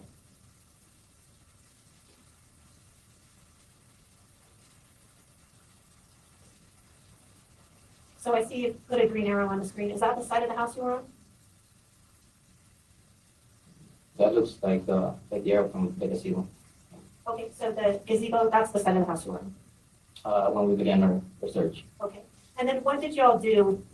What were y'all looking for? we were looking for subjects actively running, as well as for Mr. Kelly. And when you got to this side of the residence, what did y'all do? Once we went to the side of the residence, we noticed there was that wire fence, and we crossed that wire fence through a ladder. It was in between that fence, and then started walking that area, and then we hit a second fence, and then went underneath that fence and kept on searching. And I know that it's kind of small, but are you able to tell us what that ladder structure was near? Was it near another structure? Yes. What was it near? I'm not sure if it was a shed or a brick. It was a small building. Okay, can you see that on the map that we're looking at now? I can't tell from the picture. I'm not sure. Is there a small square building to the northeast of the residence? Yes. Is that the building? Are you able to tell? It looks a little greenish. That would be the building. Okay, and so when you crossed over the ladder structure, you said you crossed the ladder structure into the fence, and then where did you go from there? We started making our way southwest. Did you cross another fence before you started going southwest, or did you go directly southwest? I don't recall. Okay, and when you say southwest, which way would be west on this?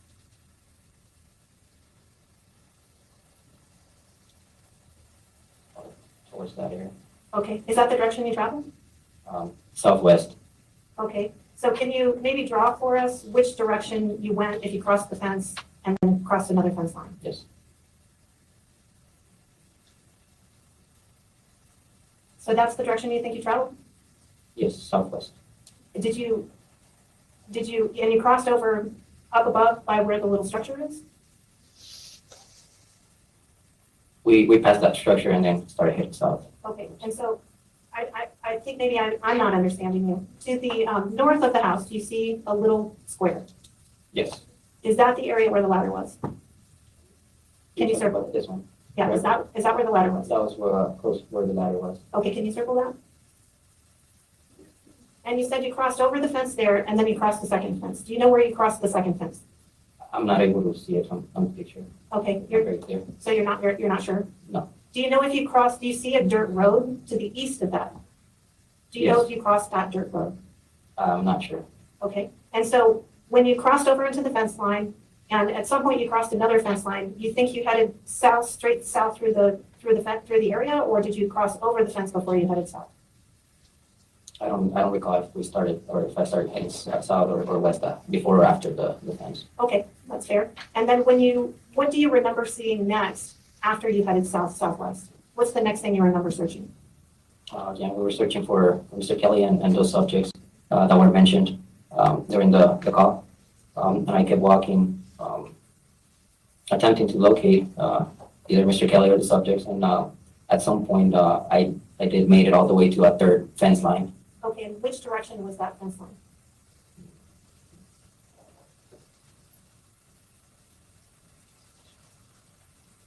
I'm not able to see it here on the picture. Can you just point for us which direction?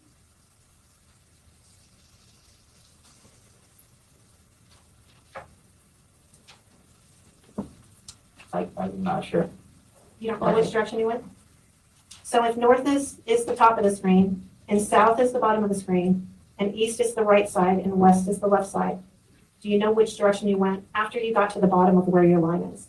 I would have been going to this area, south, Okay, so southwest. heading southwest. Correct. And did you head further to the left of the screen? Did you head further to the bottom of the screen? Or which direction were you going? That you hit another fence line? South. South. Correct.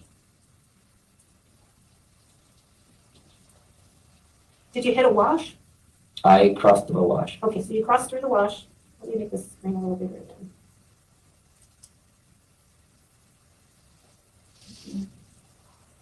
So I see a wash down further south. Is that the direction you had headed? Did that wash go further over?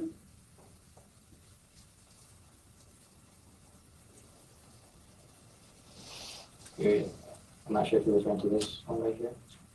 Okay, so do you see like a dirt area to the south part and to the right side of the screen towards the bottom?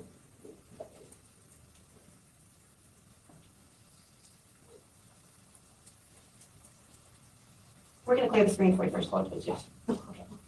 That's all right. And so down below, do you see on the right half of the screen, about 2/3 of the way down, do you see a squiggly line of what looks like dirt colors? This right here? Yes. Yes. Does that appear to be a wash or an arroyo? Yes. Do you recall a wash or an arroyo in that location? Yes. And did that wash or arroyo continue on south? Correct. And is that the wash you crossed through? Yes. And after you crossed through the wash, did you see any buildings of any kind? On my way back, I did see a barn and another brick building or a shed. So you crossed all the way past the barn, Correct. even further west than that. Is that what you're saying? Correct. And then after you got to there, what did you do? I kept searching, and then I heard that Mr. Kelly had been located, so I started making my way back And how did you hear that? over the radio. And when you started making your way back, what did you observe? I noticed the barn and the small building Did that you, was close to it. when you saw those things, were you walking along the wash or were you walking along a roadway? Walking up from the wash and then met a dirt road. When you got there, what did you do? I met with Deputy Montreal and Deputy Cabrera. And after you met with them, what did you do next? Mr. Kelly was there at that road. He was offered a ride back to the residence. He advised us that he would walk back with his canines, and then Deputy Montreal and Deputy Cabrera gave me a ride to the residence. All that area that you searched, Did you see anyone? No. Did you see anything at all? No. Any kind of sign of anything having occurred? No.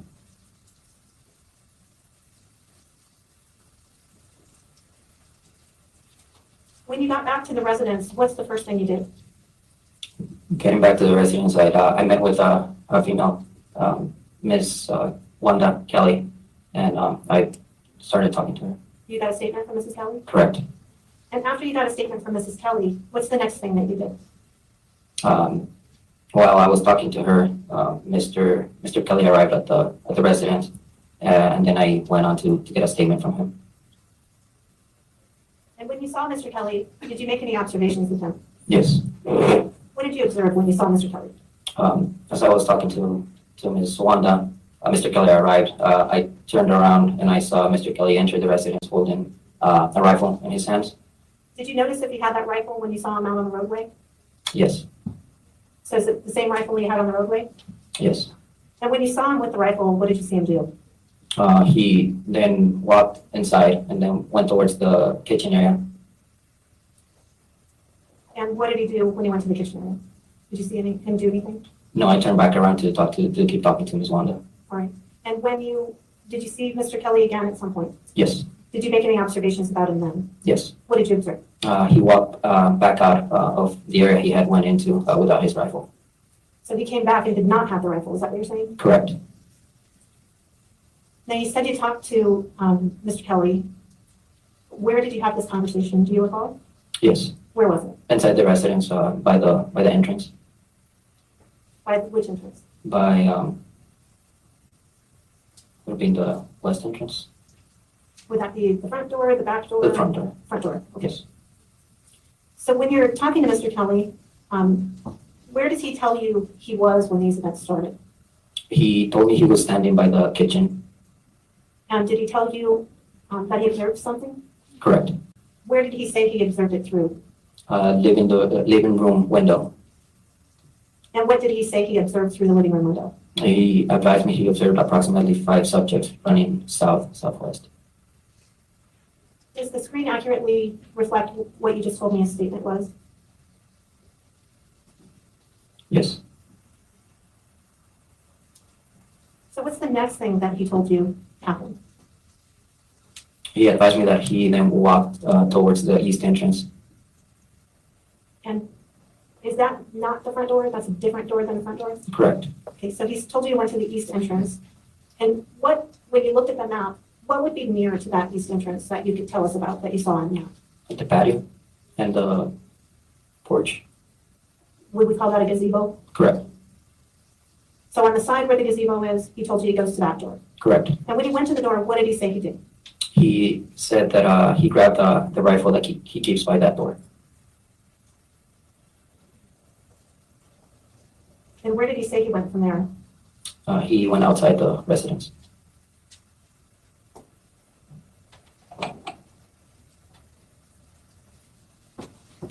And when he went outside the residence, what did he tell you he observed?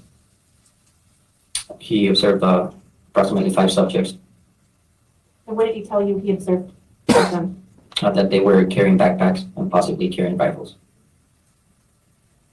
And does that accurately reflect what he told you? Yes. And what did he tell you happened once he got outside? I don't recall. Did he tell you that he heard something? Yes. What did he tell you he heard? He told me that he heard a single shot. And did he tell you did he tell you what kind of weapon he believed the shot was from? Yes. And what did he tell you? He told me that the shot came from an AK-47. And did he tell you anything about his knowledge of the sound of an AK-47? Yes. And what did he tell you? He told me that he was very familiar with the sounds that an AK-47 and an AR-15 make when being shot. And what did he say about the sound? That the sound definitely came from an AK-47. And does that accurately reflect what he told you? Correct.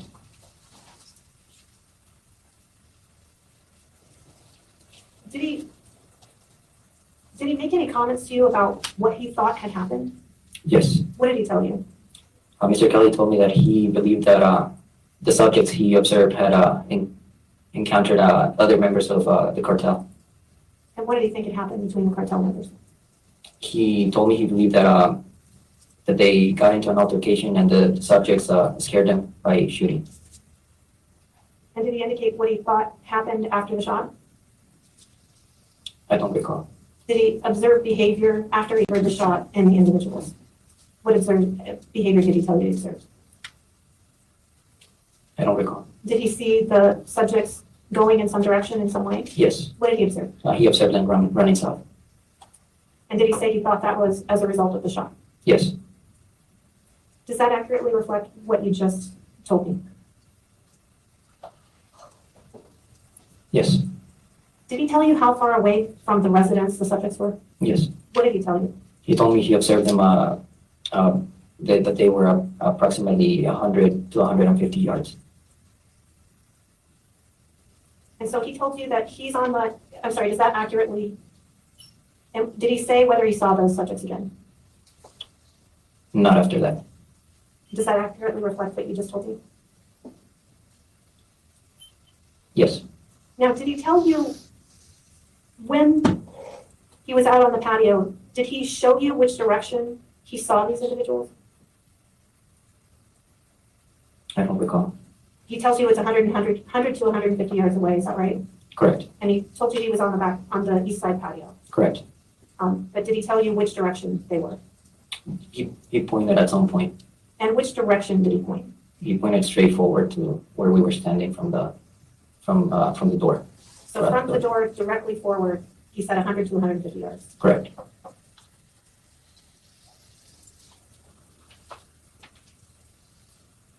What did he tell you he did after he saw them 100 to 150 yards away and he never saw them again? What did he say he did next? After he grabbed his rifle, he went outside and then he began to follow. Did he say where he went? No. He just said he started following? Yes, Did he say whether he found them? No. Does that accurately reflect what you just told me? yes. Did he tell you how many subjects he thought there were? Yes, What did he tell you? approximately 5 subjects. Okay, and then did he make some speculation after that? Yes. What did he say? He told me that he believed that there were a lot more subjects in the area. Did he say what he was basing that on? No, he said that it was speculation. He specifically told you he was speculating. Correct. And does that accurately reflect what he told you? Yes, At that point, did you talk to Mr. Kelly about the incident? Did you give him some advice? yes. What did you tell him? I told him that if he was in that kind of situation ever again, not to follow any subjects, to remain inside his residence, and to call 911 to keep himself and his wife safe. Is that accurate on the screen? Correct, yes. And what did Mr. Kelly say to you after you told him that? Mr. Kelly told me that he knew I was giving him advice, but that he would do what he had to protect his property, and that if anything happened, he would, I don't recall the word. Would it help you refresh your memory on the specific phrasing if I showed you a copy of your report? Yes,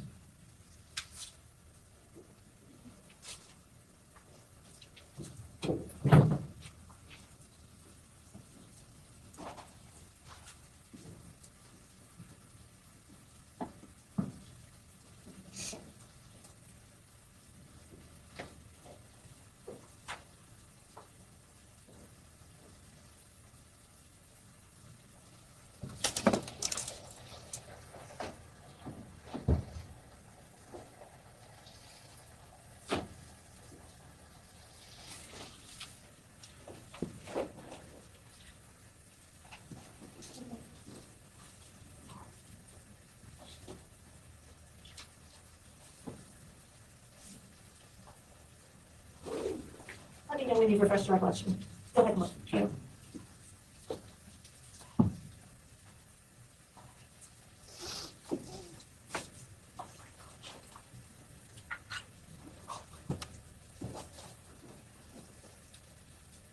what specifically did he tell you? Mr. Kelly told me that he would take responsibility for his actions. Before he said that, you indicated he said that he was insisting he had to protect his property. And did he say something else as well? That he was conscious of the consequences. And then you said, and he would take responsibility for his actions. Correct. And then, I'm sorry, before I put that up, did you talk to him again about what your advice was, even after he said that? Yes, I reiterated what I had told him before. Stay inside and call 911? Correct. Does that accurately reflect what you just told me?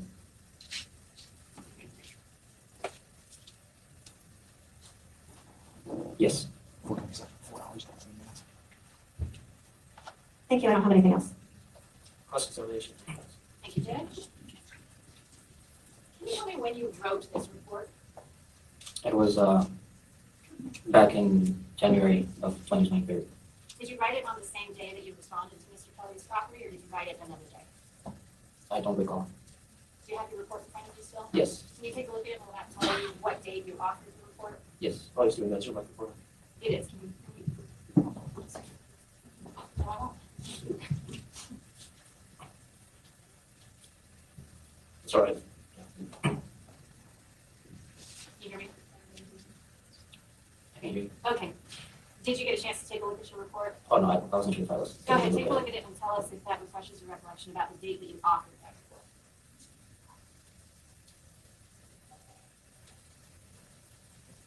report.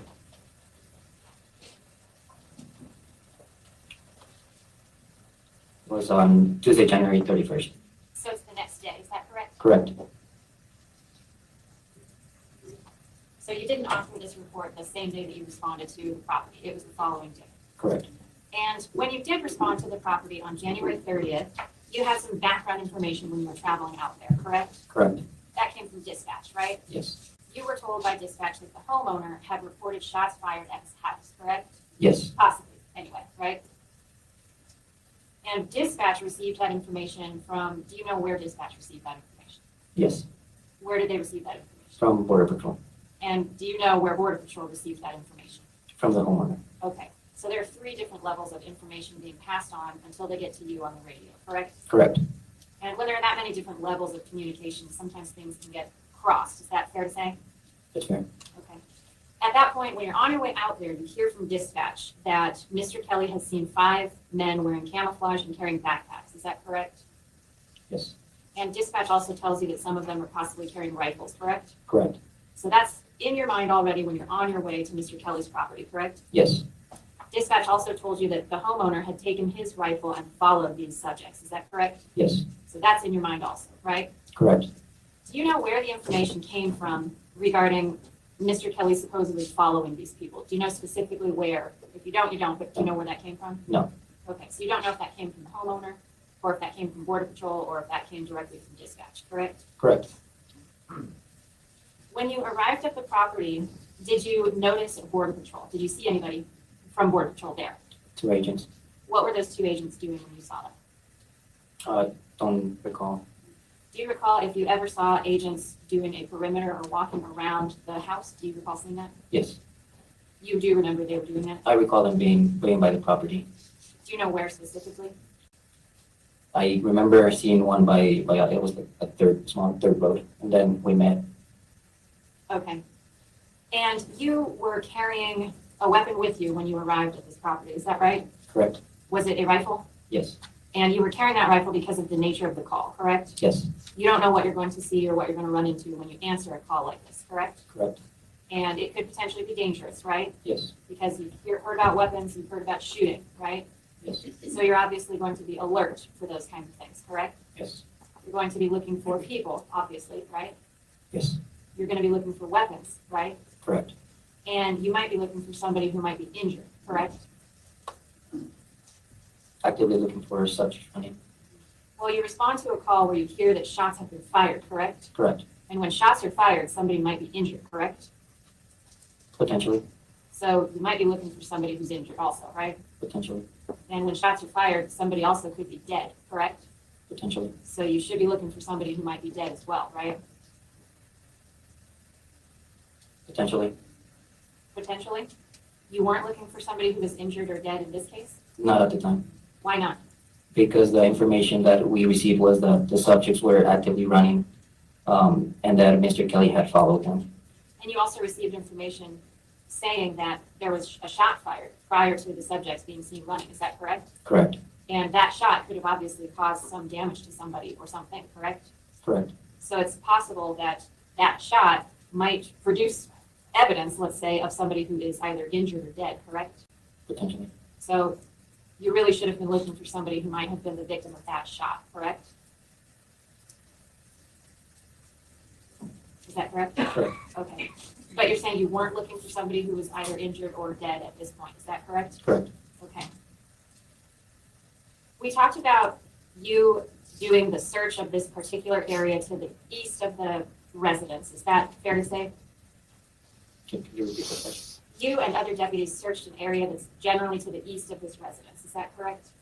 We started on the east side of the residence, Why did you start in that area? because that's where they pointed us, it was pointed to us that that's where the subjects were initially observed. When you say they pointed you there, who was that? Border Patrol were the ones that made contact first.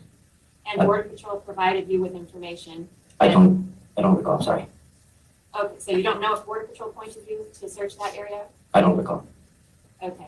Do you know if you had some encounters with Border Patrol before you searched this area, correct? Correct, Did you have encounters with anybody else before you searched that area? not me, aside from the deputies. So you talked to the other deputies who were there, correct? Correct. And who was there when you arrived? I was Deputy Cabrera, batch 139, Deputy Montreal, batch 191, and Sergeant Garcia, batch 130. Were they all in the same place when you arrived? We were in the same area. What area was that when you first arrived? It was on the side of the residence. The east side? I don't recall exactly if it was the east side or more towards the, When you go, so then the four of you, 4 deputies, do you all go to search this particular area? correct, And is it your understanding that perhaps one of the other deputies had received information saying this is generally where these 5 people might have been? yes, Okay, but nobody told you specifically this is where the 5 people were, is that right? I don't recall exactly. Okay, but there's some sort of collective knowledge that you have to search this area because this is where these people may have been seen, correct? Yes, And then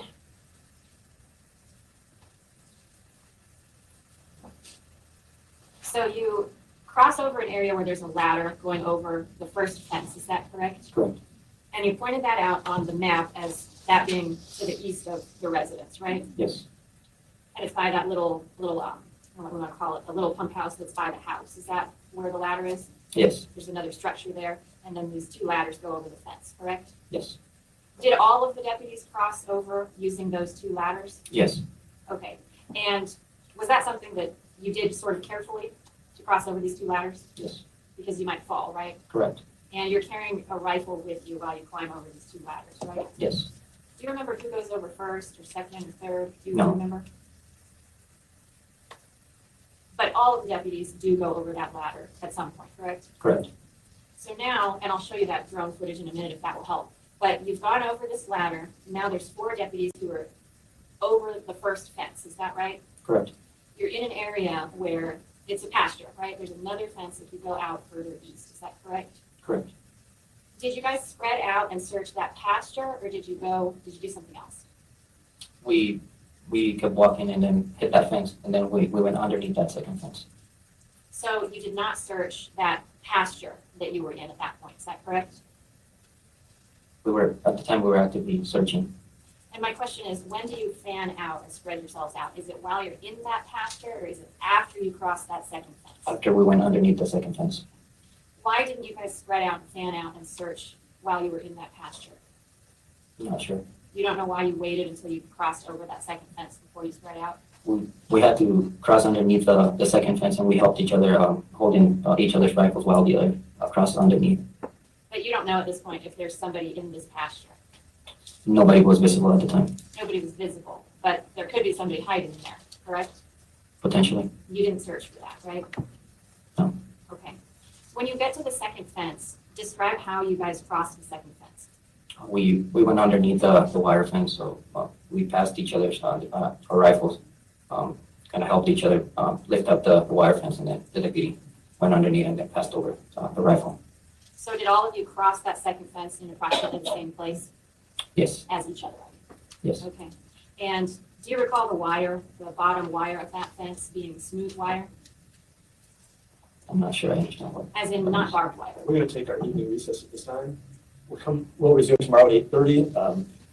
Please remember the admonition of the court, not doing personal, separate, independent investigation of anything, don't go to any locations, do not talk to anyone about anything about this case, do not look at social media, do not look at news media, stay off the internet as much as possible. And we'll see you tomorrow at 8:30. I was talking to the lawyers a little bit about what kind of, who their witnesses are and schedules are, because I'm gonna try and get, I know it's a holiday, I'm gonna try and get you out a little early, but they do have some witnesses who are coming out of town, at least one, flying in from out of town, and there's some witnesses who need to go before that witness. So we're gonna do our best, but hopefully we'll be able to get you out a little early tomorrow, so you can have a long holiday weekend. I'll stay here with the lawyers. Ladies and gentlemen, have a pleasant evening. We'll see you tomorrow morning, promptly 8:30. Rise, report.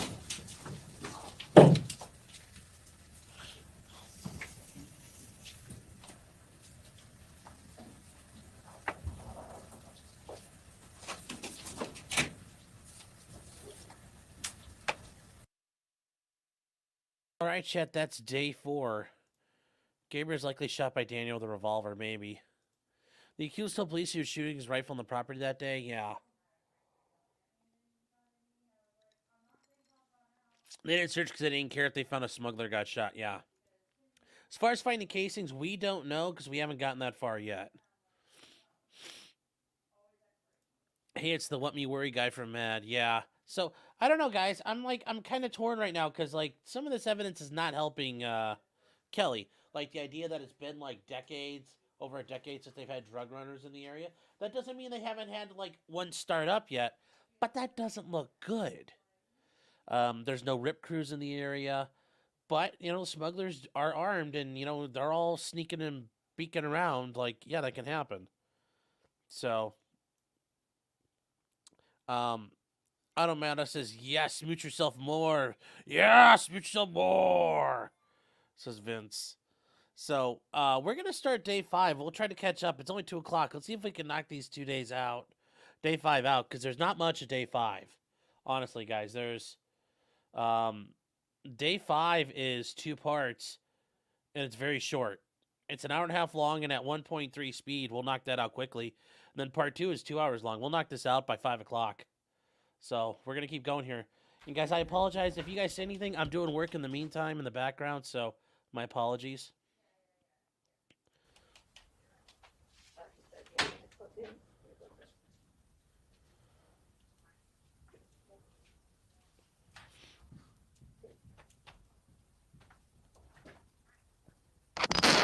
Oh, we did. It still didn't work. She said it should work. So here we go, chat.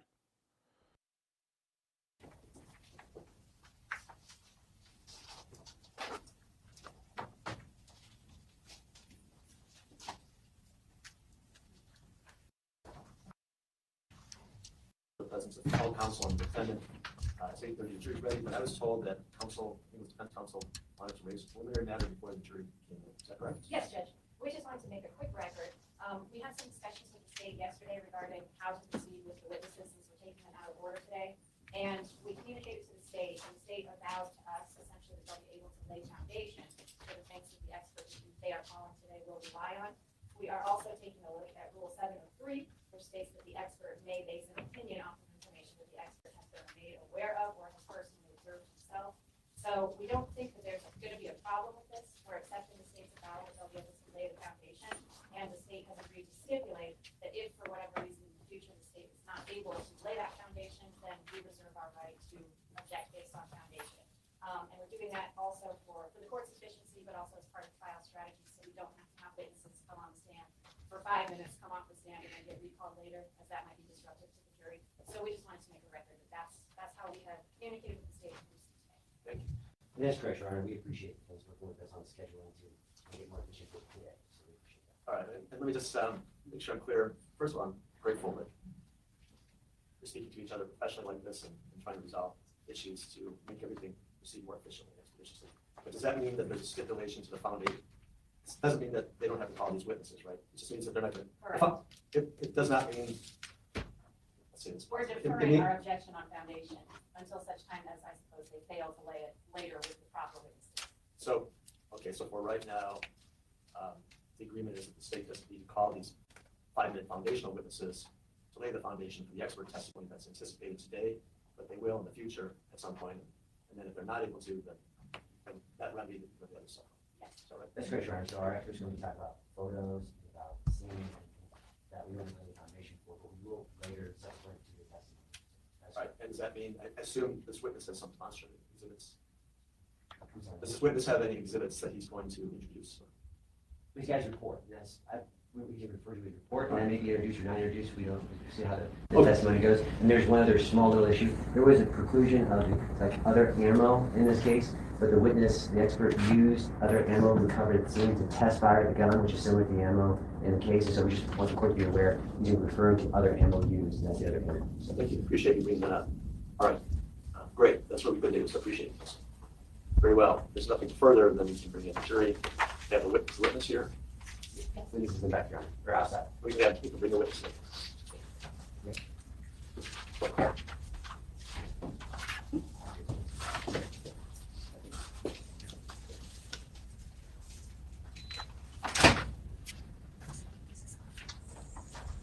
Oh, all right, we're taking it. Well, hold on a second. So we're taking this witness now. And what about, you were still cross-examining? Yes, we were cross-examining Castañeda, and we're gonna come back to him. Okay, all right, thank you. Sir, just wait right there. Sorry, I thought you were somewhere. Yeah. And we'll get the jury in, and we'll bring you forward and have you sworn. But you can wait right there, you're fine. And you can explain a little bit of this to the jury, I assume, Judge. What do you want me to That do? we're out of order. Yes, Okay, all thank you. right, okay, thank you. Thanks for bringing that up. All right, we'll just wait for the jury to come in, and then we'll bring you forward and have you sworn.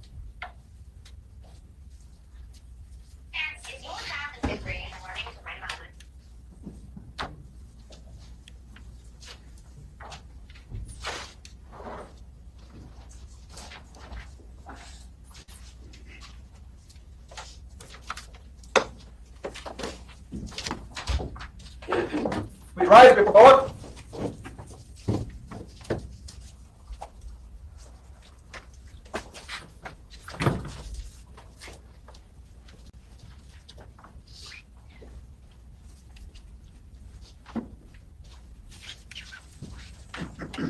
Everyone, please be seated. The record will show the presence of all jurors, counsel, and the defendant. All right, good morning, ladies and gentlemen. Let me just talk to you for a second before we get started. Today, this gentleman here, who's standing over here, is going to be our first witness for today. I don't know anything about him or who he is. All I know is that he's come here from out of town, flew in last night. And so we're trying to get this gentleman on. He's a witness for the state. He's going to take the stand now and provide his testimony. The gentleman was on the stand before. That was Deputy Castañeda, is that right? And so the interest of trying to make things move as efficiently as possible, we're going to take this witness out of order. Usually we finish with that witness that's on the stand. Some other witnesses will testify. We'll get to this gentleman in turn, but he's from out of town. We're going to take him out of turn. He's going to take the stand now. He's subject to examination by both parties. And then we'll bring back Officer Castañeda so that we can finish his cross-examination. There are some other witnesses that provide foundational testimony for what this witness is going to testify to, but the parties have worked that out with the court. And those witnesses will still testify. But I want to make sure we get this gentleman on and off today, finish with Officer Castañeda, and that will allow us then to take some shorter witnesses. And the goal really is to try to get us all out of here a little early today. So that's why we're doing what we're doing. All right? So thank you for your understanding. Any questions about that? Very well. All right, we're ready to proceed. Sir, if you would come forward now and be sworn by the clerk. Do you solemnly swear that the testimony you're about to give in the matter before the court will be the truth, the whole truth, and nothing but the truth? So help you God. Thank you, sir. If you come over here and with the stand, let's see.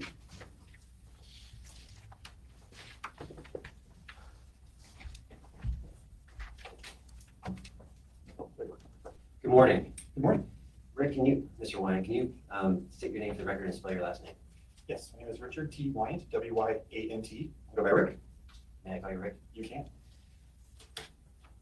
Rick, where are you from? I'm from Seattle, Washington. You flew in last night? I did. Let's talk about who you are. So walk the jury through a little bit about who you are, what your education is. I'm a forensic scientist in the area of firearm and tool mark examination and shooting incident reconstruction. I obtained my bachelor's degree in 1993 from Colorado State University. and my master's in 1994 from Colorado State University in Forensic Anatomy. My bachelor's was in microbiology. And in 1995, I was hired by the Texas Department of Public Safety, the Texas Ranger Crime Lab, to be trained as a criminalist in the area of firearm and tool mark examination. During those 3 years I was there, I was trained to do casework and also crime scene investigation. In 1998, I was hired by the Washington State Patrol Crime Laboratory in the Seattle area, and I've been there ever since. In 2008, I was promoted to supervisor, and in 2015, I started my own consulting firm doing the same type of work, shooting incident reconstruction, ballistic comparisons, less lethal weapon examinations, and that's the role that I'm in today. How many years have you been doing this kind of work as a forensic scientist? I hate to say it out loud, but it's 28 years I'm doing this type of work, and I'm also a member of several associations, published some papers, and presented at professional organizations. Let's walk through some of those. You work at accredited state labs, correct? I still do. You still do. What's an accredited state lab? What does that mean? Well, accreditation is a governing body that oversees crime laboratories to ensure they're following proper protocols and procedures that are commonly used for forensic work. And part of that is chain of custody, analysis protocols, how we report, how we testify. And as part of that accreditation, we're inspected every 5 years. They go through our case files to make sure that we're taking proficiency tests, that we haven't gotten in trouble or said anything wrong on the stand. And then we're deemed to be accredited. And so my laboratory that I've worked at has been accredited ever since I started there. And in your 28 years, you obviously examined firearms. I have. How many would you say? Thousands. In addition to my examination, I also teach at the ATF Academy, I call it Background Firearms Academy in Maryland, where I train new firearms examiners. That's why I consider myself as a firearms examiner.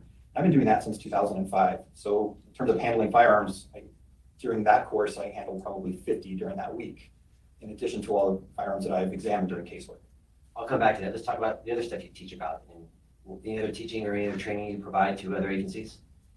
Yes, as part of my day job, I of course teach all of our law enforcement agencies in Washington, but I also travel and teach attorneys and law enforcement. I've taught regularly at the National SWAT Conference in TOA, National Tactical Officers Association, where I train SWAT officers in less lethal weapons, like beanbags, things like that. So I've done quite a bit of training in my career. It means a lot of travel for you. It is. Let's go back. So you examined, I think your words were thousands of firearms. Between casework and training others, yes. We're talking about handguns. Handguns, revolvers, rifles, some automatic rifles, muzzle loaders, and then less lethal launchers like 40 millimeter, and anything that can launch a projectile I've probably looked at in my career. Includes AR style weapons, Yes, AK style weapons. yes, And you've also examined crime scenes. I have. What do you do when you come to a crime scene? What's your goal? My goal is to establish a series of events based on the evidence that I looked at, the objective collected evidence, to establish possible scenarios related to a shooting incident. There's a lot of methods and ways we do that. One is the physical examination of the evidence. It's also documentation of the crime scene. And most recently, within the past 5 years or so, 3D laser scanning has been introduced to the crime scene realm. So I'm versed in that, and I've done probably 14 or 15 cases where I've utilized that technology to reconstruct a crime scene. Now, I will come back, but you also had reviewed a 3D scan in this case, right? I did. And you also do, I think you mentioned shooting scene reconstruction. Yes. What does that mean? Well, like I just stated, I'd be taking the evidence that's collected from the scene, photographs, occasionally witness statements, but typically I like to use the objective evidence that's collected. And so, for example, say I have a vehicle that has bullet holes in it. You can place trajectory rods into those holes, map out a possible bullet path, and then you can scan that car with a 3D laser scanner and then be able to determine possibly the origin of the shooter relative to the victim at the time that the shots occurred. So your shooting scene reconstruction, did you apply that skill set in this case? Yes. And how many shooting scene reconstructions do you think you've done in your 28 years? Well, every case that I analyze has an aspect of shooting reconstruction. So say I just get a bullet submitted to me and a firearm, but that bullet might have some defects or some characteristics on it that might lead to tell me where it came from or what it struck first. So that's technically considered a reconstruction, but the full reconstruction where I'm taking all the scene evidence, and I've probably done a couple of dozen for my career, not including what I did in Texas. And you also work for, you taught and trained for manufacturers of weapons, right? Yes. Like, give us some examples. Well, most of the training I do for manufacturers would be for less lethal applications, meaning a projectile that is intended to hurt you and not kill you. And I've helped develop a couple of those types of projectiles. You also teach yearly at the ATF Firearms Academy, I do. and ATF stands for, Alcohol, Tobacco, and Firearms. It's a federal regulatory agency for firearms. And they also host an academy that trains people to do what I do every year. And they bring in students from any local agency in the country, and they sponsored this academy. And I've been training at that academy for a week long. It's called Preliminary Examination of Firearms. It's essentially cycle of fire. So from the time you take that cartridge out of the ammunition box until the bullet is downrange and the cartridge case is on the ground, what has happened to it? So the cycle of fire of that cartridge. And that's what I teach at ATF. you also teach things like operation of a weapon. Yes, the cycle of fire certainly is encompassed by the operation of the firearm, the types of firearms that are out there that we might see as a forensic scientist. You also talk about the capabilities of specific firearms. What I mean by capabilities, distance, how lethal they are, and so forth, right? We have in-depth training on different types of projectiles and their behavior in flight and when they impact targets. Do you like shoot from a distance and measure and do all that stuff? How do you do that?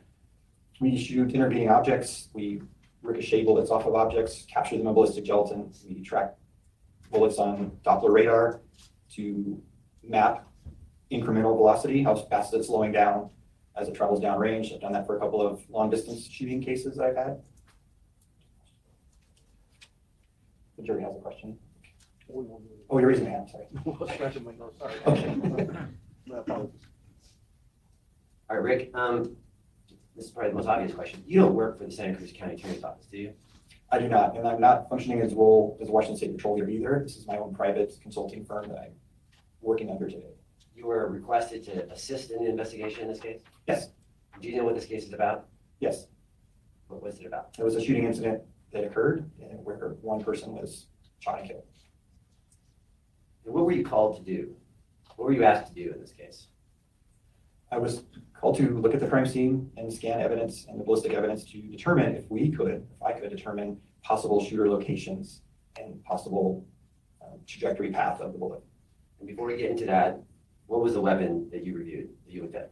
I looked at an AK-47 pattern rifle. It was a semi-automatic version of the Russian AK-47, one of the most popular rifles in the world.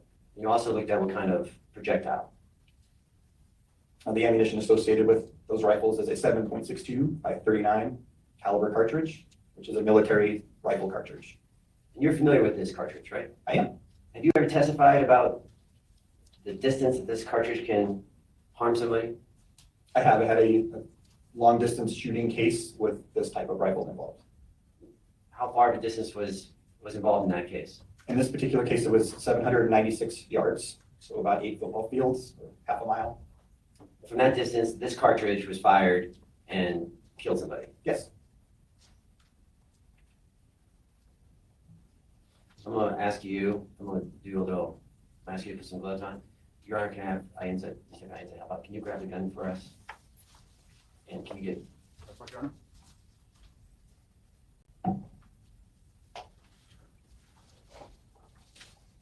We're gonna show you what's been admitted as Government Exhibit 101. To you, I think you refer to it as 21JA. Does that sound familiar? It does. As they're getting the gun ready, you had, you came down to Arizona to do the analysis in this case, right? I did. Right, and walk us through, like, where'd you go and who'd you meet with? Went to a local shooting range. The sheriff's office met me there with the evidence, and I examined the rifle, test fired the rifle, and looked at the ammunition that was collected. And then, I mean, the rifle and stuff, what condition was it when you first saw it? It was in a sealed condition with, I think, the box that you'll see here in a second. It was sealed by the sheriff's office, and then when I was done with my examination, I resealed it with my green evidence too. Okay. And as detective is he performing the same task as you saw him do when you came down to Arizona? I couldn't see him, but probably. You use a pen, not use some scissors. Permission to approach the witness, sir?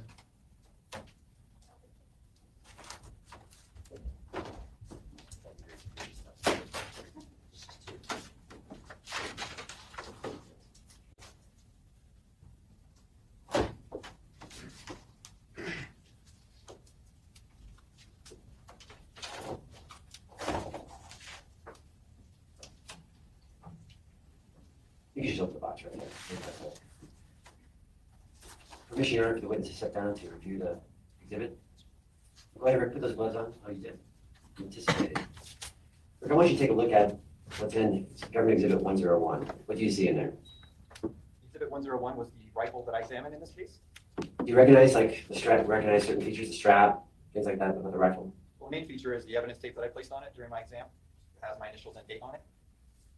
All right, I'm gonna walk us through how you measure operability and the functionality of the weapon when you review it.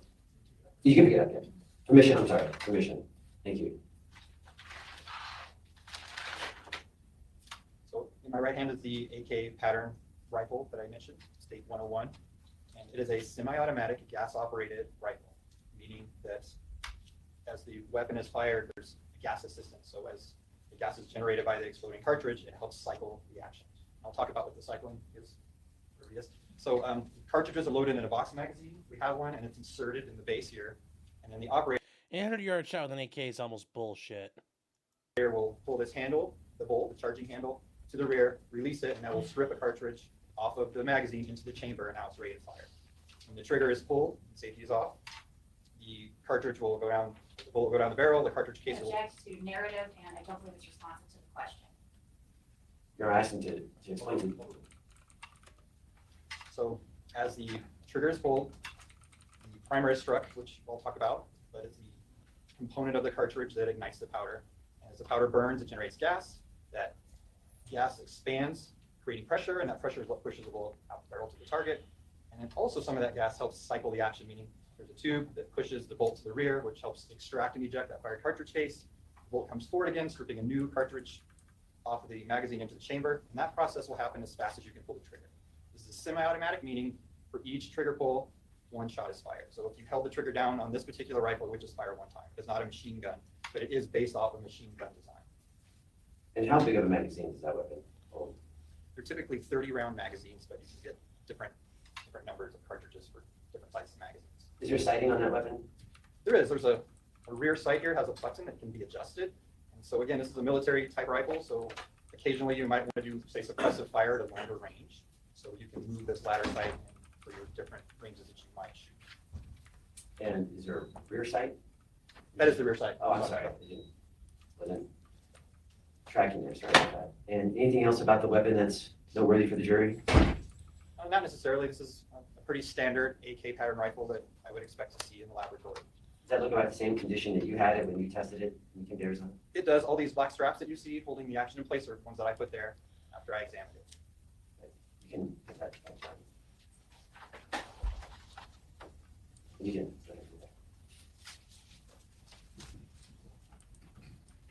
Do you recall when you came to Arizona to test that gun? I do recall, yes. When was it? Oh, it was 7/7/23. So that's July 7th of last year? Yes. Warmer here in July than in Seattle, right? It was uncomfortably warm when I was here. You also looked at some ammunition, right? I did. You used some ammunition, correct? I used ammunition and evidence for the test firing. Did you compare, so you used, there's two different sets of ammunition I want to talk about. Well, I'm sorry, ammunition and there's some shell casings, right? I want to keep these two things separate. Okay. Am I getting it right? I'm getting it right. Yes, the shell casings would be what's left after the bullet's gone down range, and typically the fired cartridge case, what we call it, would be around where the shooter was. So it's automatically extracted and ejected, like I previously mentioned, so it kind of lands on the ground somewhere where the shooter was, and bullet is downrange. So cartridge case would be fired, ammunition would be unfired with the bullet still in the case. Just 1 second, I'm present.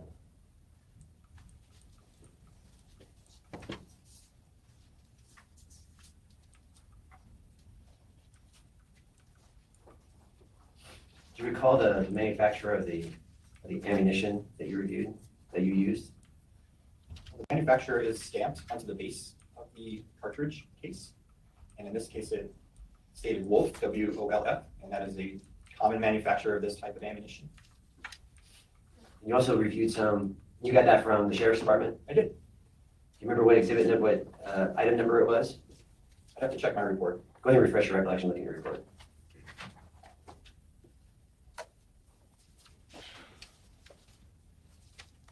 ammunition I used was item number 5, J as in John, A as in Adam.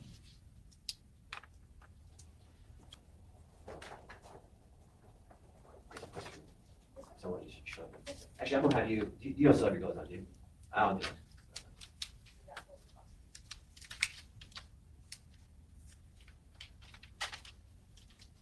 Michelle has been part of Exhibit 101.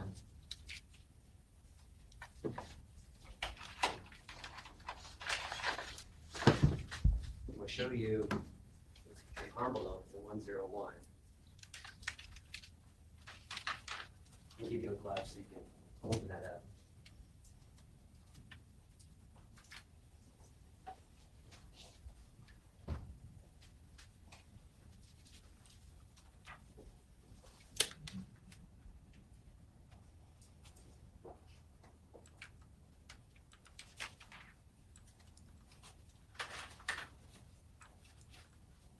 Can you do two things at once as you're opening it up? Again, Michelle, you're going to be opening up an envelope. There's going to have some items in there. Those items, did you put any items in the box when you finished your analysis and testing? I did not. I resealed my test back in the packaging that the ammunition came from. Okay. Michelle, open that up. Okay, it's opened. Take a peek inside. Do you recognize what's inside? These appear to be test fires from the Rifle 101.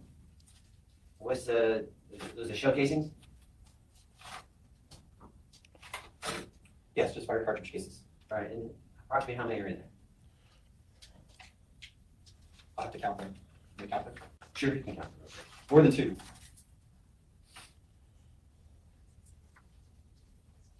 It's like 10. 10. And are those the shell casings similar to the ones found on the scene in this case?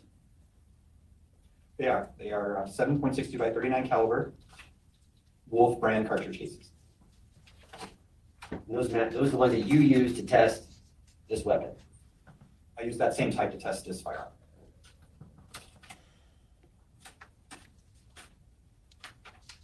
I see the benefit of using a bigger table here. I'm going to show you in Government Exhibit 34. I'll show you image 4434. Just for, well, it's going to be. You see that image when you zoom in? I can't see it. What does that look like? What image does that look like? Well, just based on my training experience and knowing what this is, it is likely a 7.62 by 39 caliber cartridge case. I'll show you image 4435.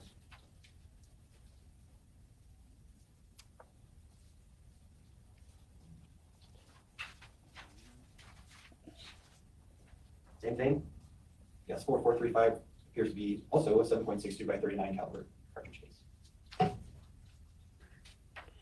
And those match or similar to the ones in the envelope, right? Yes, appear to be same caliber, cartridge type, and make of the casing itself. I'm going to show you what's been marked as, and you reviewed crime scene photos, correct?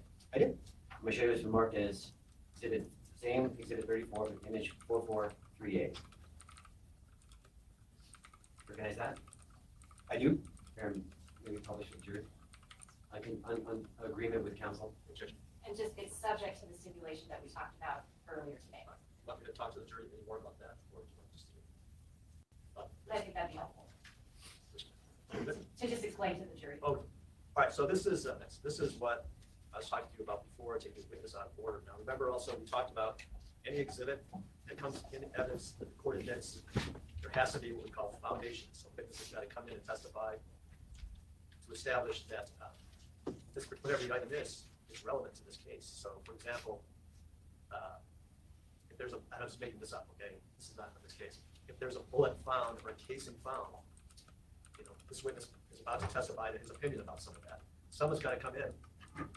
Someone's got to come in and say, that was a bullet or casing or whatever that was found at the scene of this alleged crime, not just some random bullet or casing that they found. So that's foundational. That's an example of foundation. Someone's got to come in and testify. Whatever this gentleman's going to testify to is something that relates to this case, like the casing that was found at the scene. So in order to get this gentleman on and make sure we finish his testimony, I don't like this guy fucking. I don't like this judge explaining shit. He explains way too much. He can get on his way this afternoon or today. There's an agreement, we call it stipulation. We have preliminary instruction about that. A stipulation is nothing more than agreement between the parties, state and defense, that this witness can be taken out of order and that this, what's now going to be portrayed to you, there has been no foundation yet established to it as to what it is and where it was taken. But the defense has agreed with the state that we can take this gentleman out of order, but there will be required to be a witness who will come in at a later time to establish that foundation, which is usually established before the witness testifies. Okay? Good enough? Yes. Any questions about that? Thank you. All right. Even before it can be published. This is Exhibit 34, page 4438. Is that correct? All right. What are we seeing here, Rick? What you're seeing in this photograph is the documentation of the fire cartridge cases that were ultimately collected as evidence. I'm gonna go back to, believe it or not, that was the very first one I wanted to show. I'm gonna go back to images 4434 and 4435. That's the image we just saw together, right? Yes. Right, and you still have the envelope in front of you, right? I do. So got your gloves on? I do. All right. Can you hold up one of the shell casings in that envelope? Do like a little thing like that for everyone? And Bernard, can you just stand up a little bit so you can walk the perimeter here? Sure.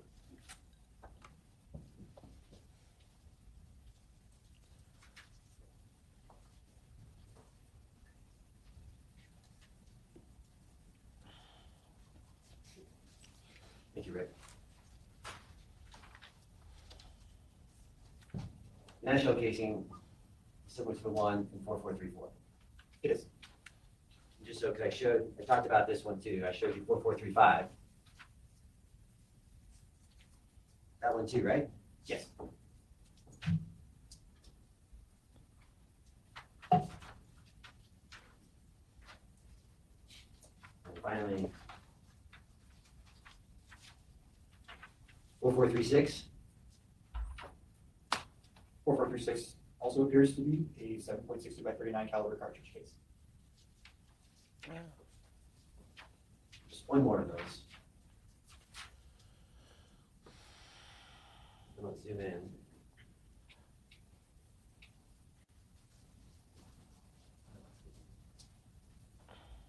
I can see it. See it? You can draw on that screen. You want to circle it, top left-hand corner to activate it, and then you can put a circle around where it's at. There's a little stylus there.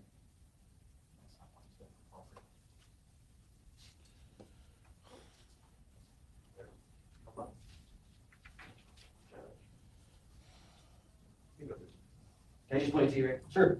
Is this the image right there? It is. Okay, so it's the bottom left of that image, right? At the 9 o'clock position of that photograph. Much better way to describe it. 9 o'clock position.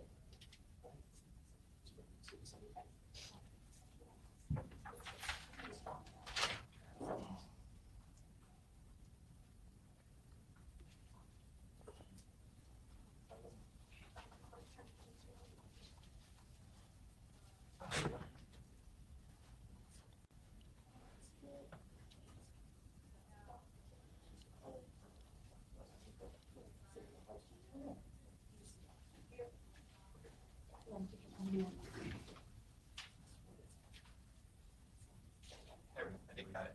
Thank you. All that teaching now is going to take it away from you. Do you know approximately how many shell casings there were found on scene? I think there are ultimately 9. Just like to show the 4439 again. Those shell casings we just saw in those images, they're from this scene, right? Yes. And what are those little yellow things? Just little tents for those. Those are pretty standard evidence markers that I see in most of my crime scenes. They're just marking where the casings are found, right? Yes, and there's photographic scales on them for taking photographs with measurements in them.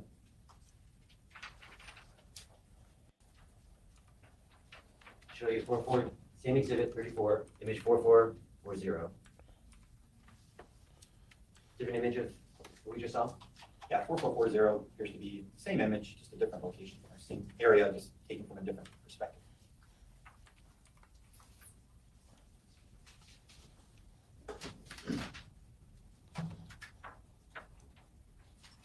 We're going to do a close-up real close up here. What do you see on, this is exhibit 34, image 4442. What do you see on that? 4442 appears to be another photograph of a fired 7.62 by 39 millimeter cartridge case. And just so we have point of reference, see the number 1 on there? I do. See the number 1 on the screen? I do. Okay.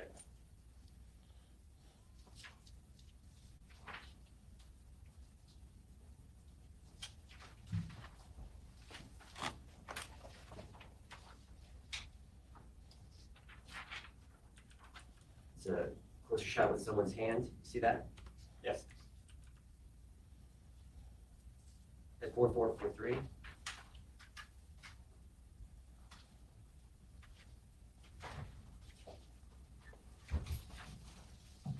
Just gonna do just one more for illustrative.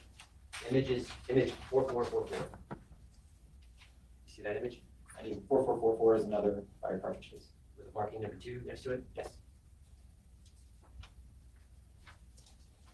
And all these shell cases you're seeing match the one that's in that envelope, right? Appear to be the same type and caliber.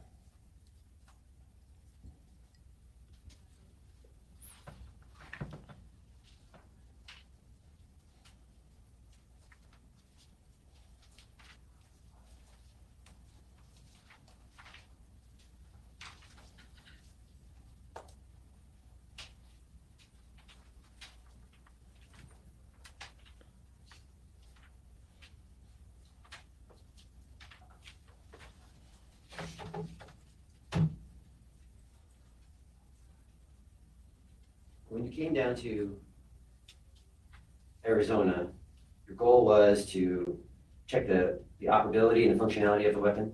Yes. Explain to the jury what that entailed. Simply examining it and test firing.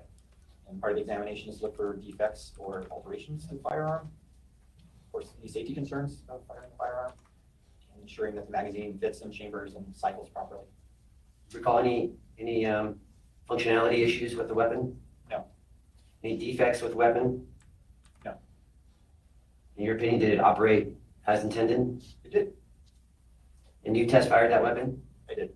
And what goes into the test firing of the weapon? Pretty simple. After my examination, I checked the board to be sure there's no obstructions inside the barrel. That could be bad.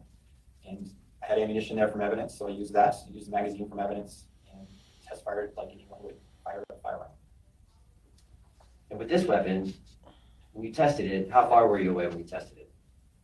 I did set up some panels a little over 100 yards away to shoot at. So I have a target base. And those shots were fired from a rest, meaning a stand that I placed the firearm in, and everything functioned properly. Why'd you pick a little bit over 100 yards? Well, I knew that was the approximate distance of the question here. And I also wanted to see if the bullet was stable in flight at that range. And that's something I've seen, especially some of the AK pattern rifles, is they were fired so many times that the rifling are spiral cuts in the barrel to give the bullet stability in flight, like a football. And if that rifling is damaged or altered or corroded, it affects the flight of the bullet. So that was one of the things that I wanted to test while I was here, was that bullet stable at that distance, meaning is it making nice clean holes into my target.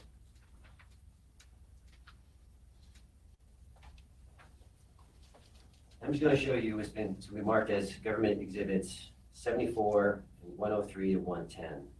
And I want you to do you have scissors still up there? I do. You have your glove on still? Yeah, learning. Thanks, Rick. I am learning. Permission to approach her?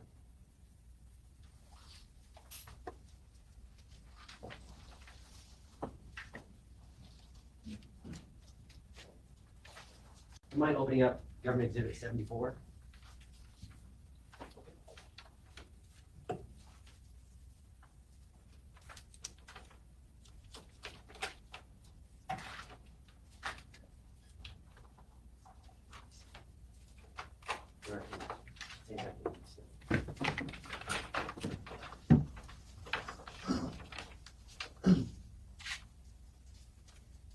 Inside 74 is another envelope. You want me to open that one? I do. Thank you. Thank you, Rick.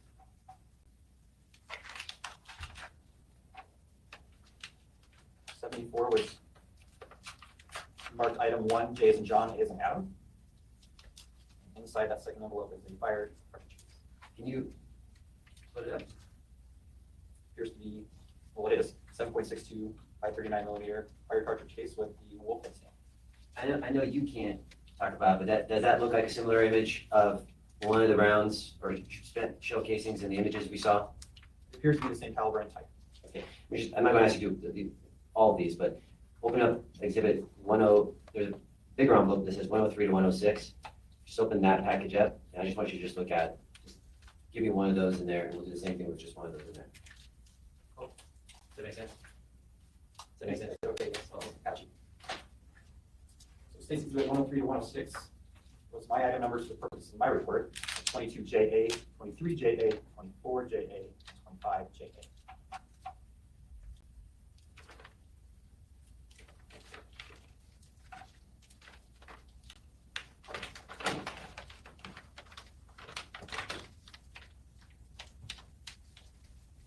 Don't take a while. All right. Which one are you gonna show me? So the envelope I pulled out was 105. Can you just open up 105 for me?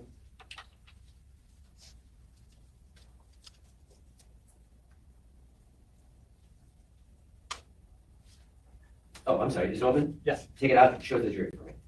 And what does that look like? This is another 7.62 by 39 fired cartridge case with wolf head stamp. And I know you can't testify to this because you weren't there, but does that look like one of the same rounds that was in the images I showed you? Appears to be the same caliber and cartridge type. Can you put 105 back in that bigger envelope? Permission to take that. So back up.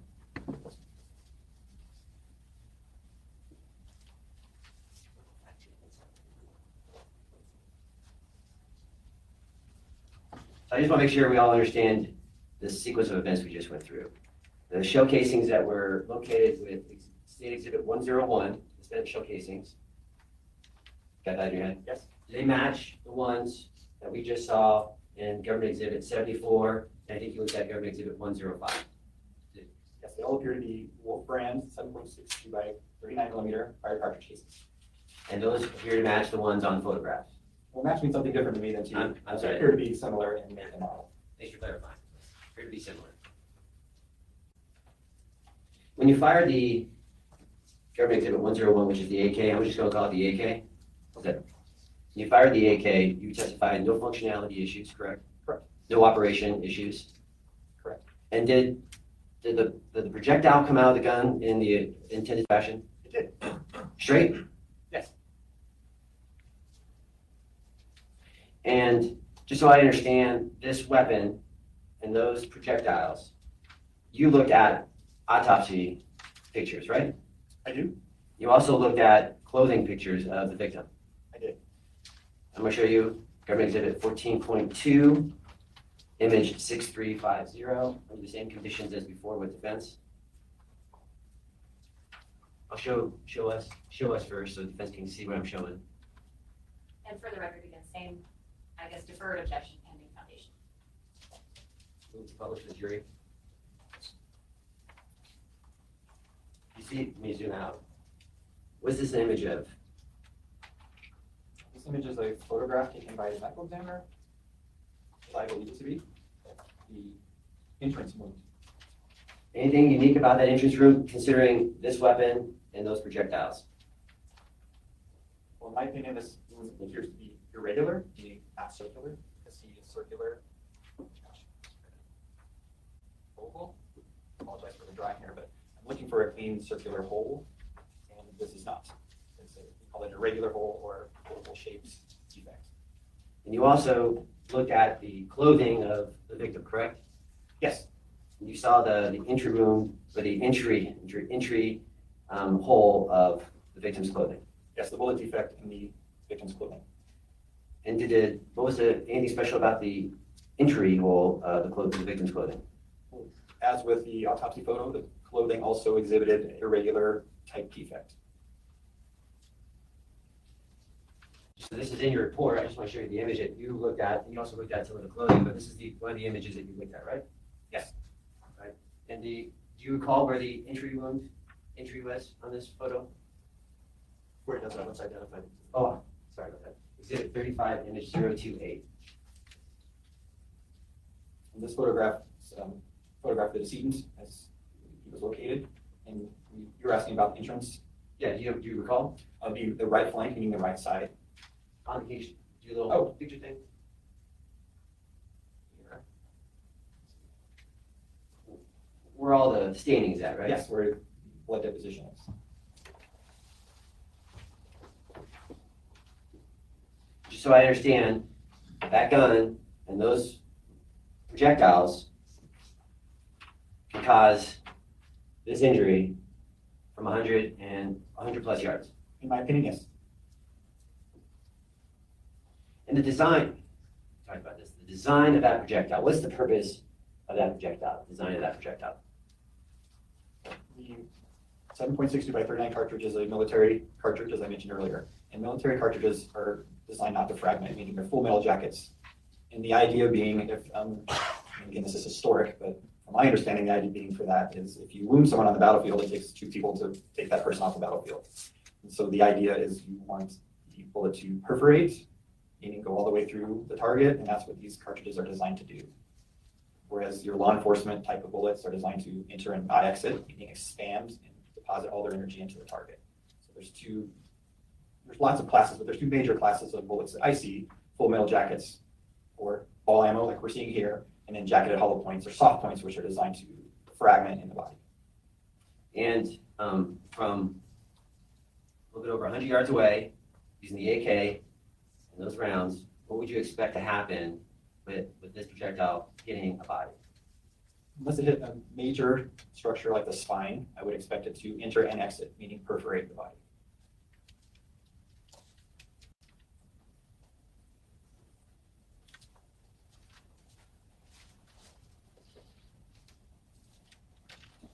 Let me go back to is there a technical term for what's happening with this round as it enters the body? Oh, I thought I already used the technical term. Is there a technical term? Well, it's an irregular instruments one. So one term could be used if the bullet's in yaw, meaning it's not stable. It's flying irregularly. And so one example of that would be ricochet sound you hear in movies. That's a bullet in yaw, because it's spinning through the air, it's making a whirring sound because it's not stable, it's not flying straight. So that's one of the technical terms we use to describe potentially the bullet behavior going here. The bullet is in yaw and not flying straight. And so your opinion is this entry wound is created by a bullet in yaw. Well, what causes a bullet to be in yaw could be intermediate object. So I published a paper and actually presented on this very topic where a bullet would strike something even slightly, and that impact would create the yaw, meaning knock the bullet out of its stable flight that it has. And I think, in my opinion, I think that's what's occurring here. And you fired this weapon, right? So without anything interfering from the weapon to the target, right? Nothing in between. I did. When I fired it, I did not impact any intermediate objects intentionally. Any yaw? No, all of my witness panels that I fired, my targets, all had clean holes or defects, meaning the bullet was stable. And you're familiar with this scene here, right? You're familiar with the topography, the trees and landscapes? I am. I did look at the scan data. And are there things in this scene that can create yaw of a bullet that's been fired? I would say not several, but many mesquite trees that were at the scene that I saw on the point cloud and on the crime scene photos and on the drone footage to indicate that, yes, there's many objects between the house and the decedent. And so explain to the jury, if a bullet fired from this weapon, that round, from that distance, if it hits a trunk, it's going to stop the bullet, right? If it hits a trunk? Tree trunk or car trunk? Oh, good question. Tree trunk. Yes, or a branch, meaning anything that could, again, just deviate it from its flight. In this bullet, with the velocity it has, it can go through a branch, it can go through, obviously, twigs or things like that, right? Yes. But any of those things can cause a yaw, Yes, and it would still continue on its flight path, right? generally, it depends on how destabilizable it is, how much it will deviate from the flight path. And when you looked at this weapon, this AK-47, do you recall sighting and what was sighted for? Well, as I stated, that you can adjust that rear sight with a little button which slides the rear sight up and down. And there's a P setting, which is the general purpose setting. I forgot what the P stands for, it's in another language. But typically, my understanding is it's a 300 yard zero, meaning It should be point aim, point of impact at 300 yards, but again, that's up for debate depending on the rifle and how it's set up. So that as you received it and as you tested that weapon was sighted for 300 yards. It was in the P setting when I looked at it,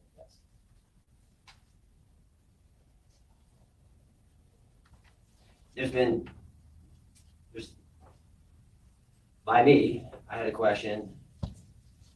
Could this injury, go back, how do I do that? This injury, could it be what we call bullet fall? You know what bullet, am I using a layman's way of explaining that? This is something I explored in my 800-yard case, and in my opinion, no, this cannot be bullet fall. What bullet falls we can explain? So there's an angle for which you can fire a rifle or a pistol that would be the maximum range. Gravity versus You don't even have to get into this. You just point out as soon as I shoot a bullet, as soon as it leaves a barrel, it starts falling no matter what. So if you shoot a bullet straight, eventually it goes bloop. Okay? So yes, the bullet's always falling. You aim it up, it's always falling. I don't know. This is being way too fucking hard.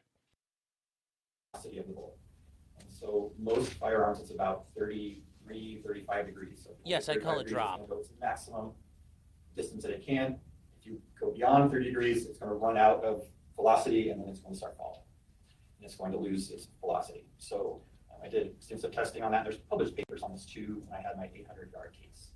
And so a falling bullet only is about 180 feet per second, about enough to, I mean, if you shot it straight in the air and it came down, it's about enough to give you a knot on your head or a bruise on your shoulder. It typically won't, if it penetrates, it'll be very superficial because it's just the velocity that it has is just from gravity as it's falling. And so anything beyond 30, 40, 50 degrees, it's going to be a falling bullet and not velocity from the shot itself. Hope that makes sense. Yeah, so when you look at that wound, is this, I just make sure I understand. You look at that wound, look at this weapon, and look at the shell casings and the rounds projectile used. Is this a result of a bullet fall, or is this a result of a weapon, the projectile being still on its trajectory at full velocity? It's my opinion that this was a direct fire shot and not a falling bullet. You also gave an opinion about whether or not this was a possible handgun or a close range shot. Do you recall that? Yes. Walk the jury through what your opinion is about whether or not this is a close range shot or a long shot.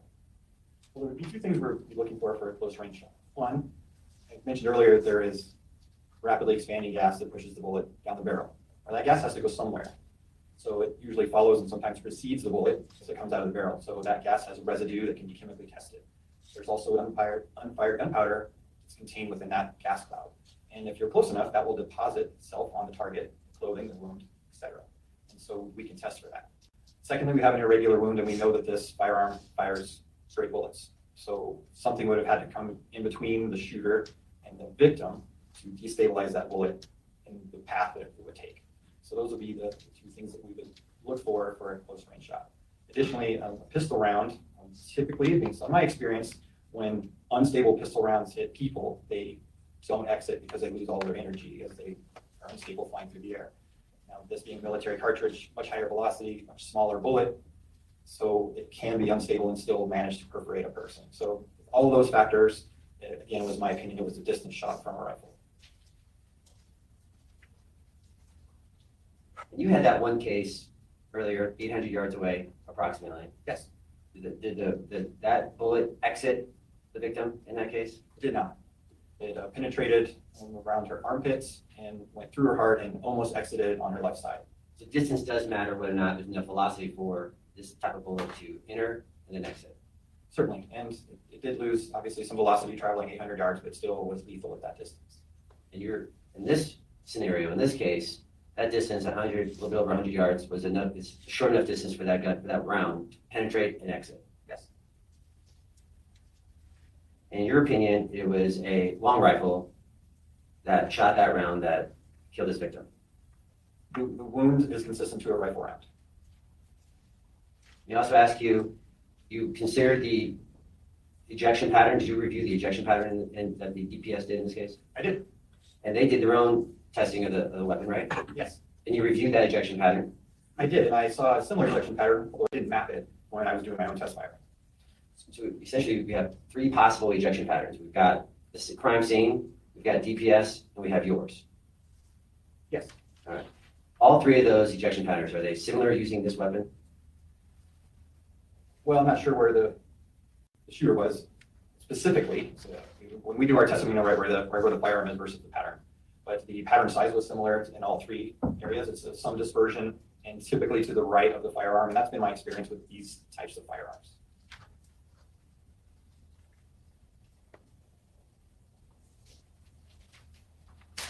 Just 1 second, Ron, I need to grab a photo.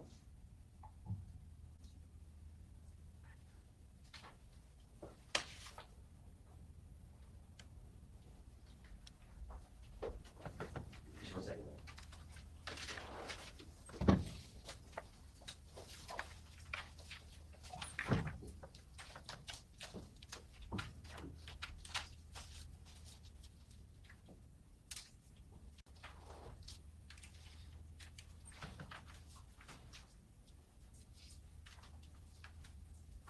I'll try to do this with this photo. I think we've got a decent photo here. I'll show you what's been marked. State Exhibit 34, image 4440.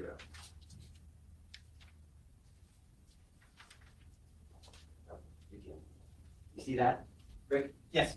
And that is, would that be so much like an ejection pattern? These are, just so we all understand what we're looking at, these are markings, yellow markings, right? Yes. And I know you were not here, but assuming those markings are with spent shell casings, right? Yes. If someone's standing, you see where the detectives are? If someone's standing to the 3 o'clock side to that, you see the 3 o'clock? Can you just draw on the map 3 o'clock where the shell casings are on the far side of the photo? Yeah, something like that, right? Somewhere close to that range, right? With those shell casings, that ejection pattern would be conducive, be what we would possibly see from someone standing in that position firing that weapon? Yes, could be. And it's like break and patio, do you see that? See where the detectives are standing or the officers are standing? I do. Then, you don't know this, but that looks like a patio deck, right? It is patio deck. I looked at the 3D scanning there, and I'm familiar with the area. Okay, so you understand we're referencing to cones? You've never seen cones or seen on a 3D scan? Yes. The jury's seen cones, they've seen plenty of photos with cones in it. And so we're talking about the cones on the patio deck, right? Yes. And if a shooter is standing at that location, firing that weapon with those rounds, would this be an ejection pattern that you could see, that could result? It is consistent.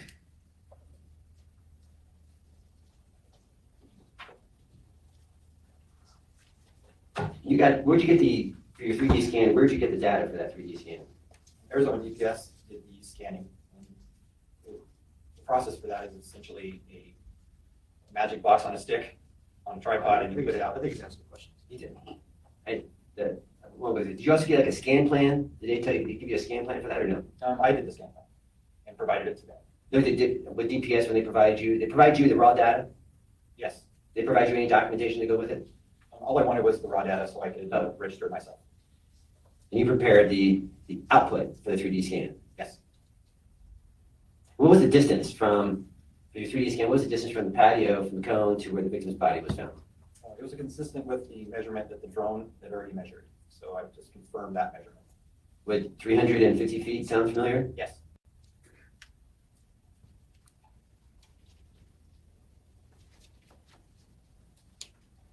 Before I get to my final few questions, so with the ejection pattern, the type of weapon, the rounds, can we just call them wolf rounds? Can I just say wolf? Sure. Wolf rounds, the wound, and the clothing, what's your opinion about where the shooter was in this case? Well, all the evidence I looked at is consistent with the shooter standing on that porch, or that, based on the physical evidence that I looked at that I'm aware of, the shot could have come from the porch. Just 1 second, Your Honor.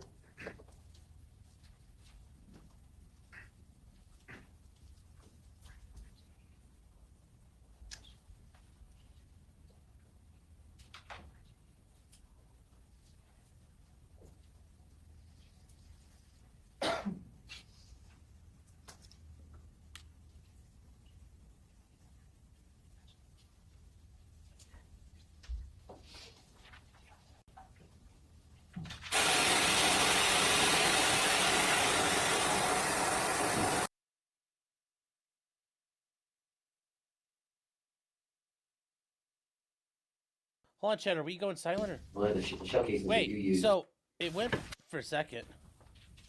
We're almost done, Rick. I have to show you something. That was weird. That We're was almost like done, Rick. I weird. have to show you something. Okay. Never Wasn't mind. it Game mine? on. Never mind, Chad. Game on. He's a witness. We're having an item brought in, one of the shell casings that you used to get the lot number and so forth. Okay. As you're getting that, Rick, and so the round that entered the victim's body and exited, do you know what happened to it? To my knowledge, it was not recovered. May we have a quick bench conference?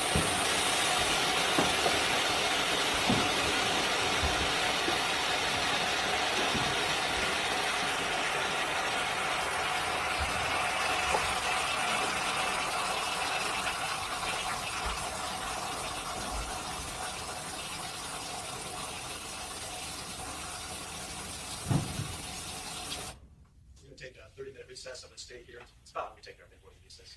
We'll take a 30-minute recess. I'll stay here for lawyers. We rise before.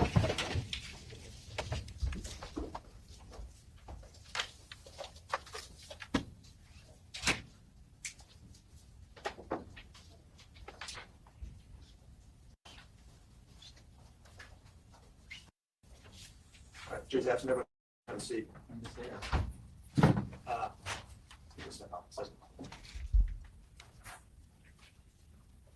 All right, tell me what you. Your Honor, I know the court ordered no projection of the jurors, and I just had some folks advise me that they're watching the live feed and that there are jurors that are being projected on the live feed. People from your office. Um, Who's the My source? investigator advised me that he received the information. I can have him come in and tell you where he received the information if you'd like.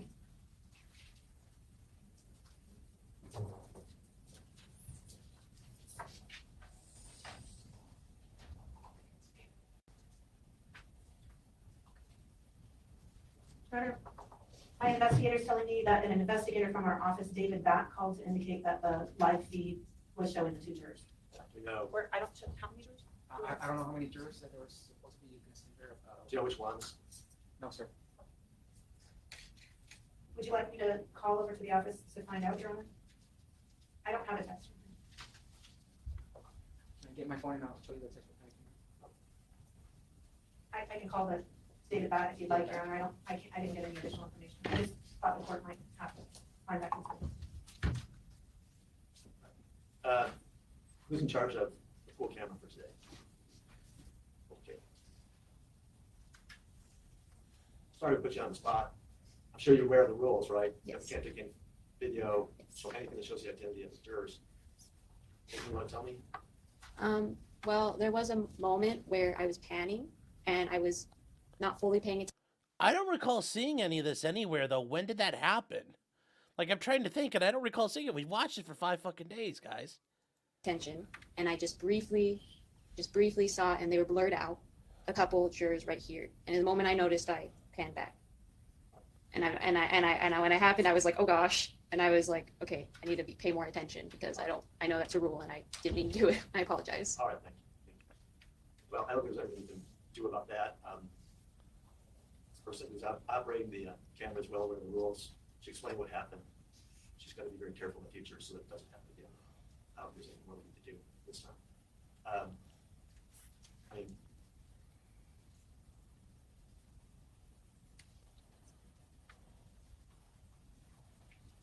does anyone want me to inform the two jurors that their identity might be shiny? You know, anyone can come into the courthouse and court and see the jurors, but now there's an image of them that is accessible. State doesn't think that's necessary at all, Your Honor, but we defer to the court. I just know that was the court's order. I just wanted to make sure the camera folks knew that they were having an issue. It sounds like she already knew. So. Right, I agree. They know the rules, and they're absolutely adherent to the rules. It's a one-time incident. It just happened once. Just once, and when I saw it happen, I was like, oh gosh, nope, I need to All right, pay more thank you. attention. I apologize. I'm sorry, thank you for your apology, and thank you for being, so upfront with us about what happened, but the camera person knows what has to be done, and it was a one-time thing where you swung the camera a couple millimeters or something too far to the right, and it happened. So, Yeah, it was when I was trying to film the person on the stand. Yes, I was like panning over and I just went just a Well, little maybe, too you know, far. And I don't know if it happened when he gets down, just when he gets down, just walk across, or any other way he gets down, just don't follow. Right? All right, any other record anyone wants to make? Okay, so we'll come back in about, let's make it about 20 minutes. So.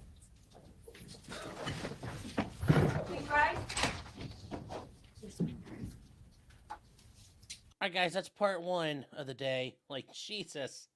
Oof, that's not good. Mr. Oof-tastic. So let's get part 5 going, or day 5, part 2. Let's knock this bitch out. Yes, love. Mr. Oof-tastic. Film the jury makes the judge go spastic.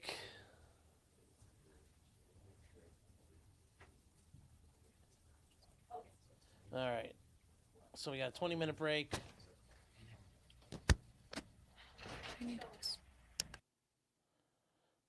Let's see here. Let's see, chattel.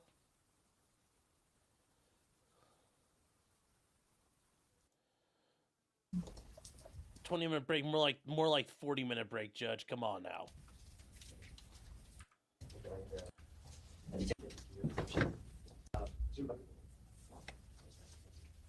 Detective Anza, can you approach and open up what's going to be State Exhibit 1, 2, 3, which is the right one?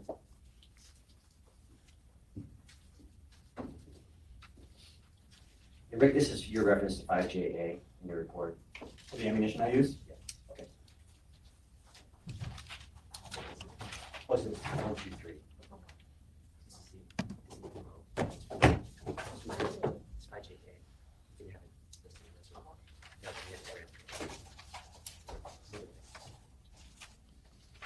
You have permission for Detective Anza to approach the witness? So is this go ahead. Is this exhibit 1, 2, 3, or do you say item? Exhibit 1, 2, 3. This is still conditioned on the same agreement with defense counsel. So, Mr.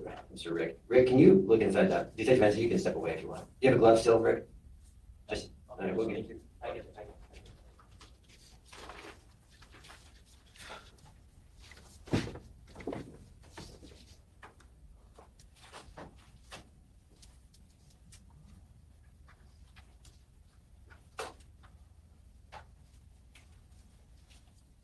Go ahead. Put your hand in there. What do you see in there? Yes, exhibit 1, 2, 3 appears to be the ammunition that I used for my test fire. You can go ahead and take it out. Does that look like the ammunition? Is that actually the ammunition you used? Yes. This is your exhibit. 5JA.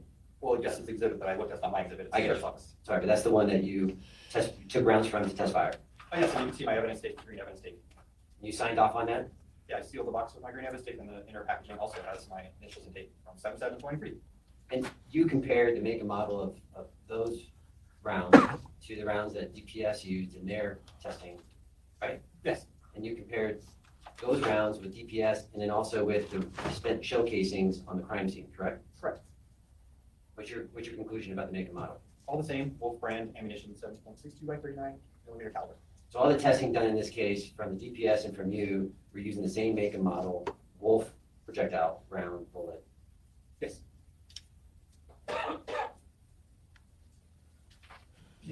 I got it.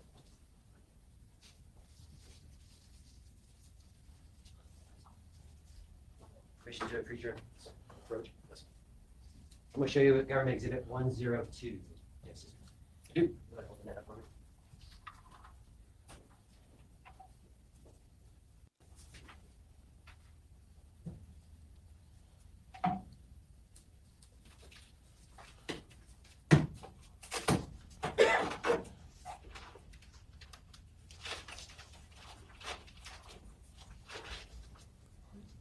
.102 appears to be a magazine and some ammunition.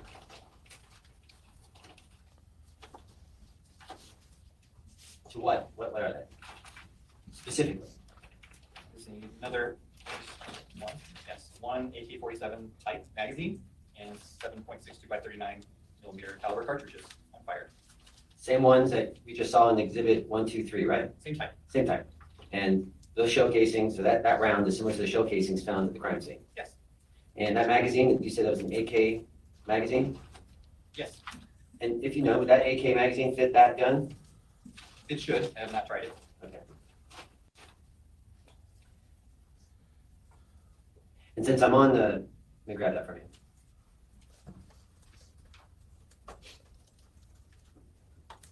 No, I can't. I can put my head up top. Since I'm on the gun, do you know the approximate dimensions of the gun? Like No, a full hold length, on, duh. Total length, barrel, about 34 Sorry. inches. and the barrel, do you know? I didn't measure it specifically, but they're typically about 22 or 2 feet long, a little bit less. Promise you, Rick, I'm almost done. I'm gonna show you government exhibit 34, image 4193. Under the same conditions with defense. You see that image? I do. And we see the little tent, right? Yes, the evidence marker number 1. This is at night, so I'm gonna try to drag it in there. You see a vent shell casing in there? I do. Can you circle that? I can. Okay, and you don't know, and obviously you can't testify to when this was collected versus the other shell casings, right? Correct. And you can't testify to the canine in the picture, can you? I cannot. I'll show you government exhibit 34, image 4485. I'm sorry, I scratched that. 4476.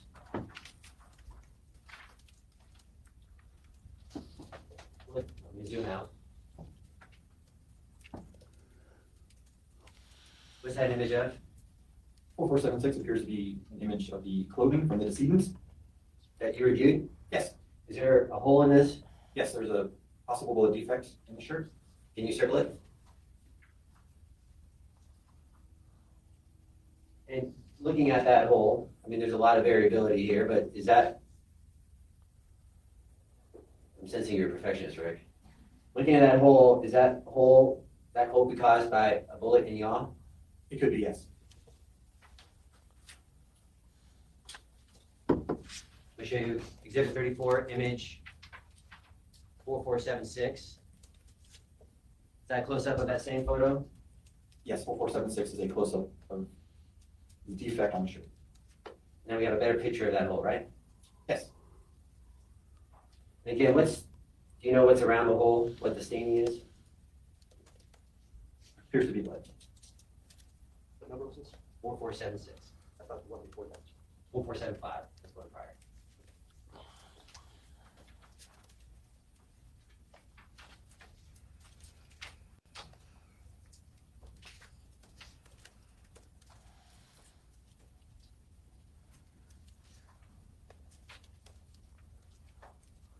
And did you also review the exit wound of the victim? Yes.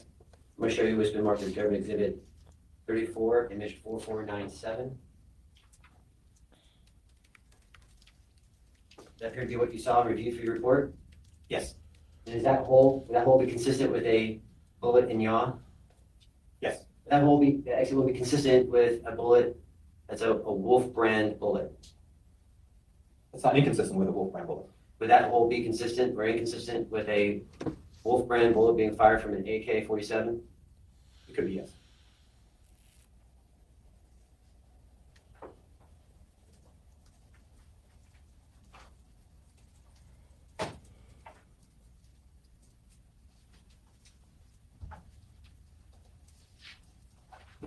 And there was some, talk about you, there was, in your report, there was some discussion about let's talk about the yaw of the bullet, right? Yes. And you testified that yaw can be caused by something in between the shooter and the victim. Yes, we typically refer to that as an intermediate object. And you had reviewed some evidence about a possible tree limb in this case, right? Yes, there was a tree limb that was identified on the crime scene as a potential bullet impact site. And I'm not asking you to testify about where that tree limb was found and what direction it was found. I'm not asking for that. I want to show you the tree limb. I marked the last page of my set.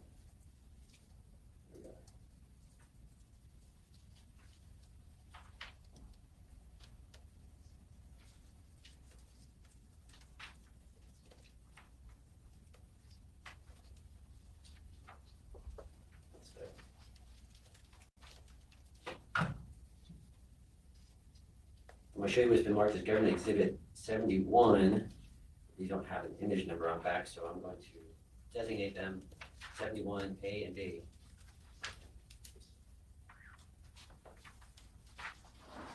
Let me show you government exhibit 71A.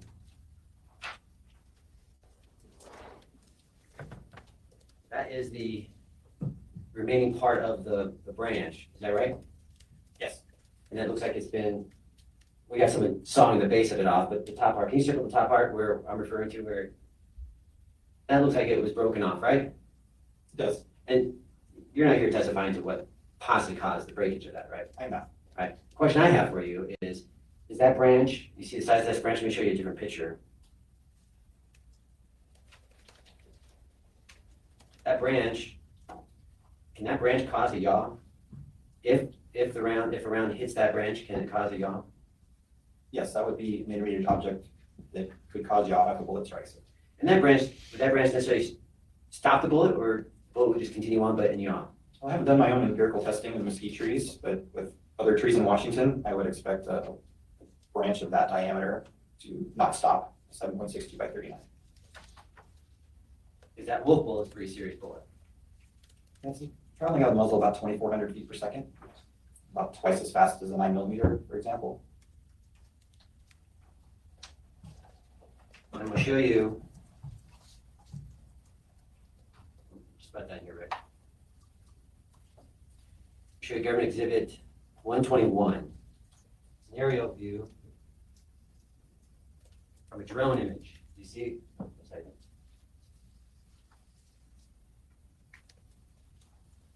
You see that? The markings are not from the drone. The markings are for us to identify some things, but do you recognize that photo? I do. And just so that we all understand each other, exhibit 121, the blue is one spent shell casing off to the right. Yes. And the yellow is the remaining 8 shell casings in yellow, right? Yes. You see can you draw a circle around the cones, the orange cones? And you see the ejection pattern, right? Yes. Or the result of the ejection of the casings, right? I do. If a shooter is standing where the cones are, would the ejection pattern in yellow and blue be consistent with if a shooter is standing where the cones are? That's certainly one possible location. And also, do you know, is this the cone start for the measurement to the victim's body, the 350 feet? That's how I understood it. And 350 divided by 3, you can do math for me? 115 yards. 115 yards. Just 1 second, Your Honor.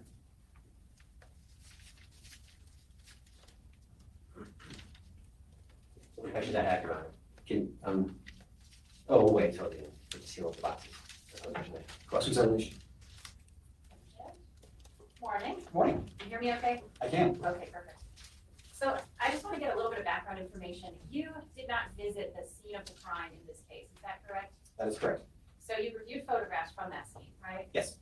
And you reviewed, I think you said it was a Leica scan of that scene, is that right? Yes.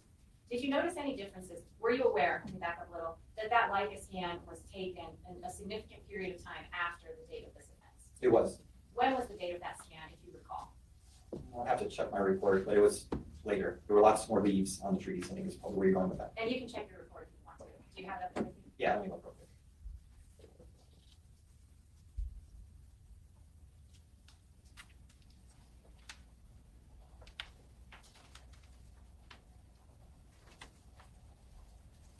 .6/29 of 2023 is when it was scanned.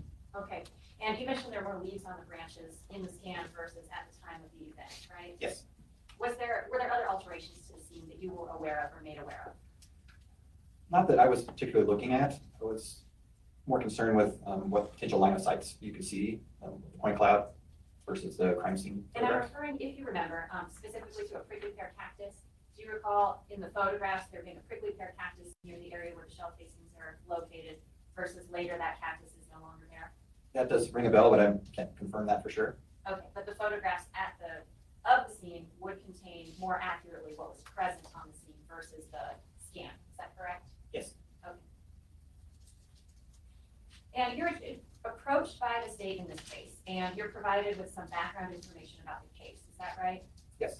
What background information were you provided with in a nutshell? Well, I listed in my report several things. As I stated earlier, typically don't look at witness statements until I objectively look at the evidence to see what my impression is of what was collected and what the crime scene photos tell me. But I submitted quite a few documents to look at. But I was primarily interested in what the ballistic evidence was and what the crime scene photos told me. And from the crime scene photos and ballistic evidence, you know that there is a group of shell casings, correct? Yes, And that group of shell casings is located in this patio area, correct? it is. And you know that there is a body that was discovered at this location, correct? Yes, And you know, I believe, is it from the Leica scan, you know the approximate location of the body, is that correct? well, the drone was the initial distance determination, and then I received the Leica scan data, and what they did for the Leica scan was cone off the area where the body was recovered. Of course, the body wasn't in the scan because it had been removed, so I had an approximate location of where the body was recovered, and I compared that to the drone measurement that was taken at the time, and it was consistent. And that's approximate, correct? Yes, You don't know the exact specific location of the body, correct? I don't. And were you told or did you receive any information that provided you with the positioning of the body that was discovered? I had photographs of the decedent in place, so that in terms of face down, face up position, is that what you mean? Okay, well, we can start there. So you have photographs of the body, right? Yes, And that tells you that this body was discovered face down, correct? yes, Or at least that's what the photographs show you. my understanding correct. Did the photograph show you how that body is positioned with respect to the house or the shell casings? I don't think so. So do you know specifically where the entrance went, let's say? Do you know where that is positioned in relation to the house and the shell casings? No, You don't know where that entrance wound is? not relative to the scene itself. There wasn't enough landmarks in those photographs for me to be able to determine where in space the body was. I mean, there was a tree nearby, so a couple of more photographs might have been able to tell, but with what I was received, I could not. Okay, so you don't know, for example, if the body's face down and the head is pointed towards the house, or the feet, or vice versa? Correct, I do not know the orientation of the deceased Okay, at recovery. and along those lines too, obviously you didn't know the orientation of this person prior to this person being hit by a bullet, correct? Correct. So you don't know if this person was standing when he got shot, is that right? I have no data to support a conclusion on that. And you don't know if he was running or walking or anything like that, right? That's correct. And you don't know if after he got shot, he moved or took a step or staggered, you don't know anything like that, is that right? I do not.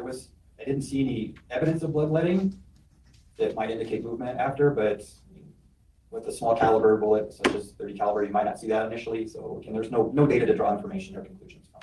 Okay, and so I think you mentioned, using like a trajectory rod if there's a car with bullet holes in it, right? Correct. And sometimes that can give you a good idea of where this bullet came from when it hit this car, is that correct? Yes. And it's fair to say that's only going to work if you know, for example, that the car was not moving, right? Well, bullets travel fast enough that typically speaking, the car is moving, the bullet path into the car won't change, but you don't know exactly where the car is in space. I guess that's your question. Right, Okay. so it gives you approximations, right? Yes. Based on other factors that you might know and you might not know, correct? Yes. And so if a person's gonna be shot, for example, and you don't know where he was standing or how he was moving or what position or direction he was in before he got shot, then doing something like a rod from the wound would not be very helpful, is that right? Yes, well, rods and bodies aren't typically, I guess, the practice now because bodies can move so much in space and so quickly. And the upward trajectory might be flat because the person's slightly bent over, some other reasoning for that. And also, we talked about yaw with intervening objects earlier. The bullet can yaw in the body as well. And so the tissue impact could veer that bullet from its original path as it travels through the body. And I've definitely seen that experimentally and in casework. So that's another, probably, in my opinion, another reason why medical examiners don't typically put rods into bodies. And I want to come back to that in a minute. But first I want to talk a little bit about the shell casings. That is a piece of evidence that you did examine, correct? The casings from the scene, I actually didn't examine, just photographs only, but they were consistent with everything that I just previously testified to. Right. So you get photographs of this group of shell casings at the scene, is that correct? Yes, And then you're provided this weapon, right?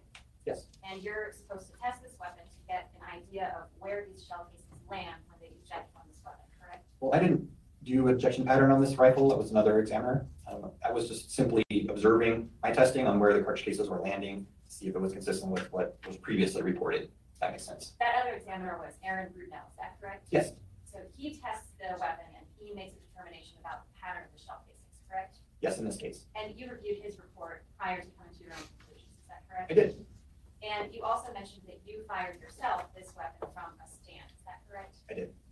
But you didn't draw any conclusions based on that shell casing distribution, correct? Correct. Is that because that was on a different kind of surface? Well, it was two surfaces at that particular range. Right about where the ejection port was, there was concrete and there was gravel. And I wasn't set up in my one visit to do that type of examination. You have to rope it off, and I usually 3D scan my ejection patterns. I didn't have that ability. I was simply just observing the general characteristics of where the cartridge cases were landing when I did my test fire. So Aaron Brunel is the one who did the more detailed and thorough shell casing testing. correct? Yes, you grid it off and you have a certain height and you measure all those things. Yes. And you agree that different surfaces can impact the way that the shell casings are distributed, correct? Absolutely. So for example, if we're firing a weapon and shell casings come out and it's cement, they're gonna bounce around when they land on the cement, correct? Yes. And if I'm on wet grass or a muddy area or something, they're not gonna bounce around as much, is that correct? That's true. So depending on the conditions on the ground, literally, that sort of depends how these shell casings get distributed, is that correct? That's correct. And there can be other objects, we talked about intervening objects with bullets, but there can be other objects that interfere with shell casings as well, correct? Yes. So that prickly pear cactus that we mentioned is an object that could, for example, interfere with how those shell casings get distributed, correct? Yes. And all of that can interfere with a determination of how distant the shooter is from those shell casings, is that correct? It can. So the best way to test, for example, is you see a crime scene and there are shell casings there. And from the shell casings, you're trying to determine how far away from that group of shell casings the person firing this weapon was standing approximately. That's what you're trying to determine, correct? Approximate shooter location. Yes.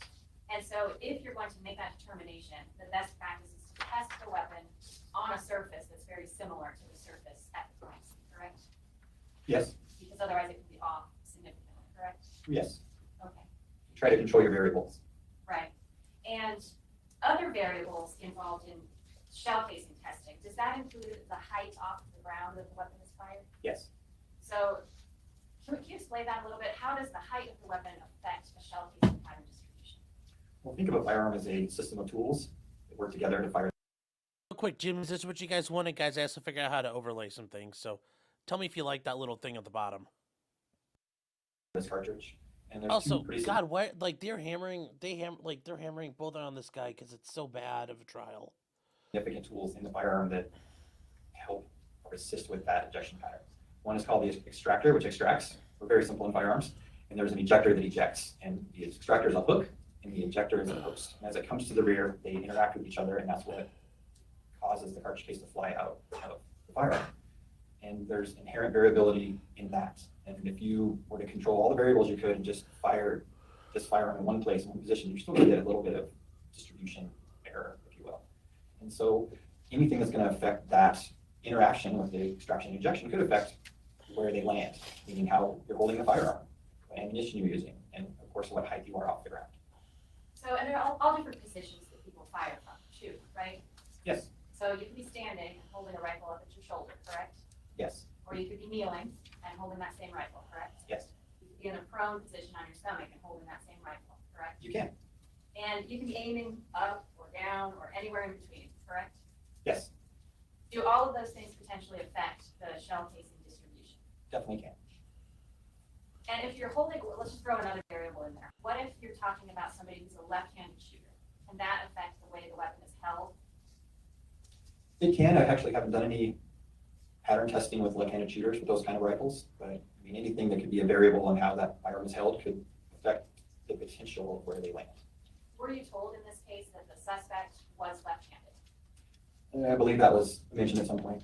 Did you adjust any of your testing to account for that variable? I didn't do the ejection pattern testing, and my testing was done in a rest, so it wasn't right hand, left hand. It was a static rest that I placed the rifle in. Oh, so that's a question for Aaron Brunel, who did that testing. Yeah, say that for him. I will do that. So when you're talking about what you can learn from a group of shell casings, for example, if you just stumble upon a group of shell casings out in the middle of nowhere, you could possibly learn what type of ammunition was fired. Is that correct? Yes. And you can tell that from the shell casings themselves, correct? You can, and sometimes firearm type, Sometimes firearm type, correct? Not always, right? not always. Because many types of ammunition are compatible with multiple types of firearms, correct? Yes. So from the shell casings that you observed in this case, what could you determine just from looking at those shell casings? What are things that you could determine definitively, conclusively?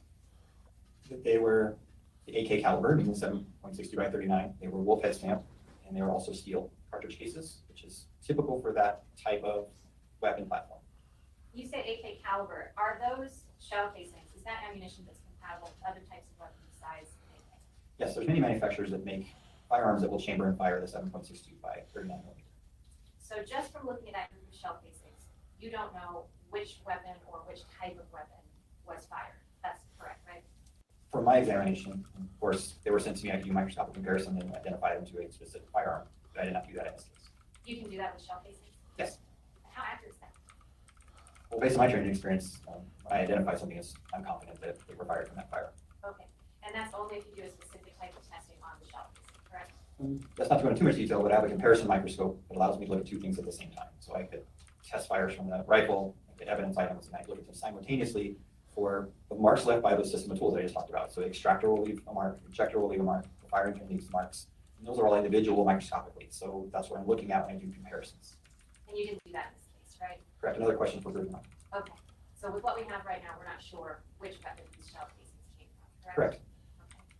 And a group of shell casings, assuming you have the correct weapon for those shell casings, and assuming that you've test fired that weapon, that will tell you approximately the distance that the shooter was standing when that weapon was fired, correct? Yeah, how I report it out is I have an area of probability, and I'll draw a circle that based on where this distribution is, the shooter is probably standing in this approximate area. Given all those factors, control areas that we were talking about. And just to do kind of a visual, so let's say there's a, can you still hear me? I can. Don't project that well. So let's say there's a pile of shell casings right here, and you've tested the weapon, and you've determined the distance of the shooter is about this far. So imagine shell casings right there. And it tells you a distance that's approximate, right? Yes. So it could be a little bit over here, it could be a little bit over here, and vice versa, right? Yes, but probably not in the corner of the room or in the hallway. Right, so it gives you a margin of error, Yes. right? And you mentioned a circle, correct? That's how I do it. A lot of people, well, some people will do just grids and mark individual and not do an average. And it just depends on the type of case and what you're trying to demonstrate. Does this work? Is this working? Yeah. Okay, so if there's a shell casing pile right there, the shooter, let's say this is the distance approximate that you've determined, could be standing right here, right?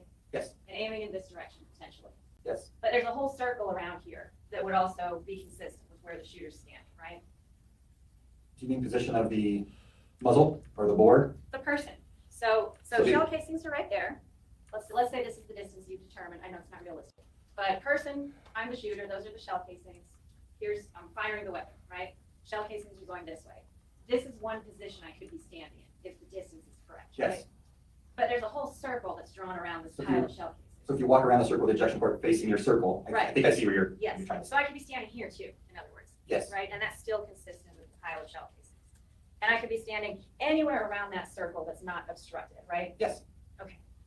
So.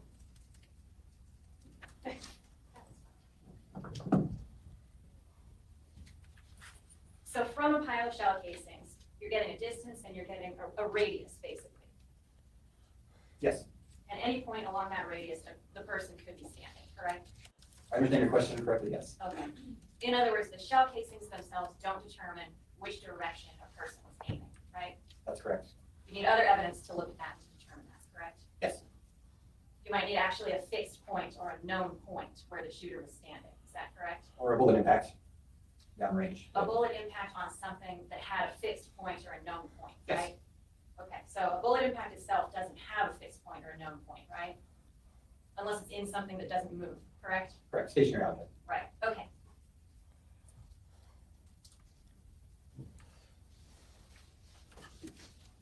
You mentioned something when you test fired the weapon. Oh, before I move on from that, describe a little bit how possibly aiming in an upward direction versus a downward direction might change the shell casing distribution that you see. Well, it's all geometry. The cartridge case is being extracted, ejected, roughly the same angle. So if you're changing the angle of the bore of that firearm, steering it so, and the distribution on this particular firearm is slightly forward of the shooter and to the right, somewhere around 15 feet or so, just on average. But so if you were, and that's from a horizontal bore, that's how the convention is to do this type of testing. Now, if you were to raise or lower that bore to not horizontal, to the ground, you're going to change that geometry of that extraction ejection and could potentially affect the pattern. how much it affects the pattern, it would depend on the testing that you would do. You have to do empirical testing to determine what variable, how much is that pattern distribution changing when you move the bore up and down. And so it's possible to do empirical testing to see what changes about a specific weapon or specific shell casing distribution when you fire at various angles, right?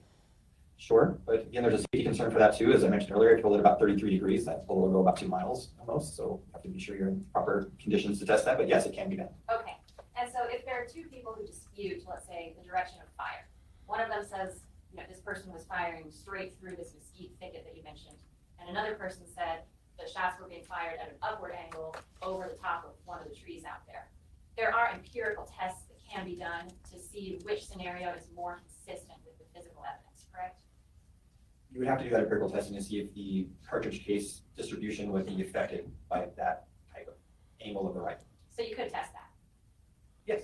and then you could come to some conclusions about which scenario is more likely based on the physical evidence, If correct? there was significant variability in the pattern distribution, And that wasn't done in this case, is that correct? not to my knowledge. Okay, nobody asked you to do a test, to try to test the theory that this was being fired in an upward direction, correct? Correct. Okay. In fact, you were just asked basically to test the theory that these shots were being fired from the general location of the patio to the location of the body, is that correct? Well, actually, didn't test that, Brunel did, but it was, his report was consistent with someone firing from the patio, based on the data that I had. What I mean is okay, let me go back. You were asked whether or not the shots being fired from the patio were consistent with the evidence that you observed, is that correct? Yes. And in your opinion, shots being fired from the patio are consistent with what you observed, correct? Correct. And if I asked you, is the evidence that you observed consistent with somebody standing on the patio and firing in a more upward direction? Is that consistent In terms of the wound and the decedent, in terms of the shell casings? I wouldn't be able to determine that. I mean, again, I would have to do empirical testing, but I don't know if the distribution of the cartridge case would be significantly changed or altered by shooting it in the air. I mean, they're still coming out to the right of the shooter, but there is a geometry difference. And my question is it possible that that's a consistent scenario? Somebody's standing on the patio in that approximate radius of the shell casings, and they're aiming in a more upward direction. Yes, That's consistent. That's consistent, true, yes. Thank you.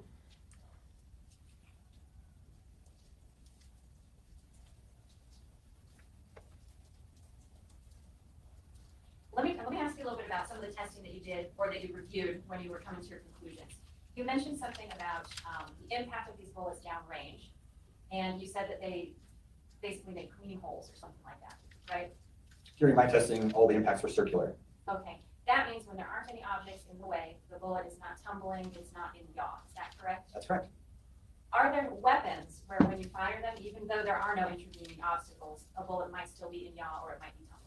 Yes, I mentioned that during direct. If the barrel is damaged or the rifling is missing or the barrel is corroded or intentionally altered, you can see bullets that leave the muzzle in yaw, meaning they're not stable as they leave the muzzle. And that was one of the tests that I performed. I wanted to ensure that that rifle was shooting straight. And so sometimes just the design of the rifle or the condition of the rifle itself can cause a bullet to be in yaw, correct? Yes. Okay, so just because you see a wound that indicates a bullet is in yaw, that doesn't necessarily mean any intervening object had anything to do with that, correct? Correct. Okay. You mentioned something about point of aim versus point of impact. Can you tell us a little bit more about that? Well, as I mentioned, the sights on that rifle can be changed, adjusted, and depending on the distance you're at. So say if you have it set for 50 yards and you shoot a target at 300 yards, your point of aim is going to be different than where the bullet actually strikes. And it's also a common term when you're hunting rifles with scopes on them and you're sighting them in, that's what you're doing. You're altering the optics, so your point of aim matches your point of impact. So you know what you're hitting when you shoot. So that's what I was testing there is with the 300-yard sighting, where is it striking at 100 yards? And where is it striking at 100 yards? Well, these sights compensate for bullet drop, right? You shoot a bullet through the air, it's going to be affected by gravity and drop. So that's what that sight is for, is to compensate for that drop of bullet. So if your sight is set for 300 yards and you shoot at 100 yards, your bullet's going to be high because it's traveling up and then. it's going to be high in a term of relative inches, maybe 2 inches. You're not like missing somebody at 300. If you're shooting at 100 yards at the 300 yard zero, you are not missing your target as long as you're aiming center mass. Okay, so like, yeah, like this guy was, if he had a 300 yard zero, this would have, you know, I don't know. This is just such bullshit coming out of this guy. Coming back down to reach your point of aim, point of impact. And that's what I saw when I did my testing is shooting at a circle at 100 yards, the bullets were impacting high. And that's again, what I expected to see. And so at that distance, what was the difference between point of aim and point of impact? Well, it's going to be a little variable. It's my testing setup. It's not precision, but about a foot high on average is what I was seeing. And so just so we know, that means if you're aiming with that weapon at an object at 100 yards away approximately, and you aim at something that's 2 feet off the ground, the bullet's going to land 3 feet off the ground. Is that approximately correct? Assuming that you're aiming it properly. Yeah, it's precise. And these rifles aren't precise. They're battle rifles. They're not sniper rifles. So there's variability shot to shot on where the bullet impacts, even in a rest. But there's just going to be a difference between where you're aiming at versus where the shot lands. Yes. Okay. And at 115 yards, the difference for this rifle was about a foot, right? About a foot. I didn't map it out, but again, this is just my main concern there was the bullet stable.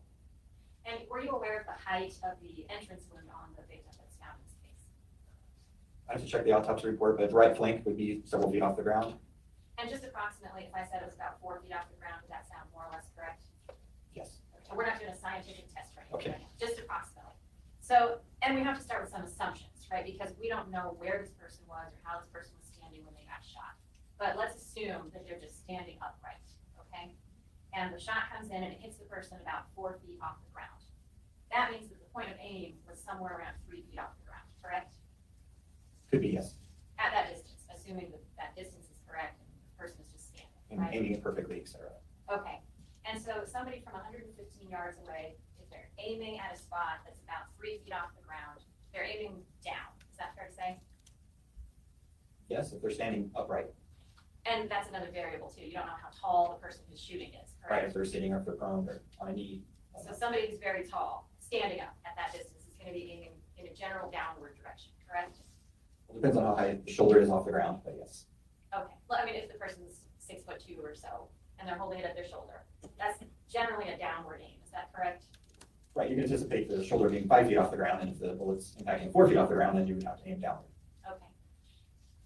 Did you account for any of that when you look through the Leica scan and the state's generally asking, is this possible? Is it possible that this shot came from this location and hit this person at this distance? Did you account for any of those variables? Well, I certainly account for them, and that's why my conclusions are consistent with, and not inconsistent with the shot coming from that area, because I don't know the body's position, I don't know the shooter's position, because I don't have any fixed points for which to measure. Okay, and so did you test different scenarios involving shooters of different heights, for example? No. And were you provided any information about how tall the shooter was in this case? I might have, but I didn't consider it for what I was doing. Okay, but you agree you need that information to determine the possibility of this shot coming from this location and hitting this person, correct? I don't necessarily need the dimensions of the shooter, just because there's so many different shooting positions, and also I didn't have a known position of the decedent either. So even if I would have considered that, I mean, all factors given, it's still consistent that the shot could have come from that area. Well, I guess how do you know that that's even possible if you don't have these variables to consider? Well, I know that that bullet can travel 115 yards and penetrate a body, and if we don't know the position of either the victim or the shooter, I go back to what I know about that particular weapon platform and what it's capable of doing. But there are other variables that you have to consider, correct? For example, if there was like a 10-foot tall, really thick brick wall in between where the shooter was and where the victim was, you would say that's not consistent with what you're viewing on the ground, is that right? Sure. Yeah. Maybe that was a poorly worded question, but you have to account for the fact that if there are intervening objects, it could be possible that those objects actually prevent a bullet from traveling that distance and getting to that person, correct? Yes. And the position of the person has a lot to do with that also, correct? Position of both parties has a lot to do with how that bullet gets to where it's going. And you don't know the position of either of the two parties, correct? That's right. And you also weren't provided any information about any other potential shooters in the area, correct? No, there was no other ballistic evidence that suggested another firearm. I think I might have had some corroded pistol cartridges, but they were too old to have been involved. And when you say ballistic evidence, you're only talking about firearms, ammunition, shell casings, physical things, is that And right? bullet defects on objects would be Okay. the last component of that. You're not talking about witness statements, correct? Correct. So if there's a witness statement who says, I heard a shot and it came from somewhere over there, that's not evidence that you're considering in making that determination, correct? Primarily, my analysis is based on objective data that I collect. Did you do a specific, let me pull this picture up real quick for you. This is Defense Exhibit KK.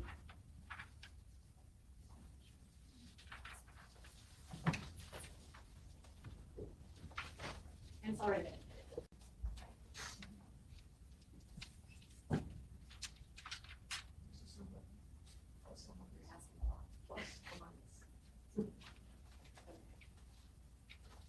Oh, boy. Okay. And can you see that picture in front of you? Yes. Okay. Do you know what this is? Do you recognize this? I believe this is the potential line of sight between the house and where the victim was recovered. Correct. And so this photograph is taken essentially from, let's say, the view of the potential shooter, okay? And you can see it goes out there and you see all of those obstacles that are in the way, correct? Yes. And do you know what all of those obstacles are? Obviously, there are trees. Do you know what some of these other things are? I remember right, there was a storage box and some other random objects laying there. And when you say storage box, are you talking about that big square thing that we see in the That's middle? the big square thing. Okay, I just want to make sure we're looking at the right object. Do you know how high that object is? I would have to go back and look at the scan data to measure it, but I don't off the top of my head, no. Did the scan data measure this and measure the height of this object? Scan data measures everything. Okay, and so it'll measure the thickness of those pillars, I suppose, right? Yeah, so what it does is it makes a point cloud, and every point is a measurable data point. So anything that it sees, I can measure up to probably like 5mm accuracy.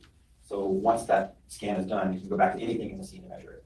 Okay, and I guess my question is, given these obstacles and given the known measurements that you have for these obstacles, given the fact that this weapon has to be aiming in a downward direction, assuming, and we're making assumptions, I understand that, assuming the shooter is a 6 foot and change tall person who's holding this rifle at his shoulder. Given the point of impact and the point of aim, he has to be aiming generally in a downward direction, correct? Based on the sights that were set on the rifle when I examined it. Yes. That's correct. And there's that big object right there in the way, right? Not sure it's entirely in the way. I'd have to look at them. I mean, based on the perspective of this photo, it does definitely look like it's in the way, but when you look at the point cloud, it seems to be a little more line of sight available. It's hard to say, but it leaves there. But yes, it's definitely something to consider as objects in the way of the bullet path. And so if I'm aiming in a downward direction and I hit that object's going to stop a bullet, right? And it would leave evidence behind. Right, and there wasn't any such evidence that you observed, Not right? that I saw in the documents. And same thing with those walls, the pillars of the pergola right there, right? Those pillars, those will stop a bullet, right? Should, yes. And if they don't, they'll leave evidence, right? Definitely leave evidence. And obviously that big mesquite tree, the thick branches, the thick trunk, that'll either stop a bullet or leave evidence, right? Yes. And there wasn't any such evidence that you observed, right? Not that was in the documents that I looked at. Okay.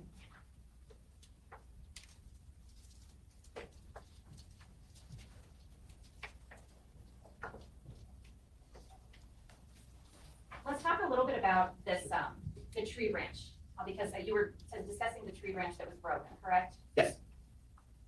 And in the point cloud, does it show the general relationship between that, the location of that tree branch and the location of the deceased person? It does. Okay. And is it fair to say that that tree branch is a little bit to the, is it south? South. A little bit to the south of the deceased person, and it's in between the person and the shell casings back of the house, It correct? is. And so, just describe to me, so if you think that the tree branch can cause yaw on the bullet, that was your testimony, correct? Yes. And a bullet like the one that you're describing is a bullet that can go through that tree branch, correct? You can. How much deflection is possible with this type of bullet if it impacts this tree branch? I didn't do any empirical testing on how much deflection, but based on other testing I've done, you can think of a tree branch as being round, right? So if it hits it straight on or perpendicular to it, it's going to affect it less if it hits it at a glance. And I've seen that in windows. I've actually bounced bullets off of windows and not broken them because they've hit so lightly, but still enough of an impact to stabilize the bullet. So it would depend, is the short answer, on where it hits on the branch, how much deflection and yaw you would get. This branch was impacted at about 2 feet off the ground. Is that about right? Well, assuming it was impacted, yes. Okay, yeah, assuming that, and we don't know that.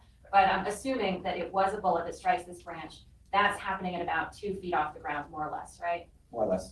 And it's a little bit closer to the house, so that might affect the point of aim difference. But 2 feet off the ground, you're going to have to be aiming at a spot lower than 2 feet off the ground with this rifle at that distance, correct?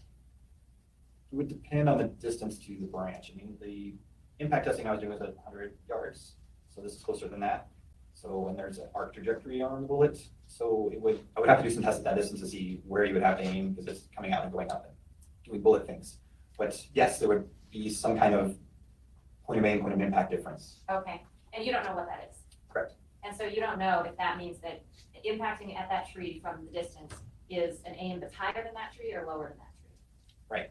Okay, so we have no idea how the weapon is aimed if there's a bullet that hits that tree. Yeah, correct? if it's a confirmed bullet defect. Yes. Okay, and it's not a confirmed bullet defect, just to be clear, right? It is not. Okay, and do you know what sort of angle this bullet, let's say a bullet does hit that tree branch and it's gonna go up north where the deceased person is, right?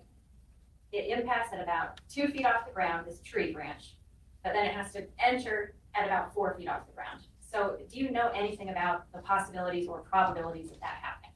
Well, I know it's possible because I've deflected bullets upward. And once a bullet's unstable, it can go any direction it wants. And going back to my glass example, I mean, I was shooting relatively flat, and that bullet deflected 30 degrees off the glass. And again, it's not apples to apples really compared to mesquite branches, but the short answer is I would have to do some empirical testing to see what directions the defect or the deflection would happen. And I'm assuming that's probably impacted also by whether this bullet is already in yaw before it hits that branch, right? Yes. So if it's already in yaw, it could hit something else and then it could be thrown even more off course. Is that right? It could. And the short answer is, you don't know if this is really possible given the variables that we have on this scene because you haven't done empirical testing with these variables. Is that correct? Correct. Meaning mesquite wood is going to be different from another kind of wood and another kind of tree, right? There's definitely varying differences in hardness of wood, and that dramatically affects bullet impacts and what happens after the impact. And that's true even in the same species of tree, correct? I would think so. A tree that's maybe rotten or dying is going to be softer, let's say, than a tree that's, well, maybe it's not, I don't know, but that might make a difference, correct? It could. Okay. And there was some testing done of this tree branch to try to determine if it could be shown that a bullet actually impacted this tree branch, is that right? Yes, And you didn't do that testing yourself, is that correct? I did not. But you reviewed the results of that, correct? I did. And specifically, the testing is looking for something that either contains lead residue or looks like a bullet hole, is that correct? Yes. And in this case, there was nothing that appeared to be a bullet hole on this tree branch, is that correct? Yes. And there was no lead residue collected from this tree branch either, is that correct? There's no lead detected on the tree branch. So there's no indication that a bullet actually impacted this tree, correct? Correct. And were you also made aware that there was animal fur that was in or around the same area by this tree branch? I think I'd heard that, but I don't think it's in the report that we reviewed. Okay. If one of the detectives who first noticed the break in this branch says there's animal hair there, that's obviously another explanation as to how this branch got broken, correct? It's possible, yes. And there's no testing that was done on this branch to determine when the branch was broken either, right? Not that I know of. And I'm imagining that's a whole different area of expertise to determine the age of broken wood and things like that, right? That is out of my realm. Okay, mine too, if you can believe it.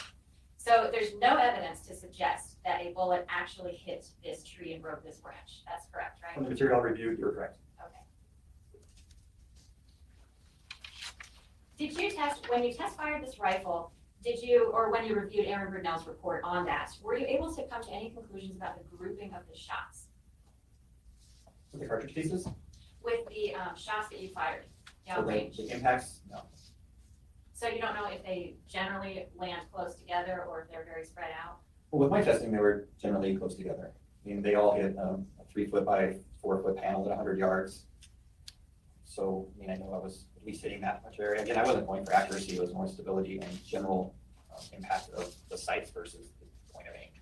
Okay, so all of the shots fired, and you're firing in a stand, right? Yes, So the rifle is in a static position, it doesn't move, correct? yes, So every shot is fired from the same exact position of the rifle, correct? in theory, yes. In theory, when you're testing, I know it's not perfect, but But it's as close as you can get to holding the rifle in the same position and firing shots downrange. It is. And that gave you a result of a 3 or 4 foot, would you say, sort of area of impact for the shots? Probably less than that, probably about a 2 foot.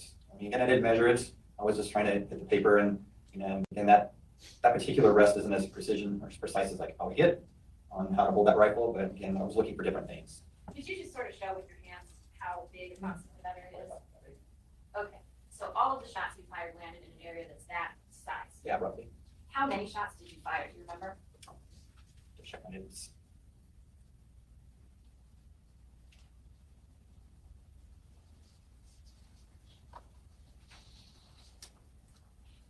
$15 shots?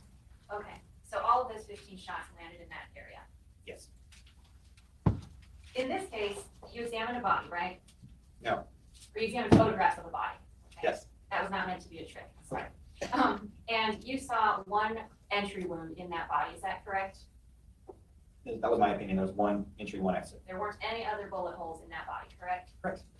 And you didn't review witness statements, I know that, but there is a witness who states he was there just one step behind this person when this person gets shot. Assuming that the person who's firing the rifle, in this case, is firing at this person from 115 yards away, and assuming that person is holding the rifle steady and firing a bunch of shots in this direction, you would probably expect to see more bullet holes, is that correct? Not necessarily. I work a lot of officer-involved shootings of officers who are trained, very well trained to shoot, and they will empty 2 magazines, and I can find 2 bullet defects in the area they were shooting. So it doesn't surprise me that there were a lot of shots and not a lot of bullet holes or defects. Given the grouping of this rifle, and given, let's say that the person is holding this rifle fairly straight and firing shots very rapidly, and given the grouping that you tested, under those circumstances, you would expect to see additional bullet impacts, correct? Now, going back to my previous example, I mean, officers, when they qualify, have to shoot their magazine in about an 8-inch circle to qualify. And I've seen, again, lots of shots fired where the seams hit one time. So, I mean, again, there's other factors to consider, but just the sheer accuracy of the firearm doesn't necessarily play into what I might see downrange. How about things that are around this person when the person gets shot? If there are, let's say, 9 shots that are fired rapidly in this general direction, you're going to expect to see other things that are hit. Is that right? Yes, there would probably be some defects in some of the trees out there, but what they would look like, I don't know. I know that some of the trees in Washington that I've shot and tested, very subtle, the impacts to them, and I only know to look for them because I put them there. So I could understand why an investigation might miss some defects that were out in that large area. And if there are other animals in the area, for example, you might be concerned that the animal might get hit, right? Well, yeah, any time a firearm is fired, you expect that, there's a level of danger to targets downrange. And same thing with other people. If other people are standing near the target, right? Yes. You said, according to taking a look at the entrance wound, that it's your opinion that that wound was caused by a bullet in yaw. Is that different from a tumbling bullet? No. It's the same thing? In terms of how it's going to affect the wound, it's the same thing. Are there degrees of yaw or tumbling? Definitely. Can you tell anything, and just to kind of narrow that down a little, if a bullet is somersaulting over and over like this, that's pretty extreme, right? Yes, and that's the word that you hear with the ricochet in the movies. That's what's causing that, is that bullet tumbling in over end.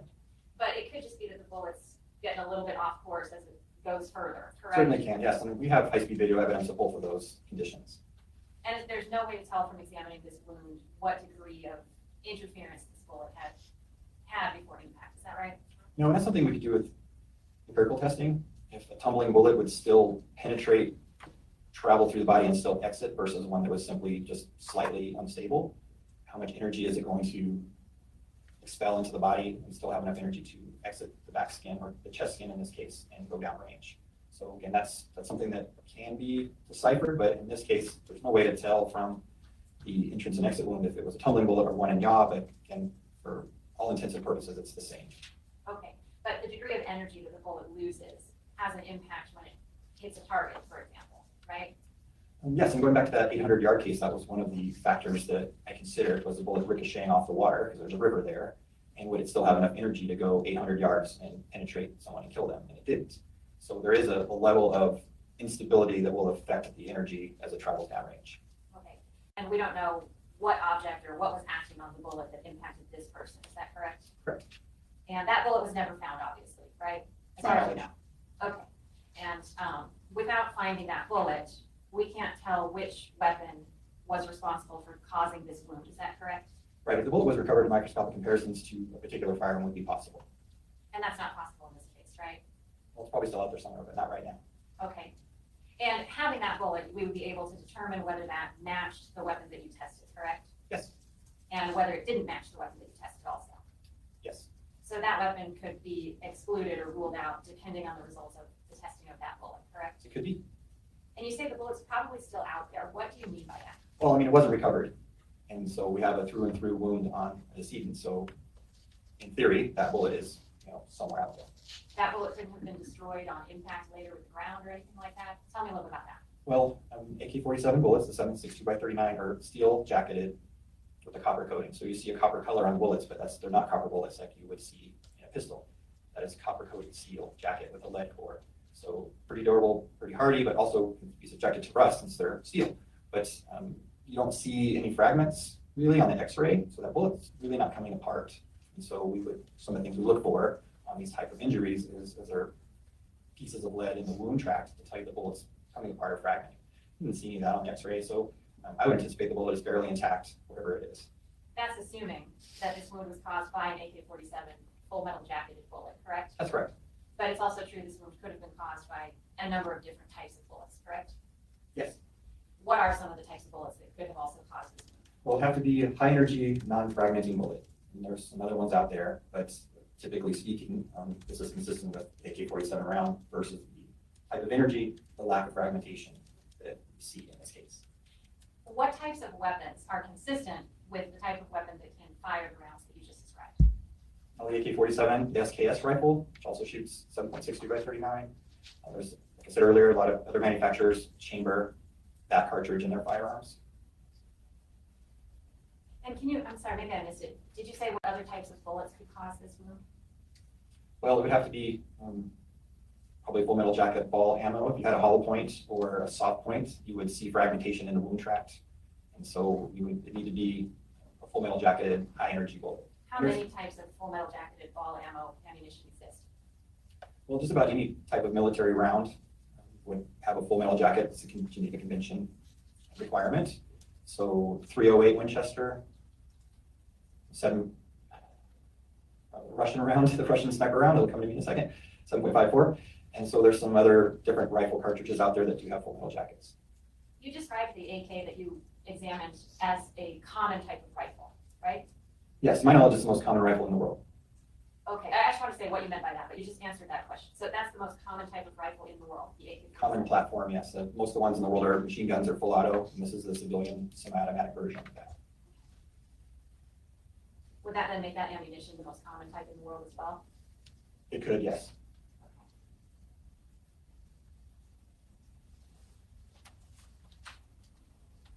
And so just to cut to the chase, there's no way to tell whether this wound that you examined was caused by the rifle that you tested, correct? That's correct. That's not something that we can prove scientifically, correct? At this time, correct.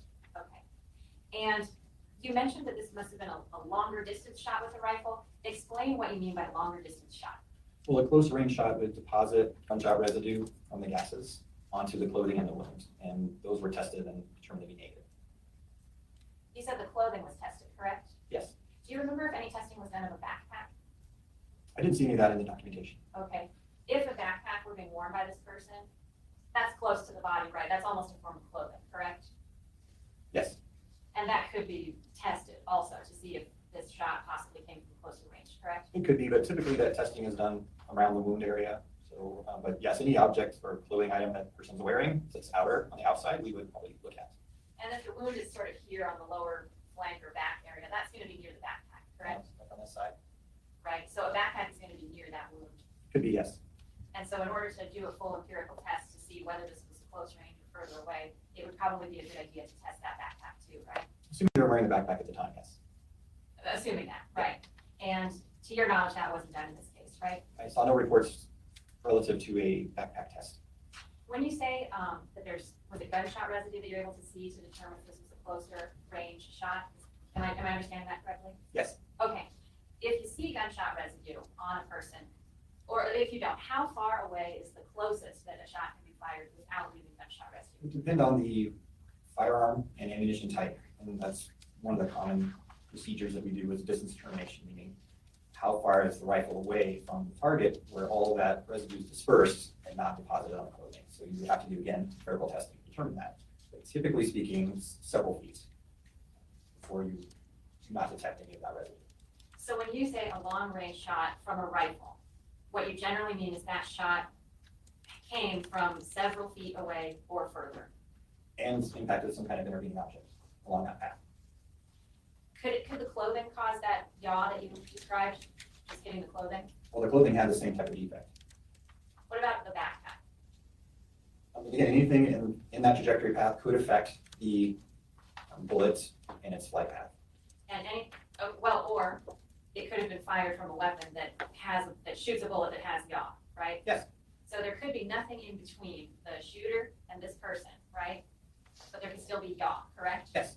Because the weapon being fired could be the kind of weapon that produces yaw, correct? Yes.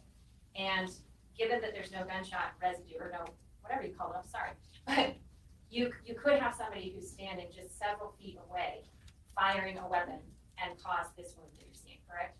Right. A good rule of thumb is about 6 feet or so before you don't see it, but I've seen it, just like everything else in forensics, there's always an exception. So you would need to do the testing with the known firearm to determine that.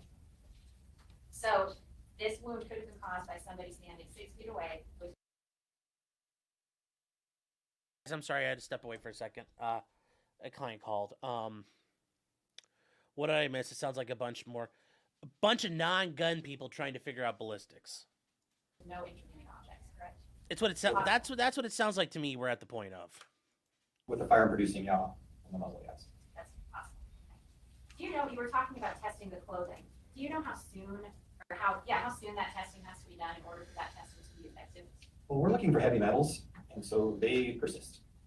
Looking for antimony, lead, strontium, barium. So you can do that test pretty much, Yeah, how long? those metals stay there, and they don't degrade, say, like DNA does. So you can do that testing. I'm not sure, there probably is a timeline, but I know it's a pretty long one to be able to still detect those metals. And so the fact that that testing was done and there wasn't any gunshot residue discovered is a pretty strong indication that there wasn't any there, period, correct?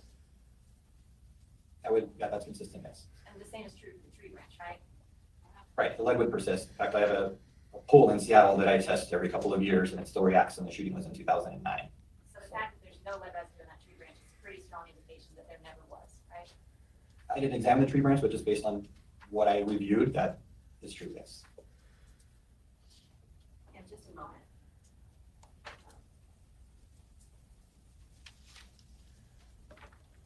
Give us a moment here.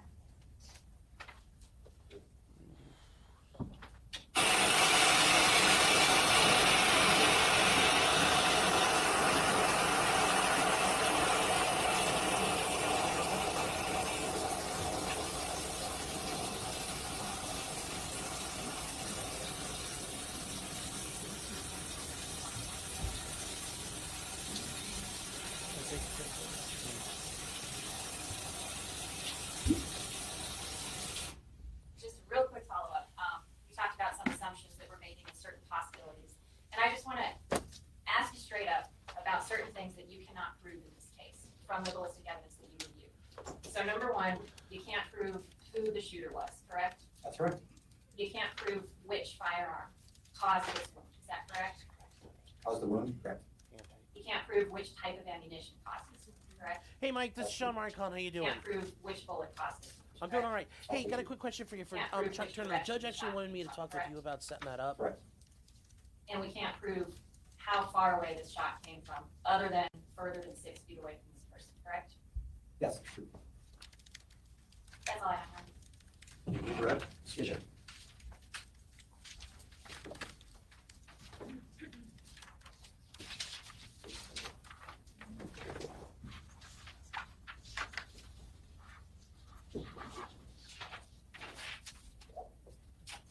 Hey, Rick. We'll leave off real quick. We'll start off where you just left off. Proving. When we say the word prove, are we talking, you're referring to You, forensic scientist, right? Yes, You live in a world of certainty, right? I do. Absolute certainty. I try. I Try. strive for that. So when you use the word prove, we're talking about, with absolute certainty, this is the weapon used to kill this victim, right? Yes. There's no way for us to have absolute certainty because we don't have the bullet, right? That's correct. But there's other evidence in this case, right? You've been in crime scenes before, right? I've investigated crime scenes. Yeah. And there's other evidence that helps people out to determine what happened in that situation, right? Yes. Other than the weapon and other than the bullet, right? Objection, leading. Let me ask you. I'll show you Government Exhibit 121. Remember that photo I showed you earlier? I do. And that's a picture of the property from an aerial view with cones. That's the top down of the porch area. Did you get this form And or you is see this- some, is this in the something yellow you thing, you got see for some cactuses to the right. Yellow circle? Yeah, like Over 5 here? o'clock, 5 o'clock in the yellow circle. Over here. J-Rock, I don't know if you're here, but we'll show this later tonight. Well, yes. Here, buddy. Do you have treats up here? No, the treats are over in the kitchen. He's got his baby. They can see. Just a preview of what's coming tonight. So.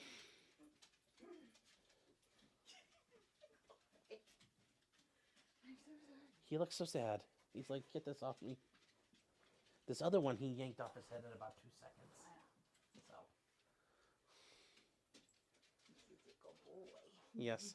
So, we'll show this tonight a little more, guys. We'll have more time to show him off. What? Oh, where's my hat? I don't know where that went. I'll have to find it. It's around here somewhere. How can I fix it if I don't have it? I thought I brought it out there. Hold on. Let me look for it. We'll have it ready for tonight. Okay. I need time. No, I understand. I'm gonna grab it, so I'll get it to you. So there you go, guys. Ouch, dogs. Preview Ouch. tonight. Potentially criminal.locals.com tonight, guys. Ouch. So let's get back to the trial. What's that? I thought we were doing YouTube subscribers too. Yeah, we'll probably do a live show tonight too for everybody. It'll be members only as well. So let's keep going, guys. That one, right? You see cactus, right? Yes, right. The shell casings are found in the yellow circle, right? They are. All right, I just want to make sure we all understand cactus. And let's just assume, if I can just get right behind them, not just right here, I'm sorry, just right here. If I can put my pin right there. Let's just assume there's a potted cactus plant there, potted prickly pear. Assume that, right? Would that interfere with, just with my line sight, shooting in a horizontal way outward? A potted prickly pear? It would depend on how those cartridges hit, but I mean, there is a pretty decent pattern of all them landing in the same general area. I'm only gonna get exhibit 35.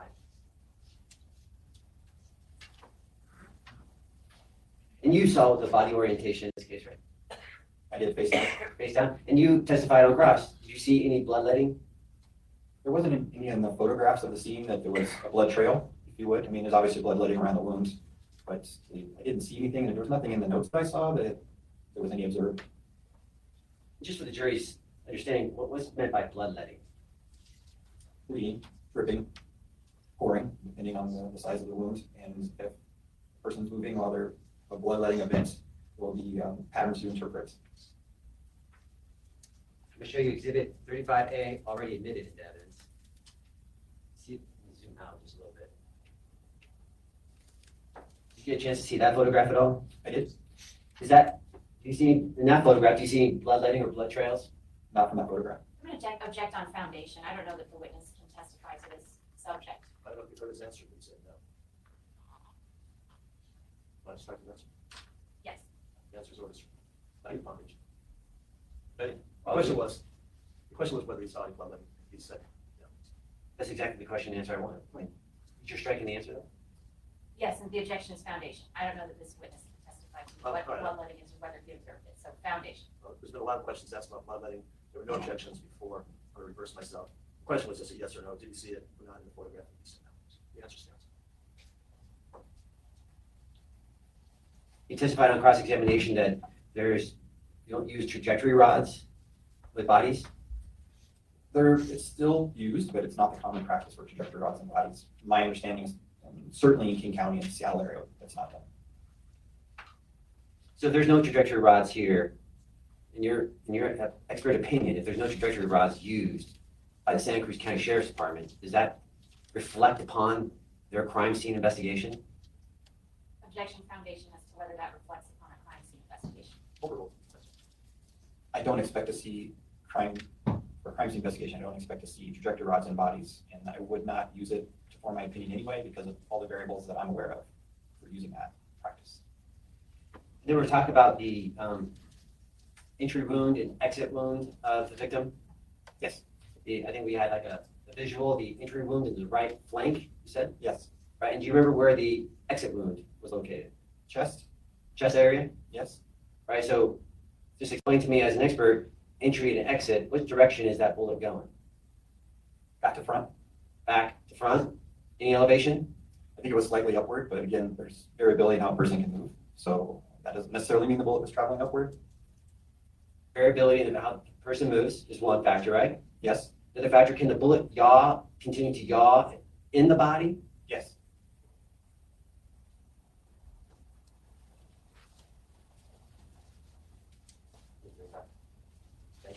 Oh, I think.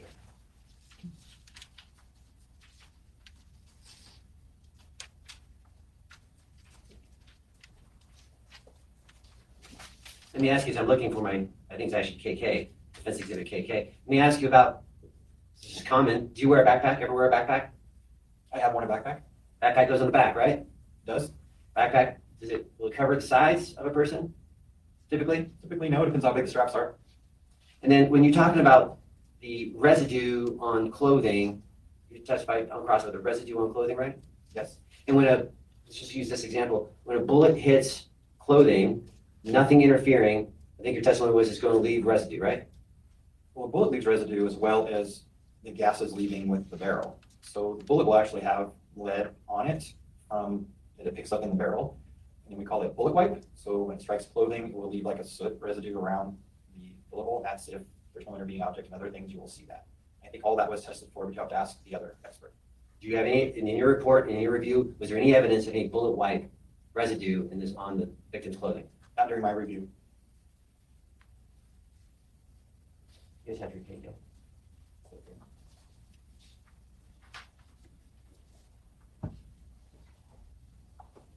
Let me show you what's marked as Defense KK. This is page 2. Remember testifying about that image? Yes. You have no idea about where the photographer is standing or how high or how tall the photographer is taking that photo? I don't. I will show you another one. This is the same photograph the government has.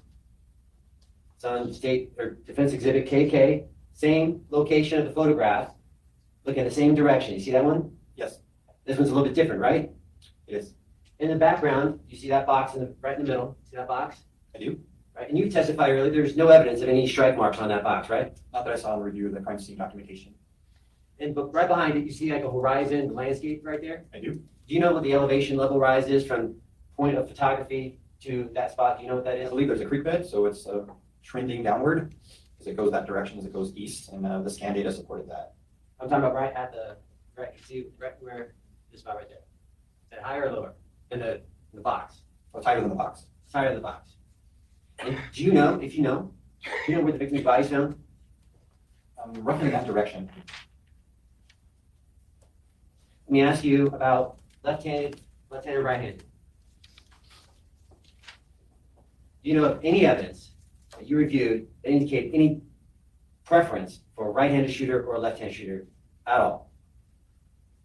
In terms of the ejection pattern, No, did you review anything, any document, any piece of evidence that suggested anything about a right-handed or left-handed shooter?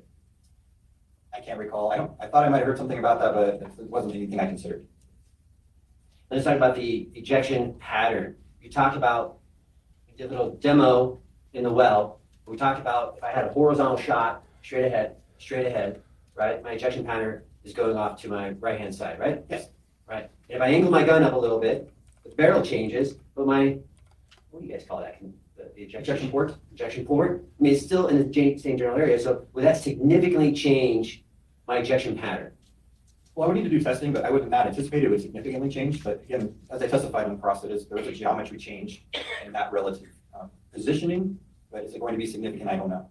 I'm gonna show you Government Exhibit 121. So when we talk about change, significant change or not, if I'm standing where the cones are at, horizontal forward, yellow is where the ejection pattern's at. If I were to rotate my gun up a little bit at a 35-degree angle, whatever, am I gonna get considerable change? I'll have some geometry change, I got that. But I'm gonna have significant, will it be significant change?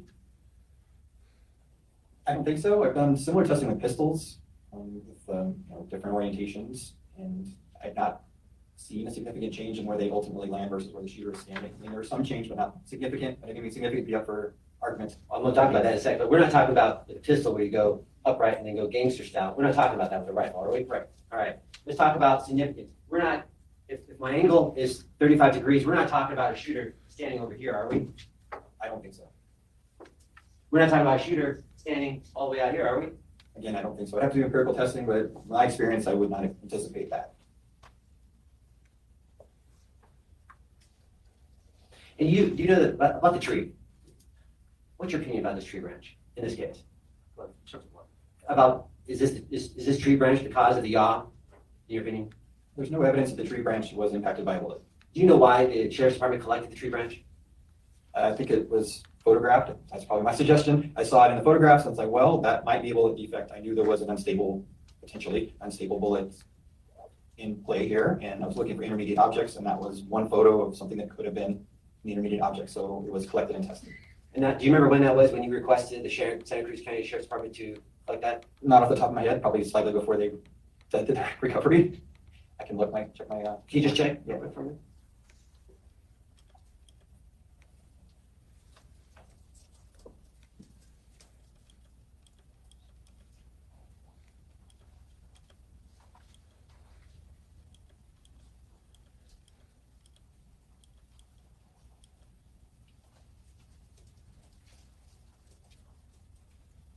Actually, I don't have it in my file when they collected it. I think it was summer of 2023. Right after, I think I visited and did the test firing. The summer of 2023, yes. The incident happened January 30th of 2023, so months later, right? Yes. You saw in a photograph a broken tree branch, Yes, and you requested recovery of that tree branch. it did. Let's talk about, can we talk about clustering? We talked about that rifle being in a set position shooting, right? Yes. And even in a set position shooting, it still had some variation when it hit the target 115 yards away. With the bullet impact or the cartridges? Bullet impact, I'm sorry, thank you, bullet impact. Yeah, the bullet impact there is some variation with that particular style. And again, it wasn't the preferred method of stand that I would normally use. So there was a little bit of variability there, but I guess best I could with accuracy. And that stands kind of like I always think like a vice grip, grips that gun in place, Right, doesn't gyrate, move. correct. And guns like that, they have a kick, right? They have a recoil, right? There's a recoil. Right, and human factors play, and you shoot guns, right? I do. There's always a recoil factor with a shooter, right? There is. And it changes based upon strength of the individual, It could, the age of the individual, possibly. if an individual's healthy or sick, right? There's lots of factors that could vary how that firearm is held shot to shot. And the biggest factor is whether or not they're a good aim or not, right?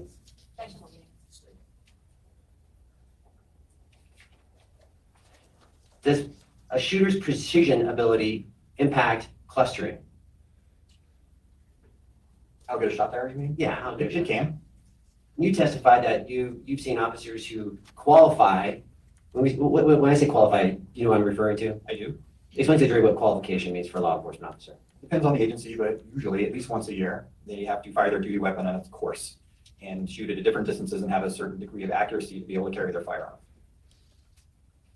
And so they have to hit a target and cluster that target, right? Yes. And to be a law enforcement officer, you got to be pretty good, right? To qualify. Yes. And you testified on cross that even with that kind of skill set, they still miss their target even at close ranges. Absolutely.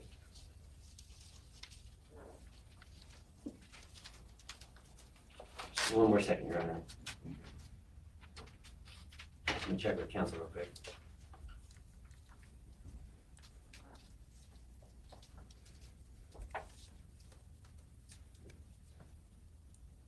You testified that no bullet, no projectile was found, right? That I know of. And do you know what efforts the Santa Cruz County Sheriff's Department went to try to locate the projectile, the bullet? No. Let me ask your opinion, and your expert opinion. Is the AK, let me talk about the wolf, is the wolf bullet the most consistent round to cause the injury to the victim in this case? Most consistent? It's definitely consistent with everything I know about that ammunition type and that weapon platform. And how about the use of the AK to cause that injury? Not sure what you mean by the use of an AK. Pretty consistent. We've got an injury, the distance, right? We have the severity of the injury. An AK can or cannot cause that injury. It can. I have just one more photo. You know what exhibit number that is? You gave me the photo. Just 1 second, Your Honor.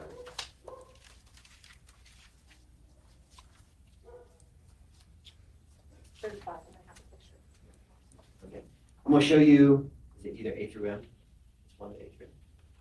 I'm going to show you, can you put something I'll identify? You put it up.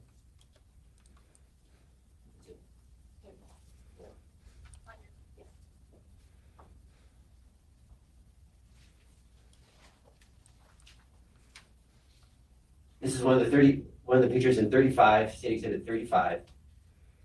Do you see where the victim's body is located, Rick? I do. Can you put a little circle around the victim's body?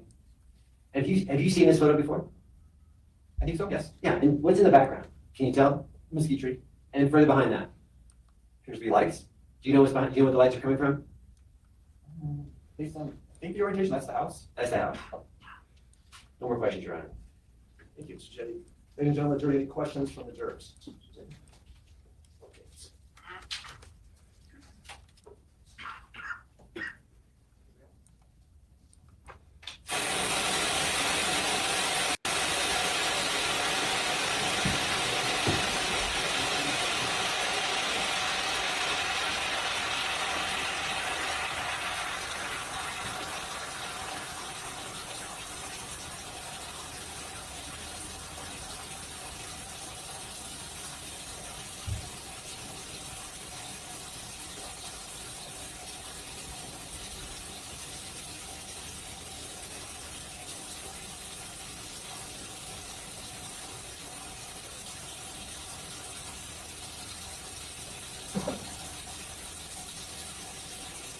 Sorry, guys, we're going to fix that. Hold on. Sorry, I thought it was going to be real quick. I have a feeling these jurors aren't asking a lot of questions here. Sorry. Shot. In your opinion, what direction would the victim fall if shot in relation to where you believe shots were fired from? Face up, face down, or face up? If you know. It's a good question. It's really hard to evaluate that. I've seen many videos of firearms incidents and people fall in a variety of ways. They usually fall in the direction, the momentum that they're traveling in because they're focused on other things. But even if they're twisting at the time, they could spin all the way around because they already started that twisting motion. Not that the bullet's twisting them around, it's just that they've started that action. And also there's some nervous reactions that happen, like Wow, this guy's actually giving like an honest answer. I don't know. It could be any direction. voluntary jumps and things that occur. So it's really hard to evaluate or predict where someone would fall after being struck, even with a high energy bullet. I think so. I'll give this question to the jurors. Counsel, let's get back on headset. Think we're caught up, guys.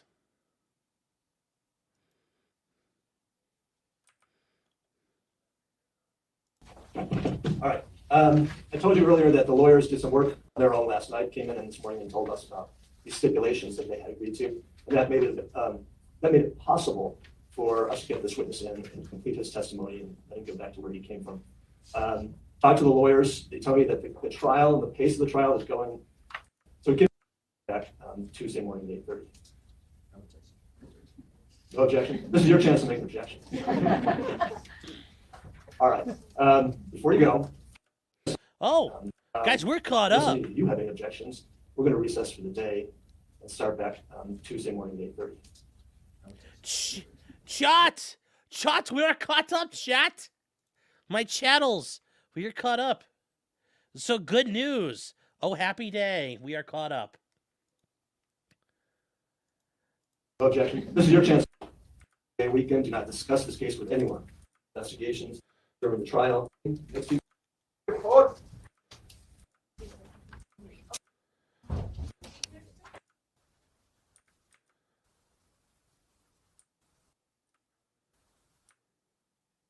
Make sure there's nothing there. And that's it, chat. So we're done. We're done ski for Bunski. Pro streamer Sean, yep. That means it's live. Yep, we are live tomorrow. Yes. That said, though, I've got court tomorrow. So tomorrow we're going to have to watch, like, starting at about probably 5:30, 6 o'clock. My plan is to start at 6 o'clock. And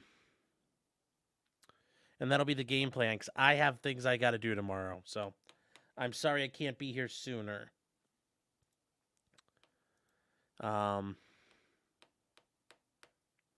Yay, Shadow, we did it. I know, Reddit. We got it done. Bye, Francis. Was this on Friday? Yes, it was. Yes, it was. So they were in a hurry to get out of there on Good Friday, which works. So, yeah, that's good news. We are all caught up. I mean, none of that was impressive. Nothing that guy talked about, like talking about bimetal ammunition, okay? None of that. Like, yes, a military cartridge. Pretty much every cartridge used for hunting nowadays was a military cartridge at some point. Almost every cartridge ever invented, except in the last 50 years, has been a military cartridge, going back throughout history. 30-06 is a military cartridge. 7mm Mauser, 8mm Mauser. You know, all of those were military cartridges. Even 243 started out its life as a 6.5mm round. And the 6.5 is a traditional Swedish cartridge round. Like, this is nothing new. This is nothing new. Like, all this stuff is just fucking garbage. A hunting rifle today would have been top of the... Yeah, world-changing 150 years ago, but the average hunting rifle today would have been top-of-the-line shit 100 years ago. Especially in modern technology and machining. But yes, all this stuff, it's all, you know, arch military caliber. Like, it's all military caliber. You know, that's the thing here. Selena for 10 pounds sterling. The King Sterling. Thank you. Yes. Yes, 5.56 came from 2.23 Remington, which came from 2.22 Remington, a hunting round. Yes. Tina says, are bullets interchangeable or are they made for specific guns? Well, they make specific calibers for bullets. So like a 9mm bullet is literally 9mm in diameter. So it can only be fired through 9mm pistols. Now that said, if I have like 3 9mm pistols in my hands, I should be able to take factory ammunition from one like box of ammo and load it into 3 separate 9mm pistols, and they should all fire. So let's say I had, you know, 3 different Glock pistols that were 9mm. It should fire all 3 of them, but only 9mm. So when you hear the numbers like 5.56 millimeter, that means the bullet diameter is 5.56 millimeter. Yeah, no. It's no big deal. Now, there might be different types of bullets that are 9mm. So, like, a lead 9mm bullet should be able to fire through all those guns. But I can load up lead bullets that don't have a copper jacket on them. I can load up copper jacketed bullets.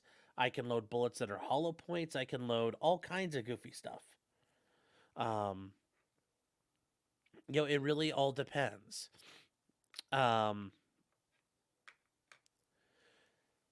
So yeah, there's no real distinction there. And when it comes to like an AK-47 patterned rifle, it only fires one type of cartridge, and that's a 7.62 by by 39 millimeters. So it means it's 7.62 millimeters wide, and the bullet and casing altogether are 39 millimeters long.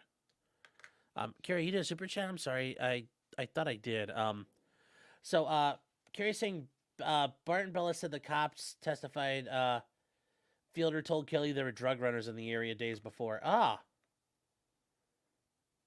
don't recall them saying that part, but that one guy who got up there, Umberto Heria, says like I've never seen him over there. So I think that's going to be a little bit of a conflicting issue. Either way, I don't doubt he got shot at, and I don't doubt he's had armed people in the area. So, and I'm sure like any of those ranchers will say they assume everybody's armed, and you'd be a fool not to.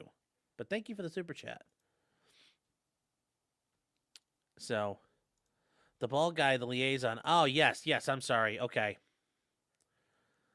Imad say demonstrate, please. I'll get nuked off YouTube if I do that. I can't show guns live. That's a problem. I can't show guns live. Even in a members only stream, I can't show guns live. If I do that, I'm gone. This stream gets nuked and I get hit with a strike. So I got hit. They nuked a stream because I showed video of a gun being shot. Make safety bullets. It doesn't matter. You'd have to use guns that are inoperable, and I don't have inoperable firearms. I have a blue gun, but I don't have like other things to do there. Well, this is a safety item, so yeah. In vodka, I don't know if they're fine with it. It's just they, it's gonna look really goofy if they say I can't even use a safety one for a training aid.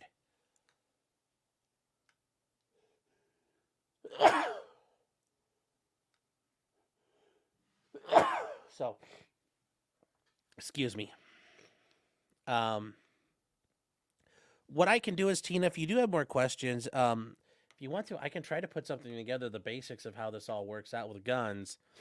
And I can do that as a video, a separate video, but it's like a pre-recorded video. So that is doggy allergy. It's, well, maybe the dogs, but also our weather is getting fucking wild out here. So, heck, there might be tornadoes in the southern part of Ohio again. So, I'll work on putting something together if that would help you guys try to figure this out. I mean, I can do it just as good as, I better be smashing Zyrtec. Zyrtec actually puts me to sleep. Like, worse than Benadryl. Like, Benadryl doesn't put me to sleep, but Zyrtec does. Like, I'll go out. And, Allegra is my shit. Allegra D. You gotta get the pseudoephedrine in there. The problem is if I take that long enough, there's just enough pseudoephedrine in there. I tweak a little bit if I take it too long. So, I get a little, agitated. So I'll work on something like that for you, Tina. That would be interesting. Okay, I'll work on something. Yeah. So, guys, that is it for now. We are all caught up. We will go live tonight at 8. We'll do another kind of locals, and we'll do a YouTube and locals kind of crossover event just to make sure we're all set. And, yeah. Because I think, just to make sure there's no problems with locals going forward. And, yeah, guys, that's it. So, I will see you guys tonight at 8. If you're on locals, if you're a member, you guys will be able to see it as well. And, do you never not work? I mean, sometimes when I'm, I was doing work today, but I wasn't doing tons of work today. So, let's be real. Claritin actually doesn't do much for me. It doesn't work. Claritin kind of sucks. So, all right, guys. So that's it for me, and I wish to see you guys later. See you guys later tonight. We're all caught up, and we'll probably start George Kelly a bit later tomorrow night, and we'll be chugging along. So take care, everybody, and I don't think George Kelly did it, and I don't think he's guilty. So even if he did do it, I don't think he's guilty. So take care, everybody, and I will see you tonight. Good night, everybody. And actually, you know what? Well, we're going to do an audible. We are going to do an audible tonight. Chile de Castro had a hearing. Well, actually, hold on real quick.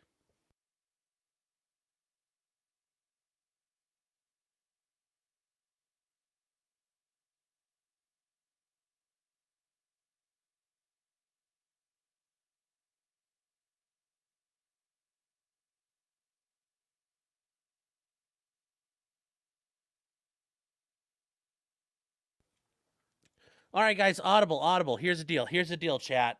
Here's the deal. 6 o'clock tonight. I'll be on a little bit. I'll be on right at 6. We are going to cover Chile going to Chile tears, but I want to share the tears with everyone. Everyone deserves to see that. So we're going to go ahead and do that, and we're going to start it up at 6 o'clock. And then once that's done, we will go into our members-only stream. How about that, chat? How about that, chattel? That's what we're doing tonight. So locals will be, I'm going to do locals, but we're also going to do YouTube members only. We're going to do a crossover again because I want to give everybody a little bit there. So that's the plan. We're going to do Chile's bond reduction hearing. It's going to be here on YouTube. We're going to do YouTube, Twitch, Twitter, and go from there. So that's the plan, Shiatsu. How about that? How about that? How about that?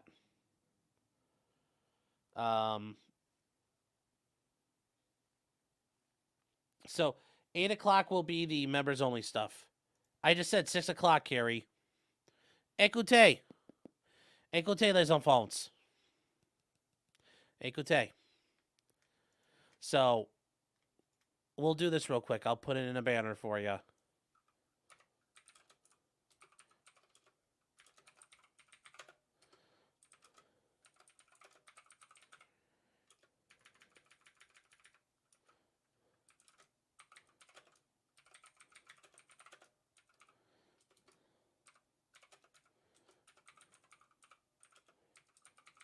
There we go. So here we go. You see it in writing. 6 p.m. we'll do Chile's bond hearing. 8 p.m. is the locals and YouTube members stream. How about that, guys? Does that work?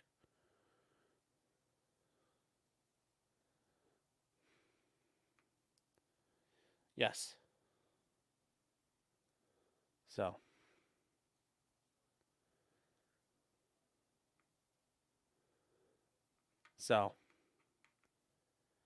You ever see Au revoir, les enfants? Yeah, it's a very depressing movie. Really sad. Hold on here, guys. I'll set that up and I'll see you guys there. Yes, but Au revoir, les enfants is oof.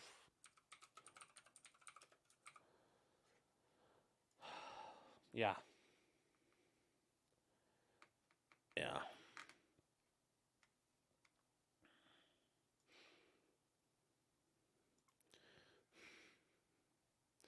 All right, guys. I will see you guys. We'll see you at 6. All right. I'll get that stream up right now. Yeah. Voulez-vous que shake avec moi ce soir? All right. I'll see you guys. All right. Take care, everybody.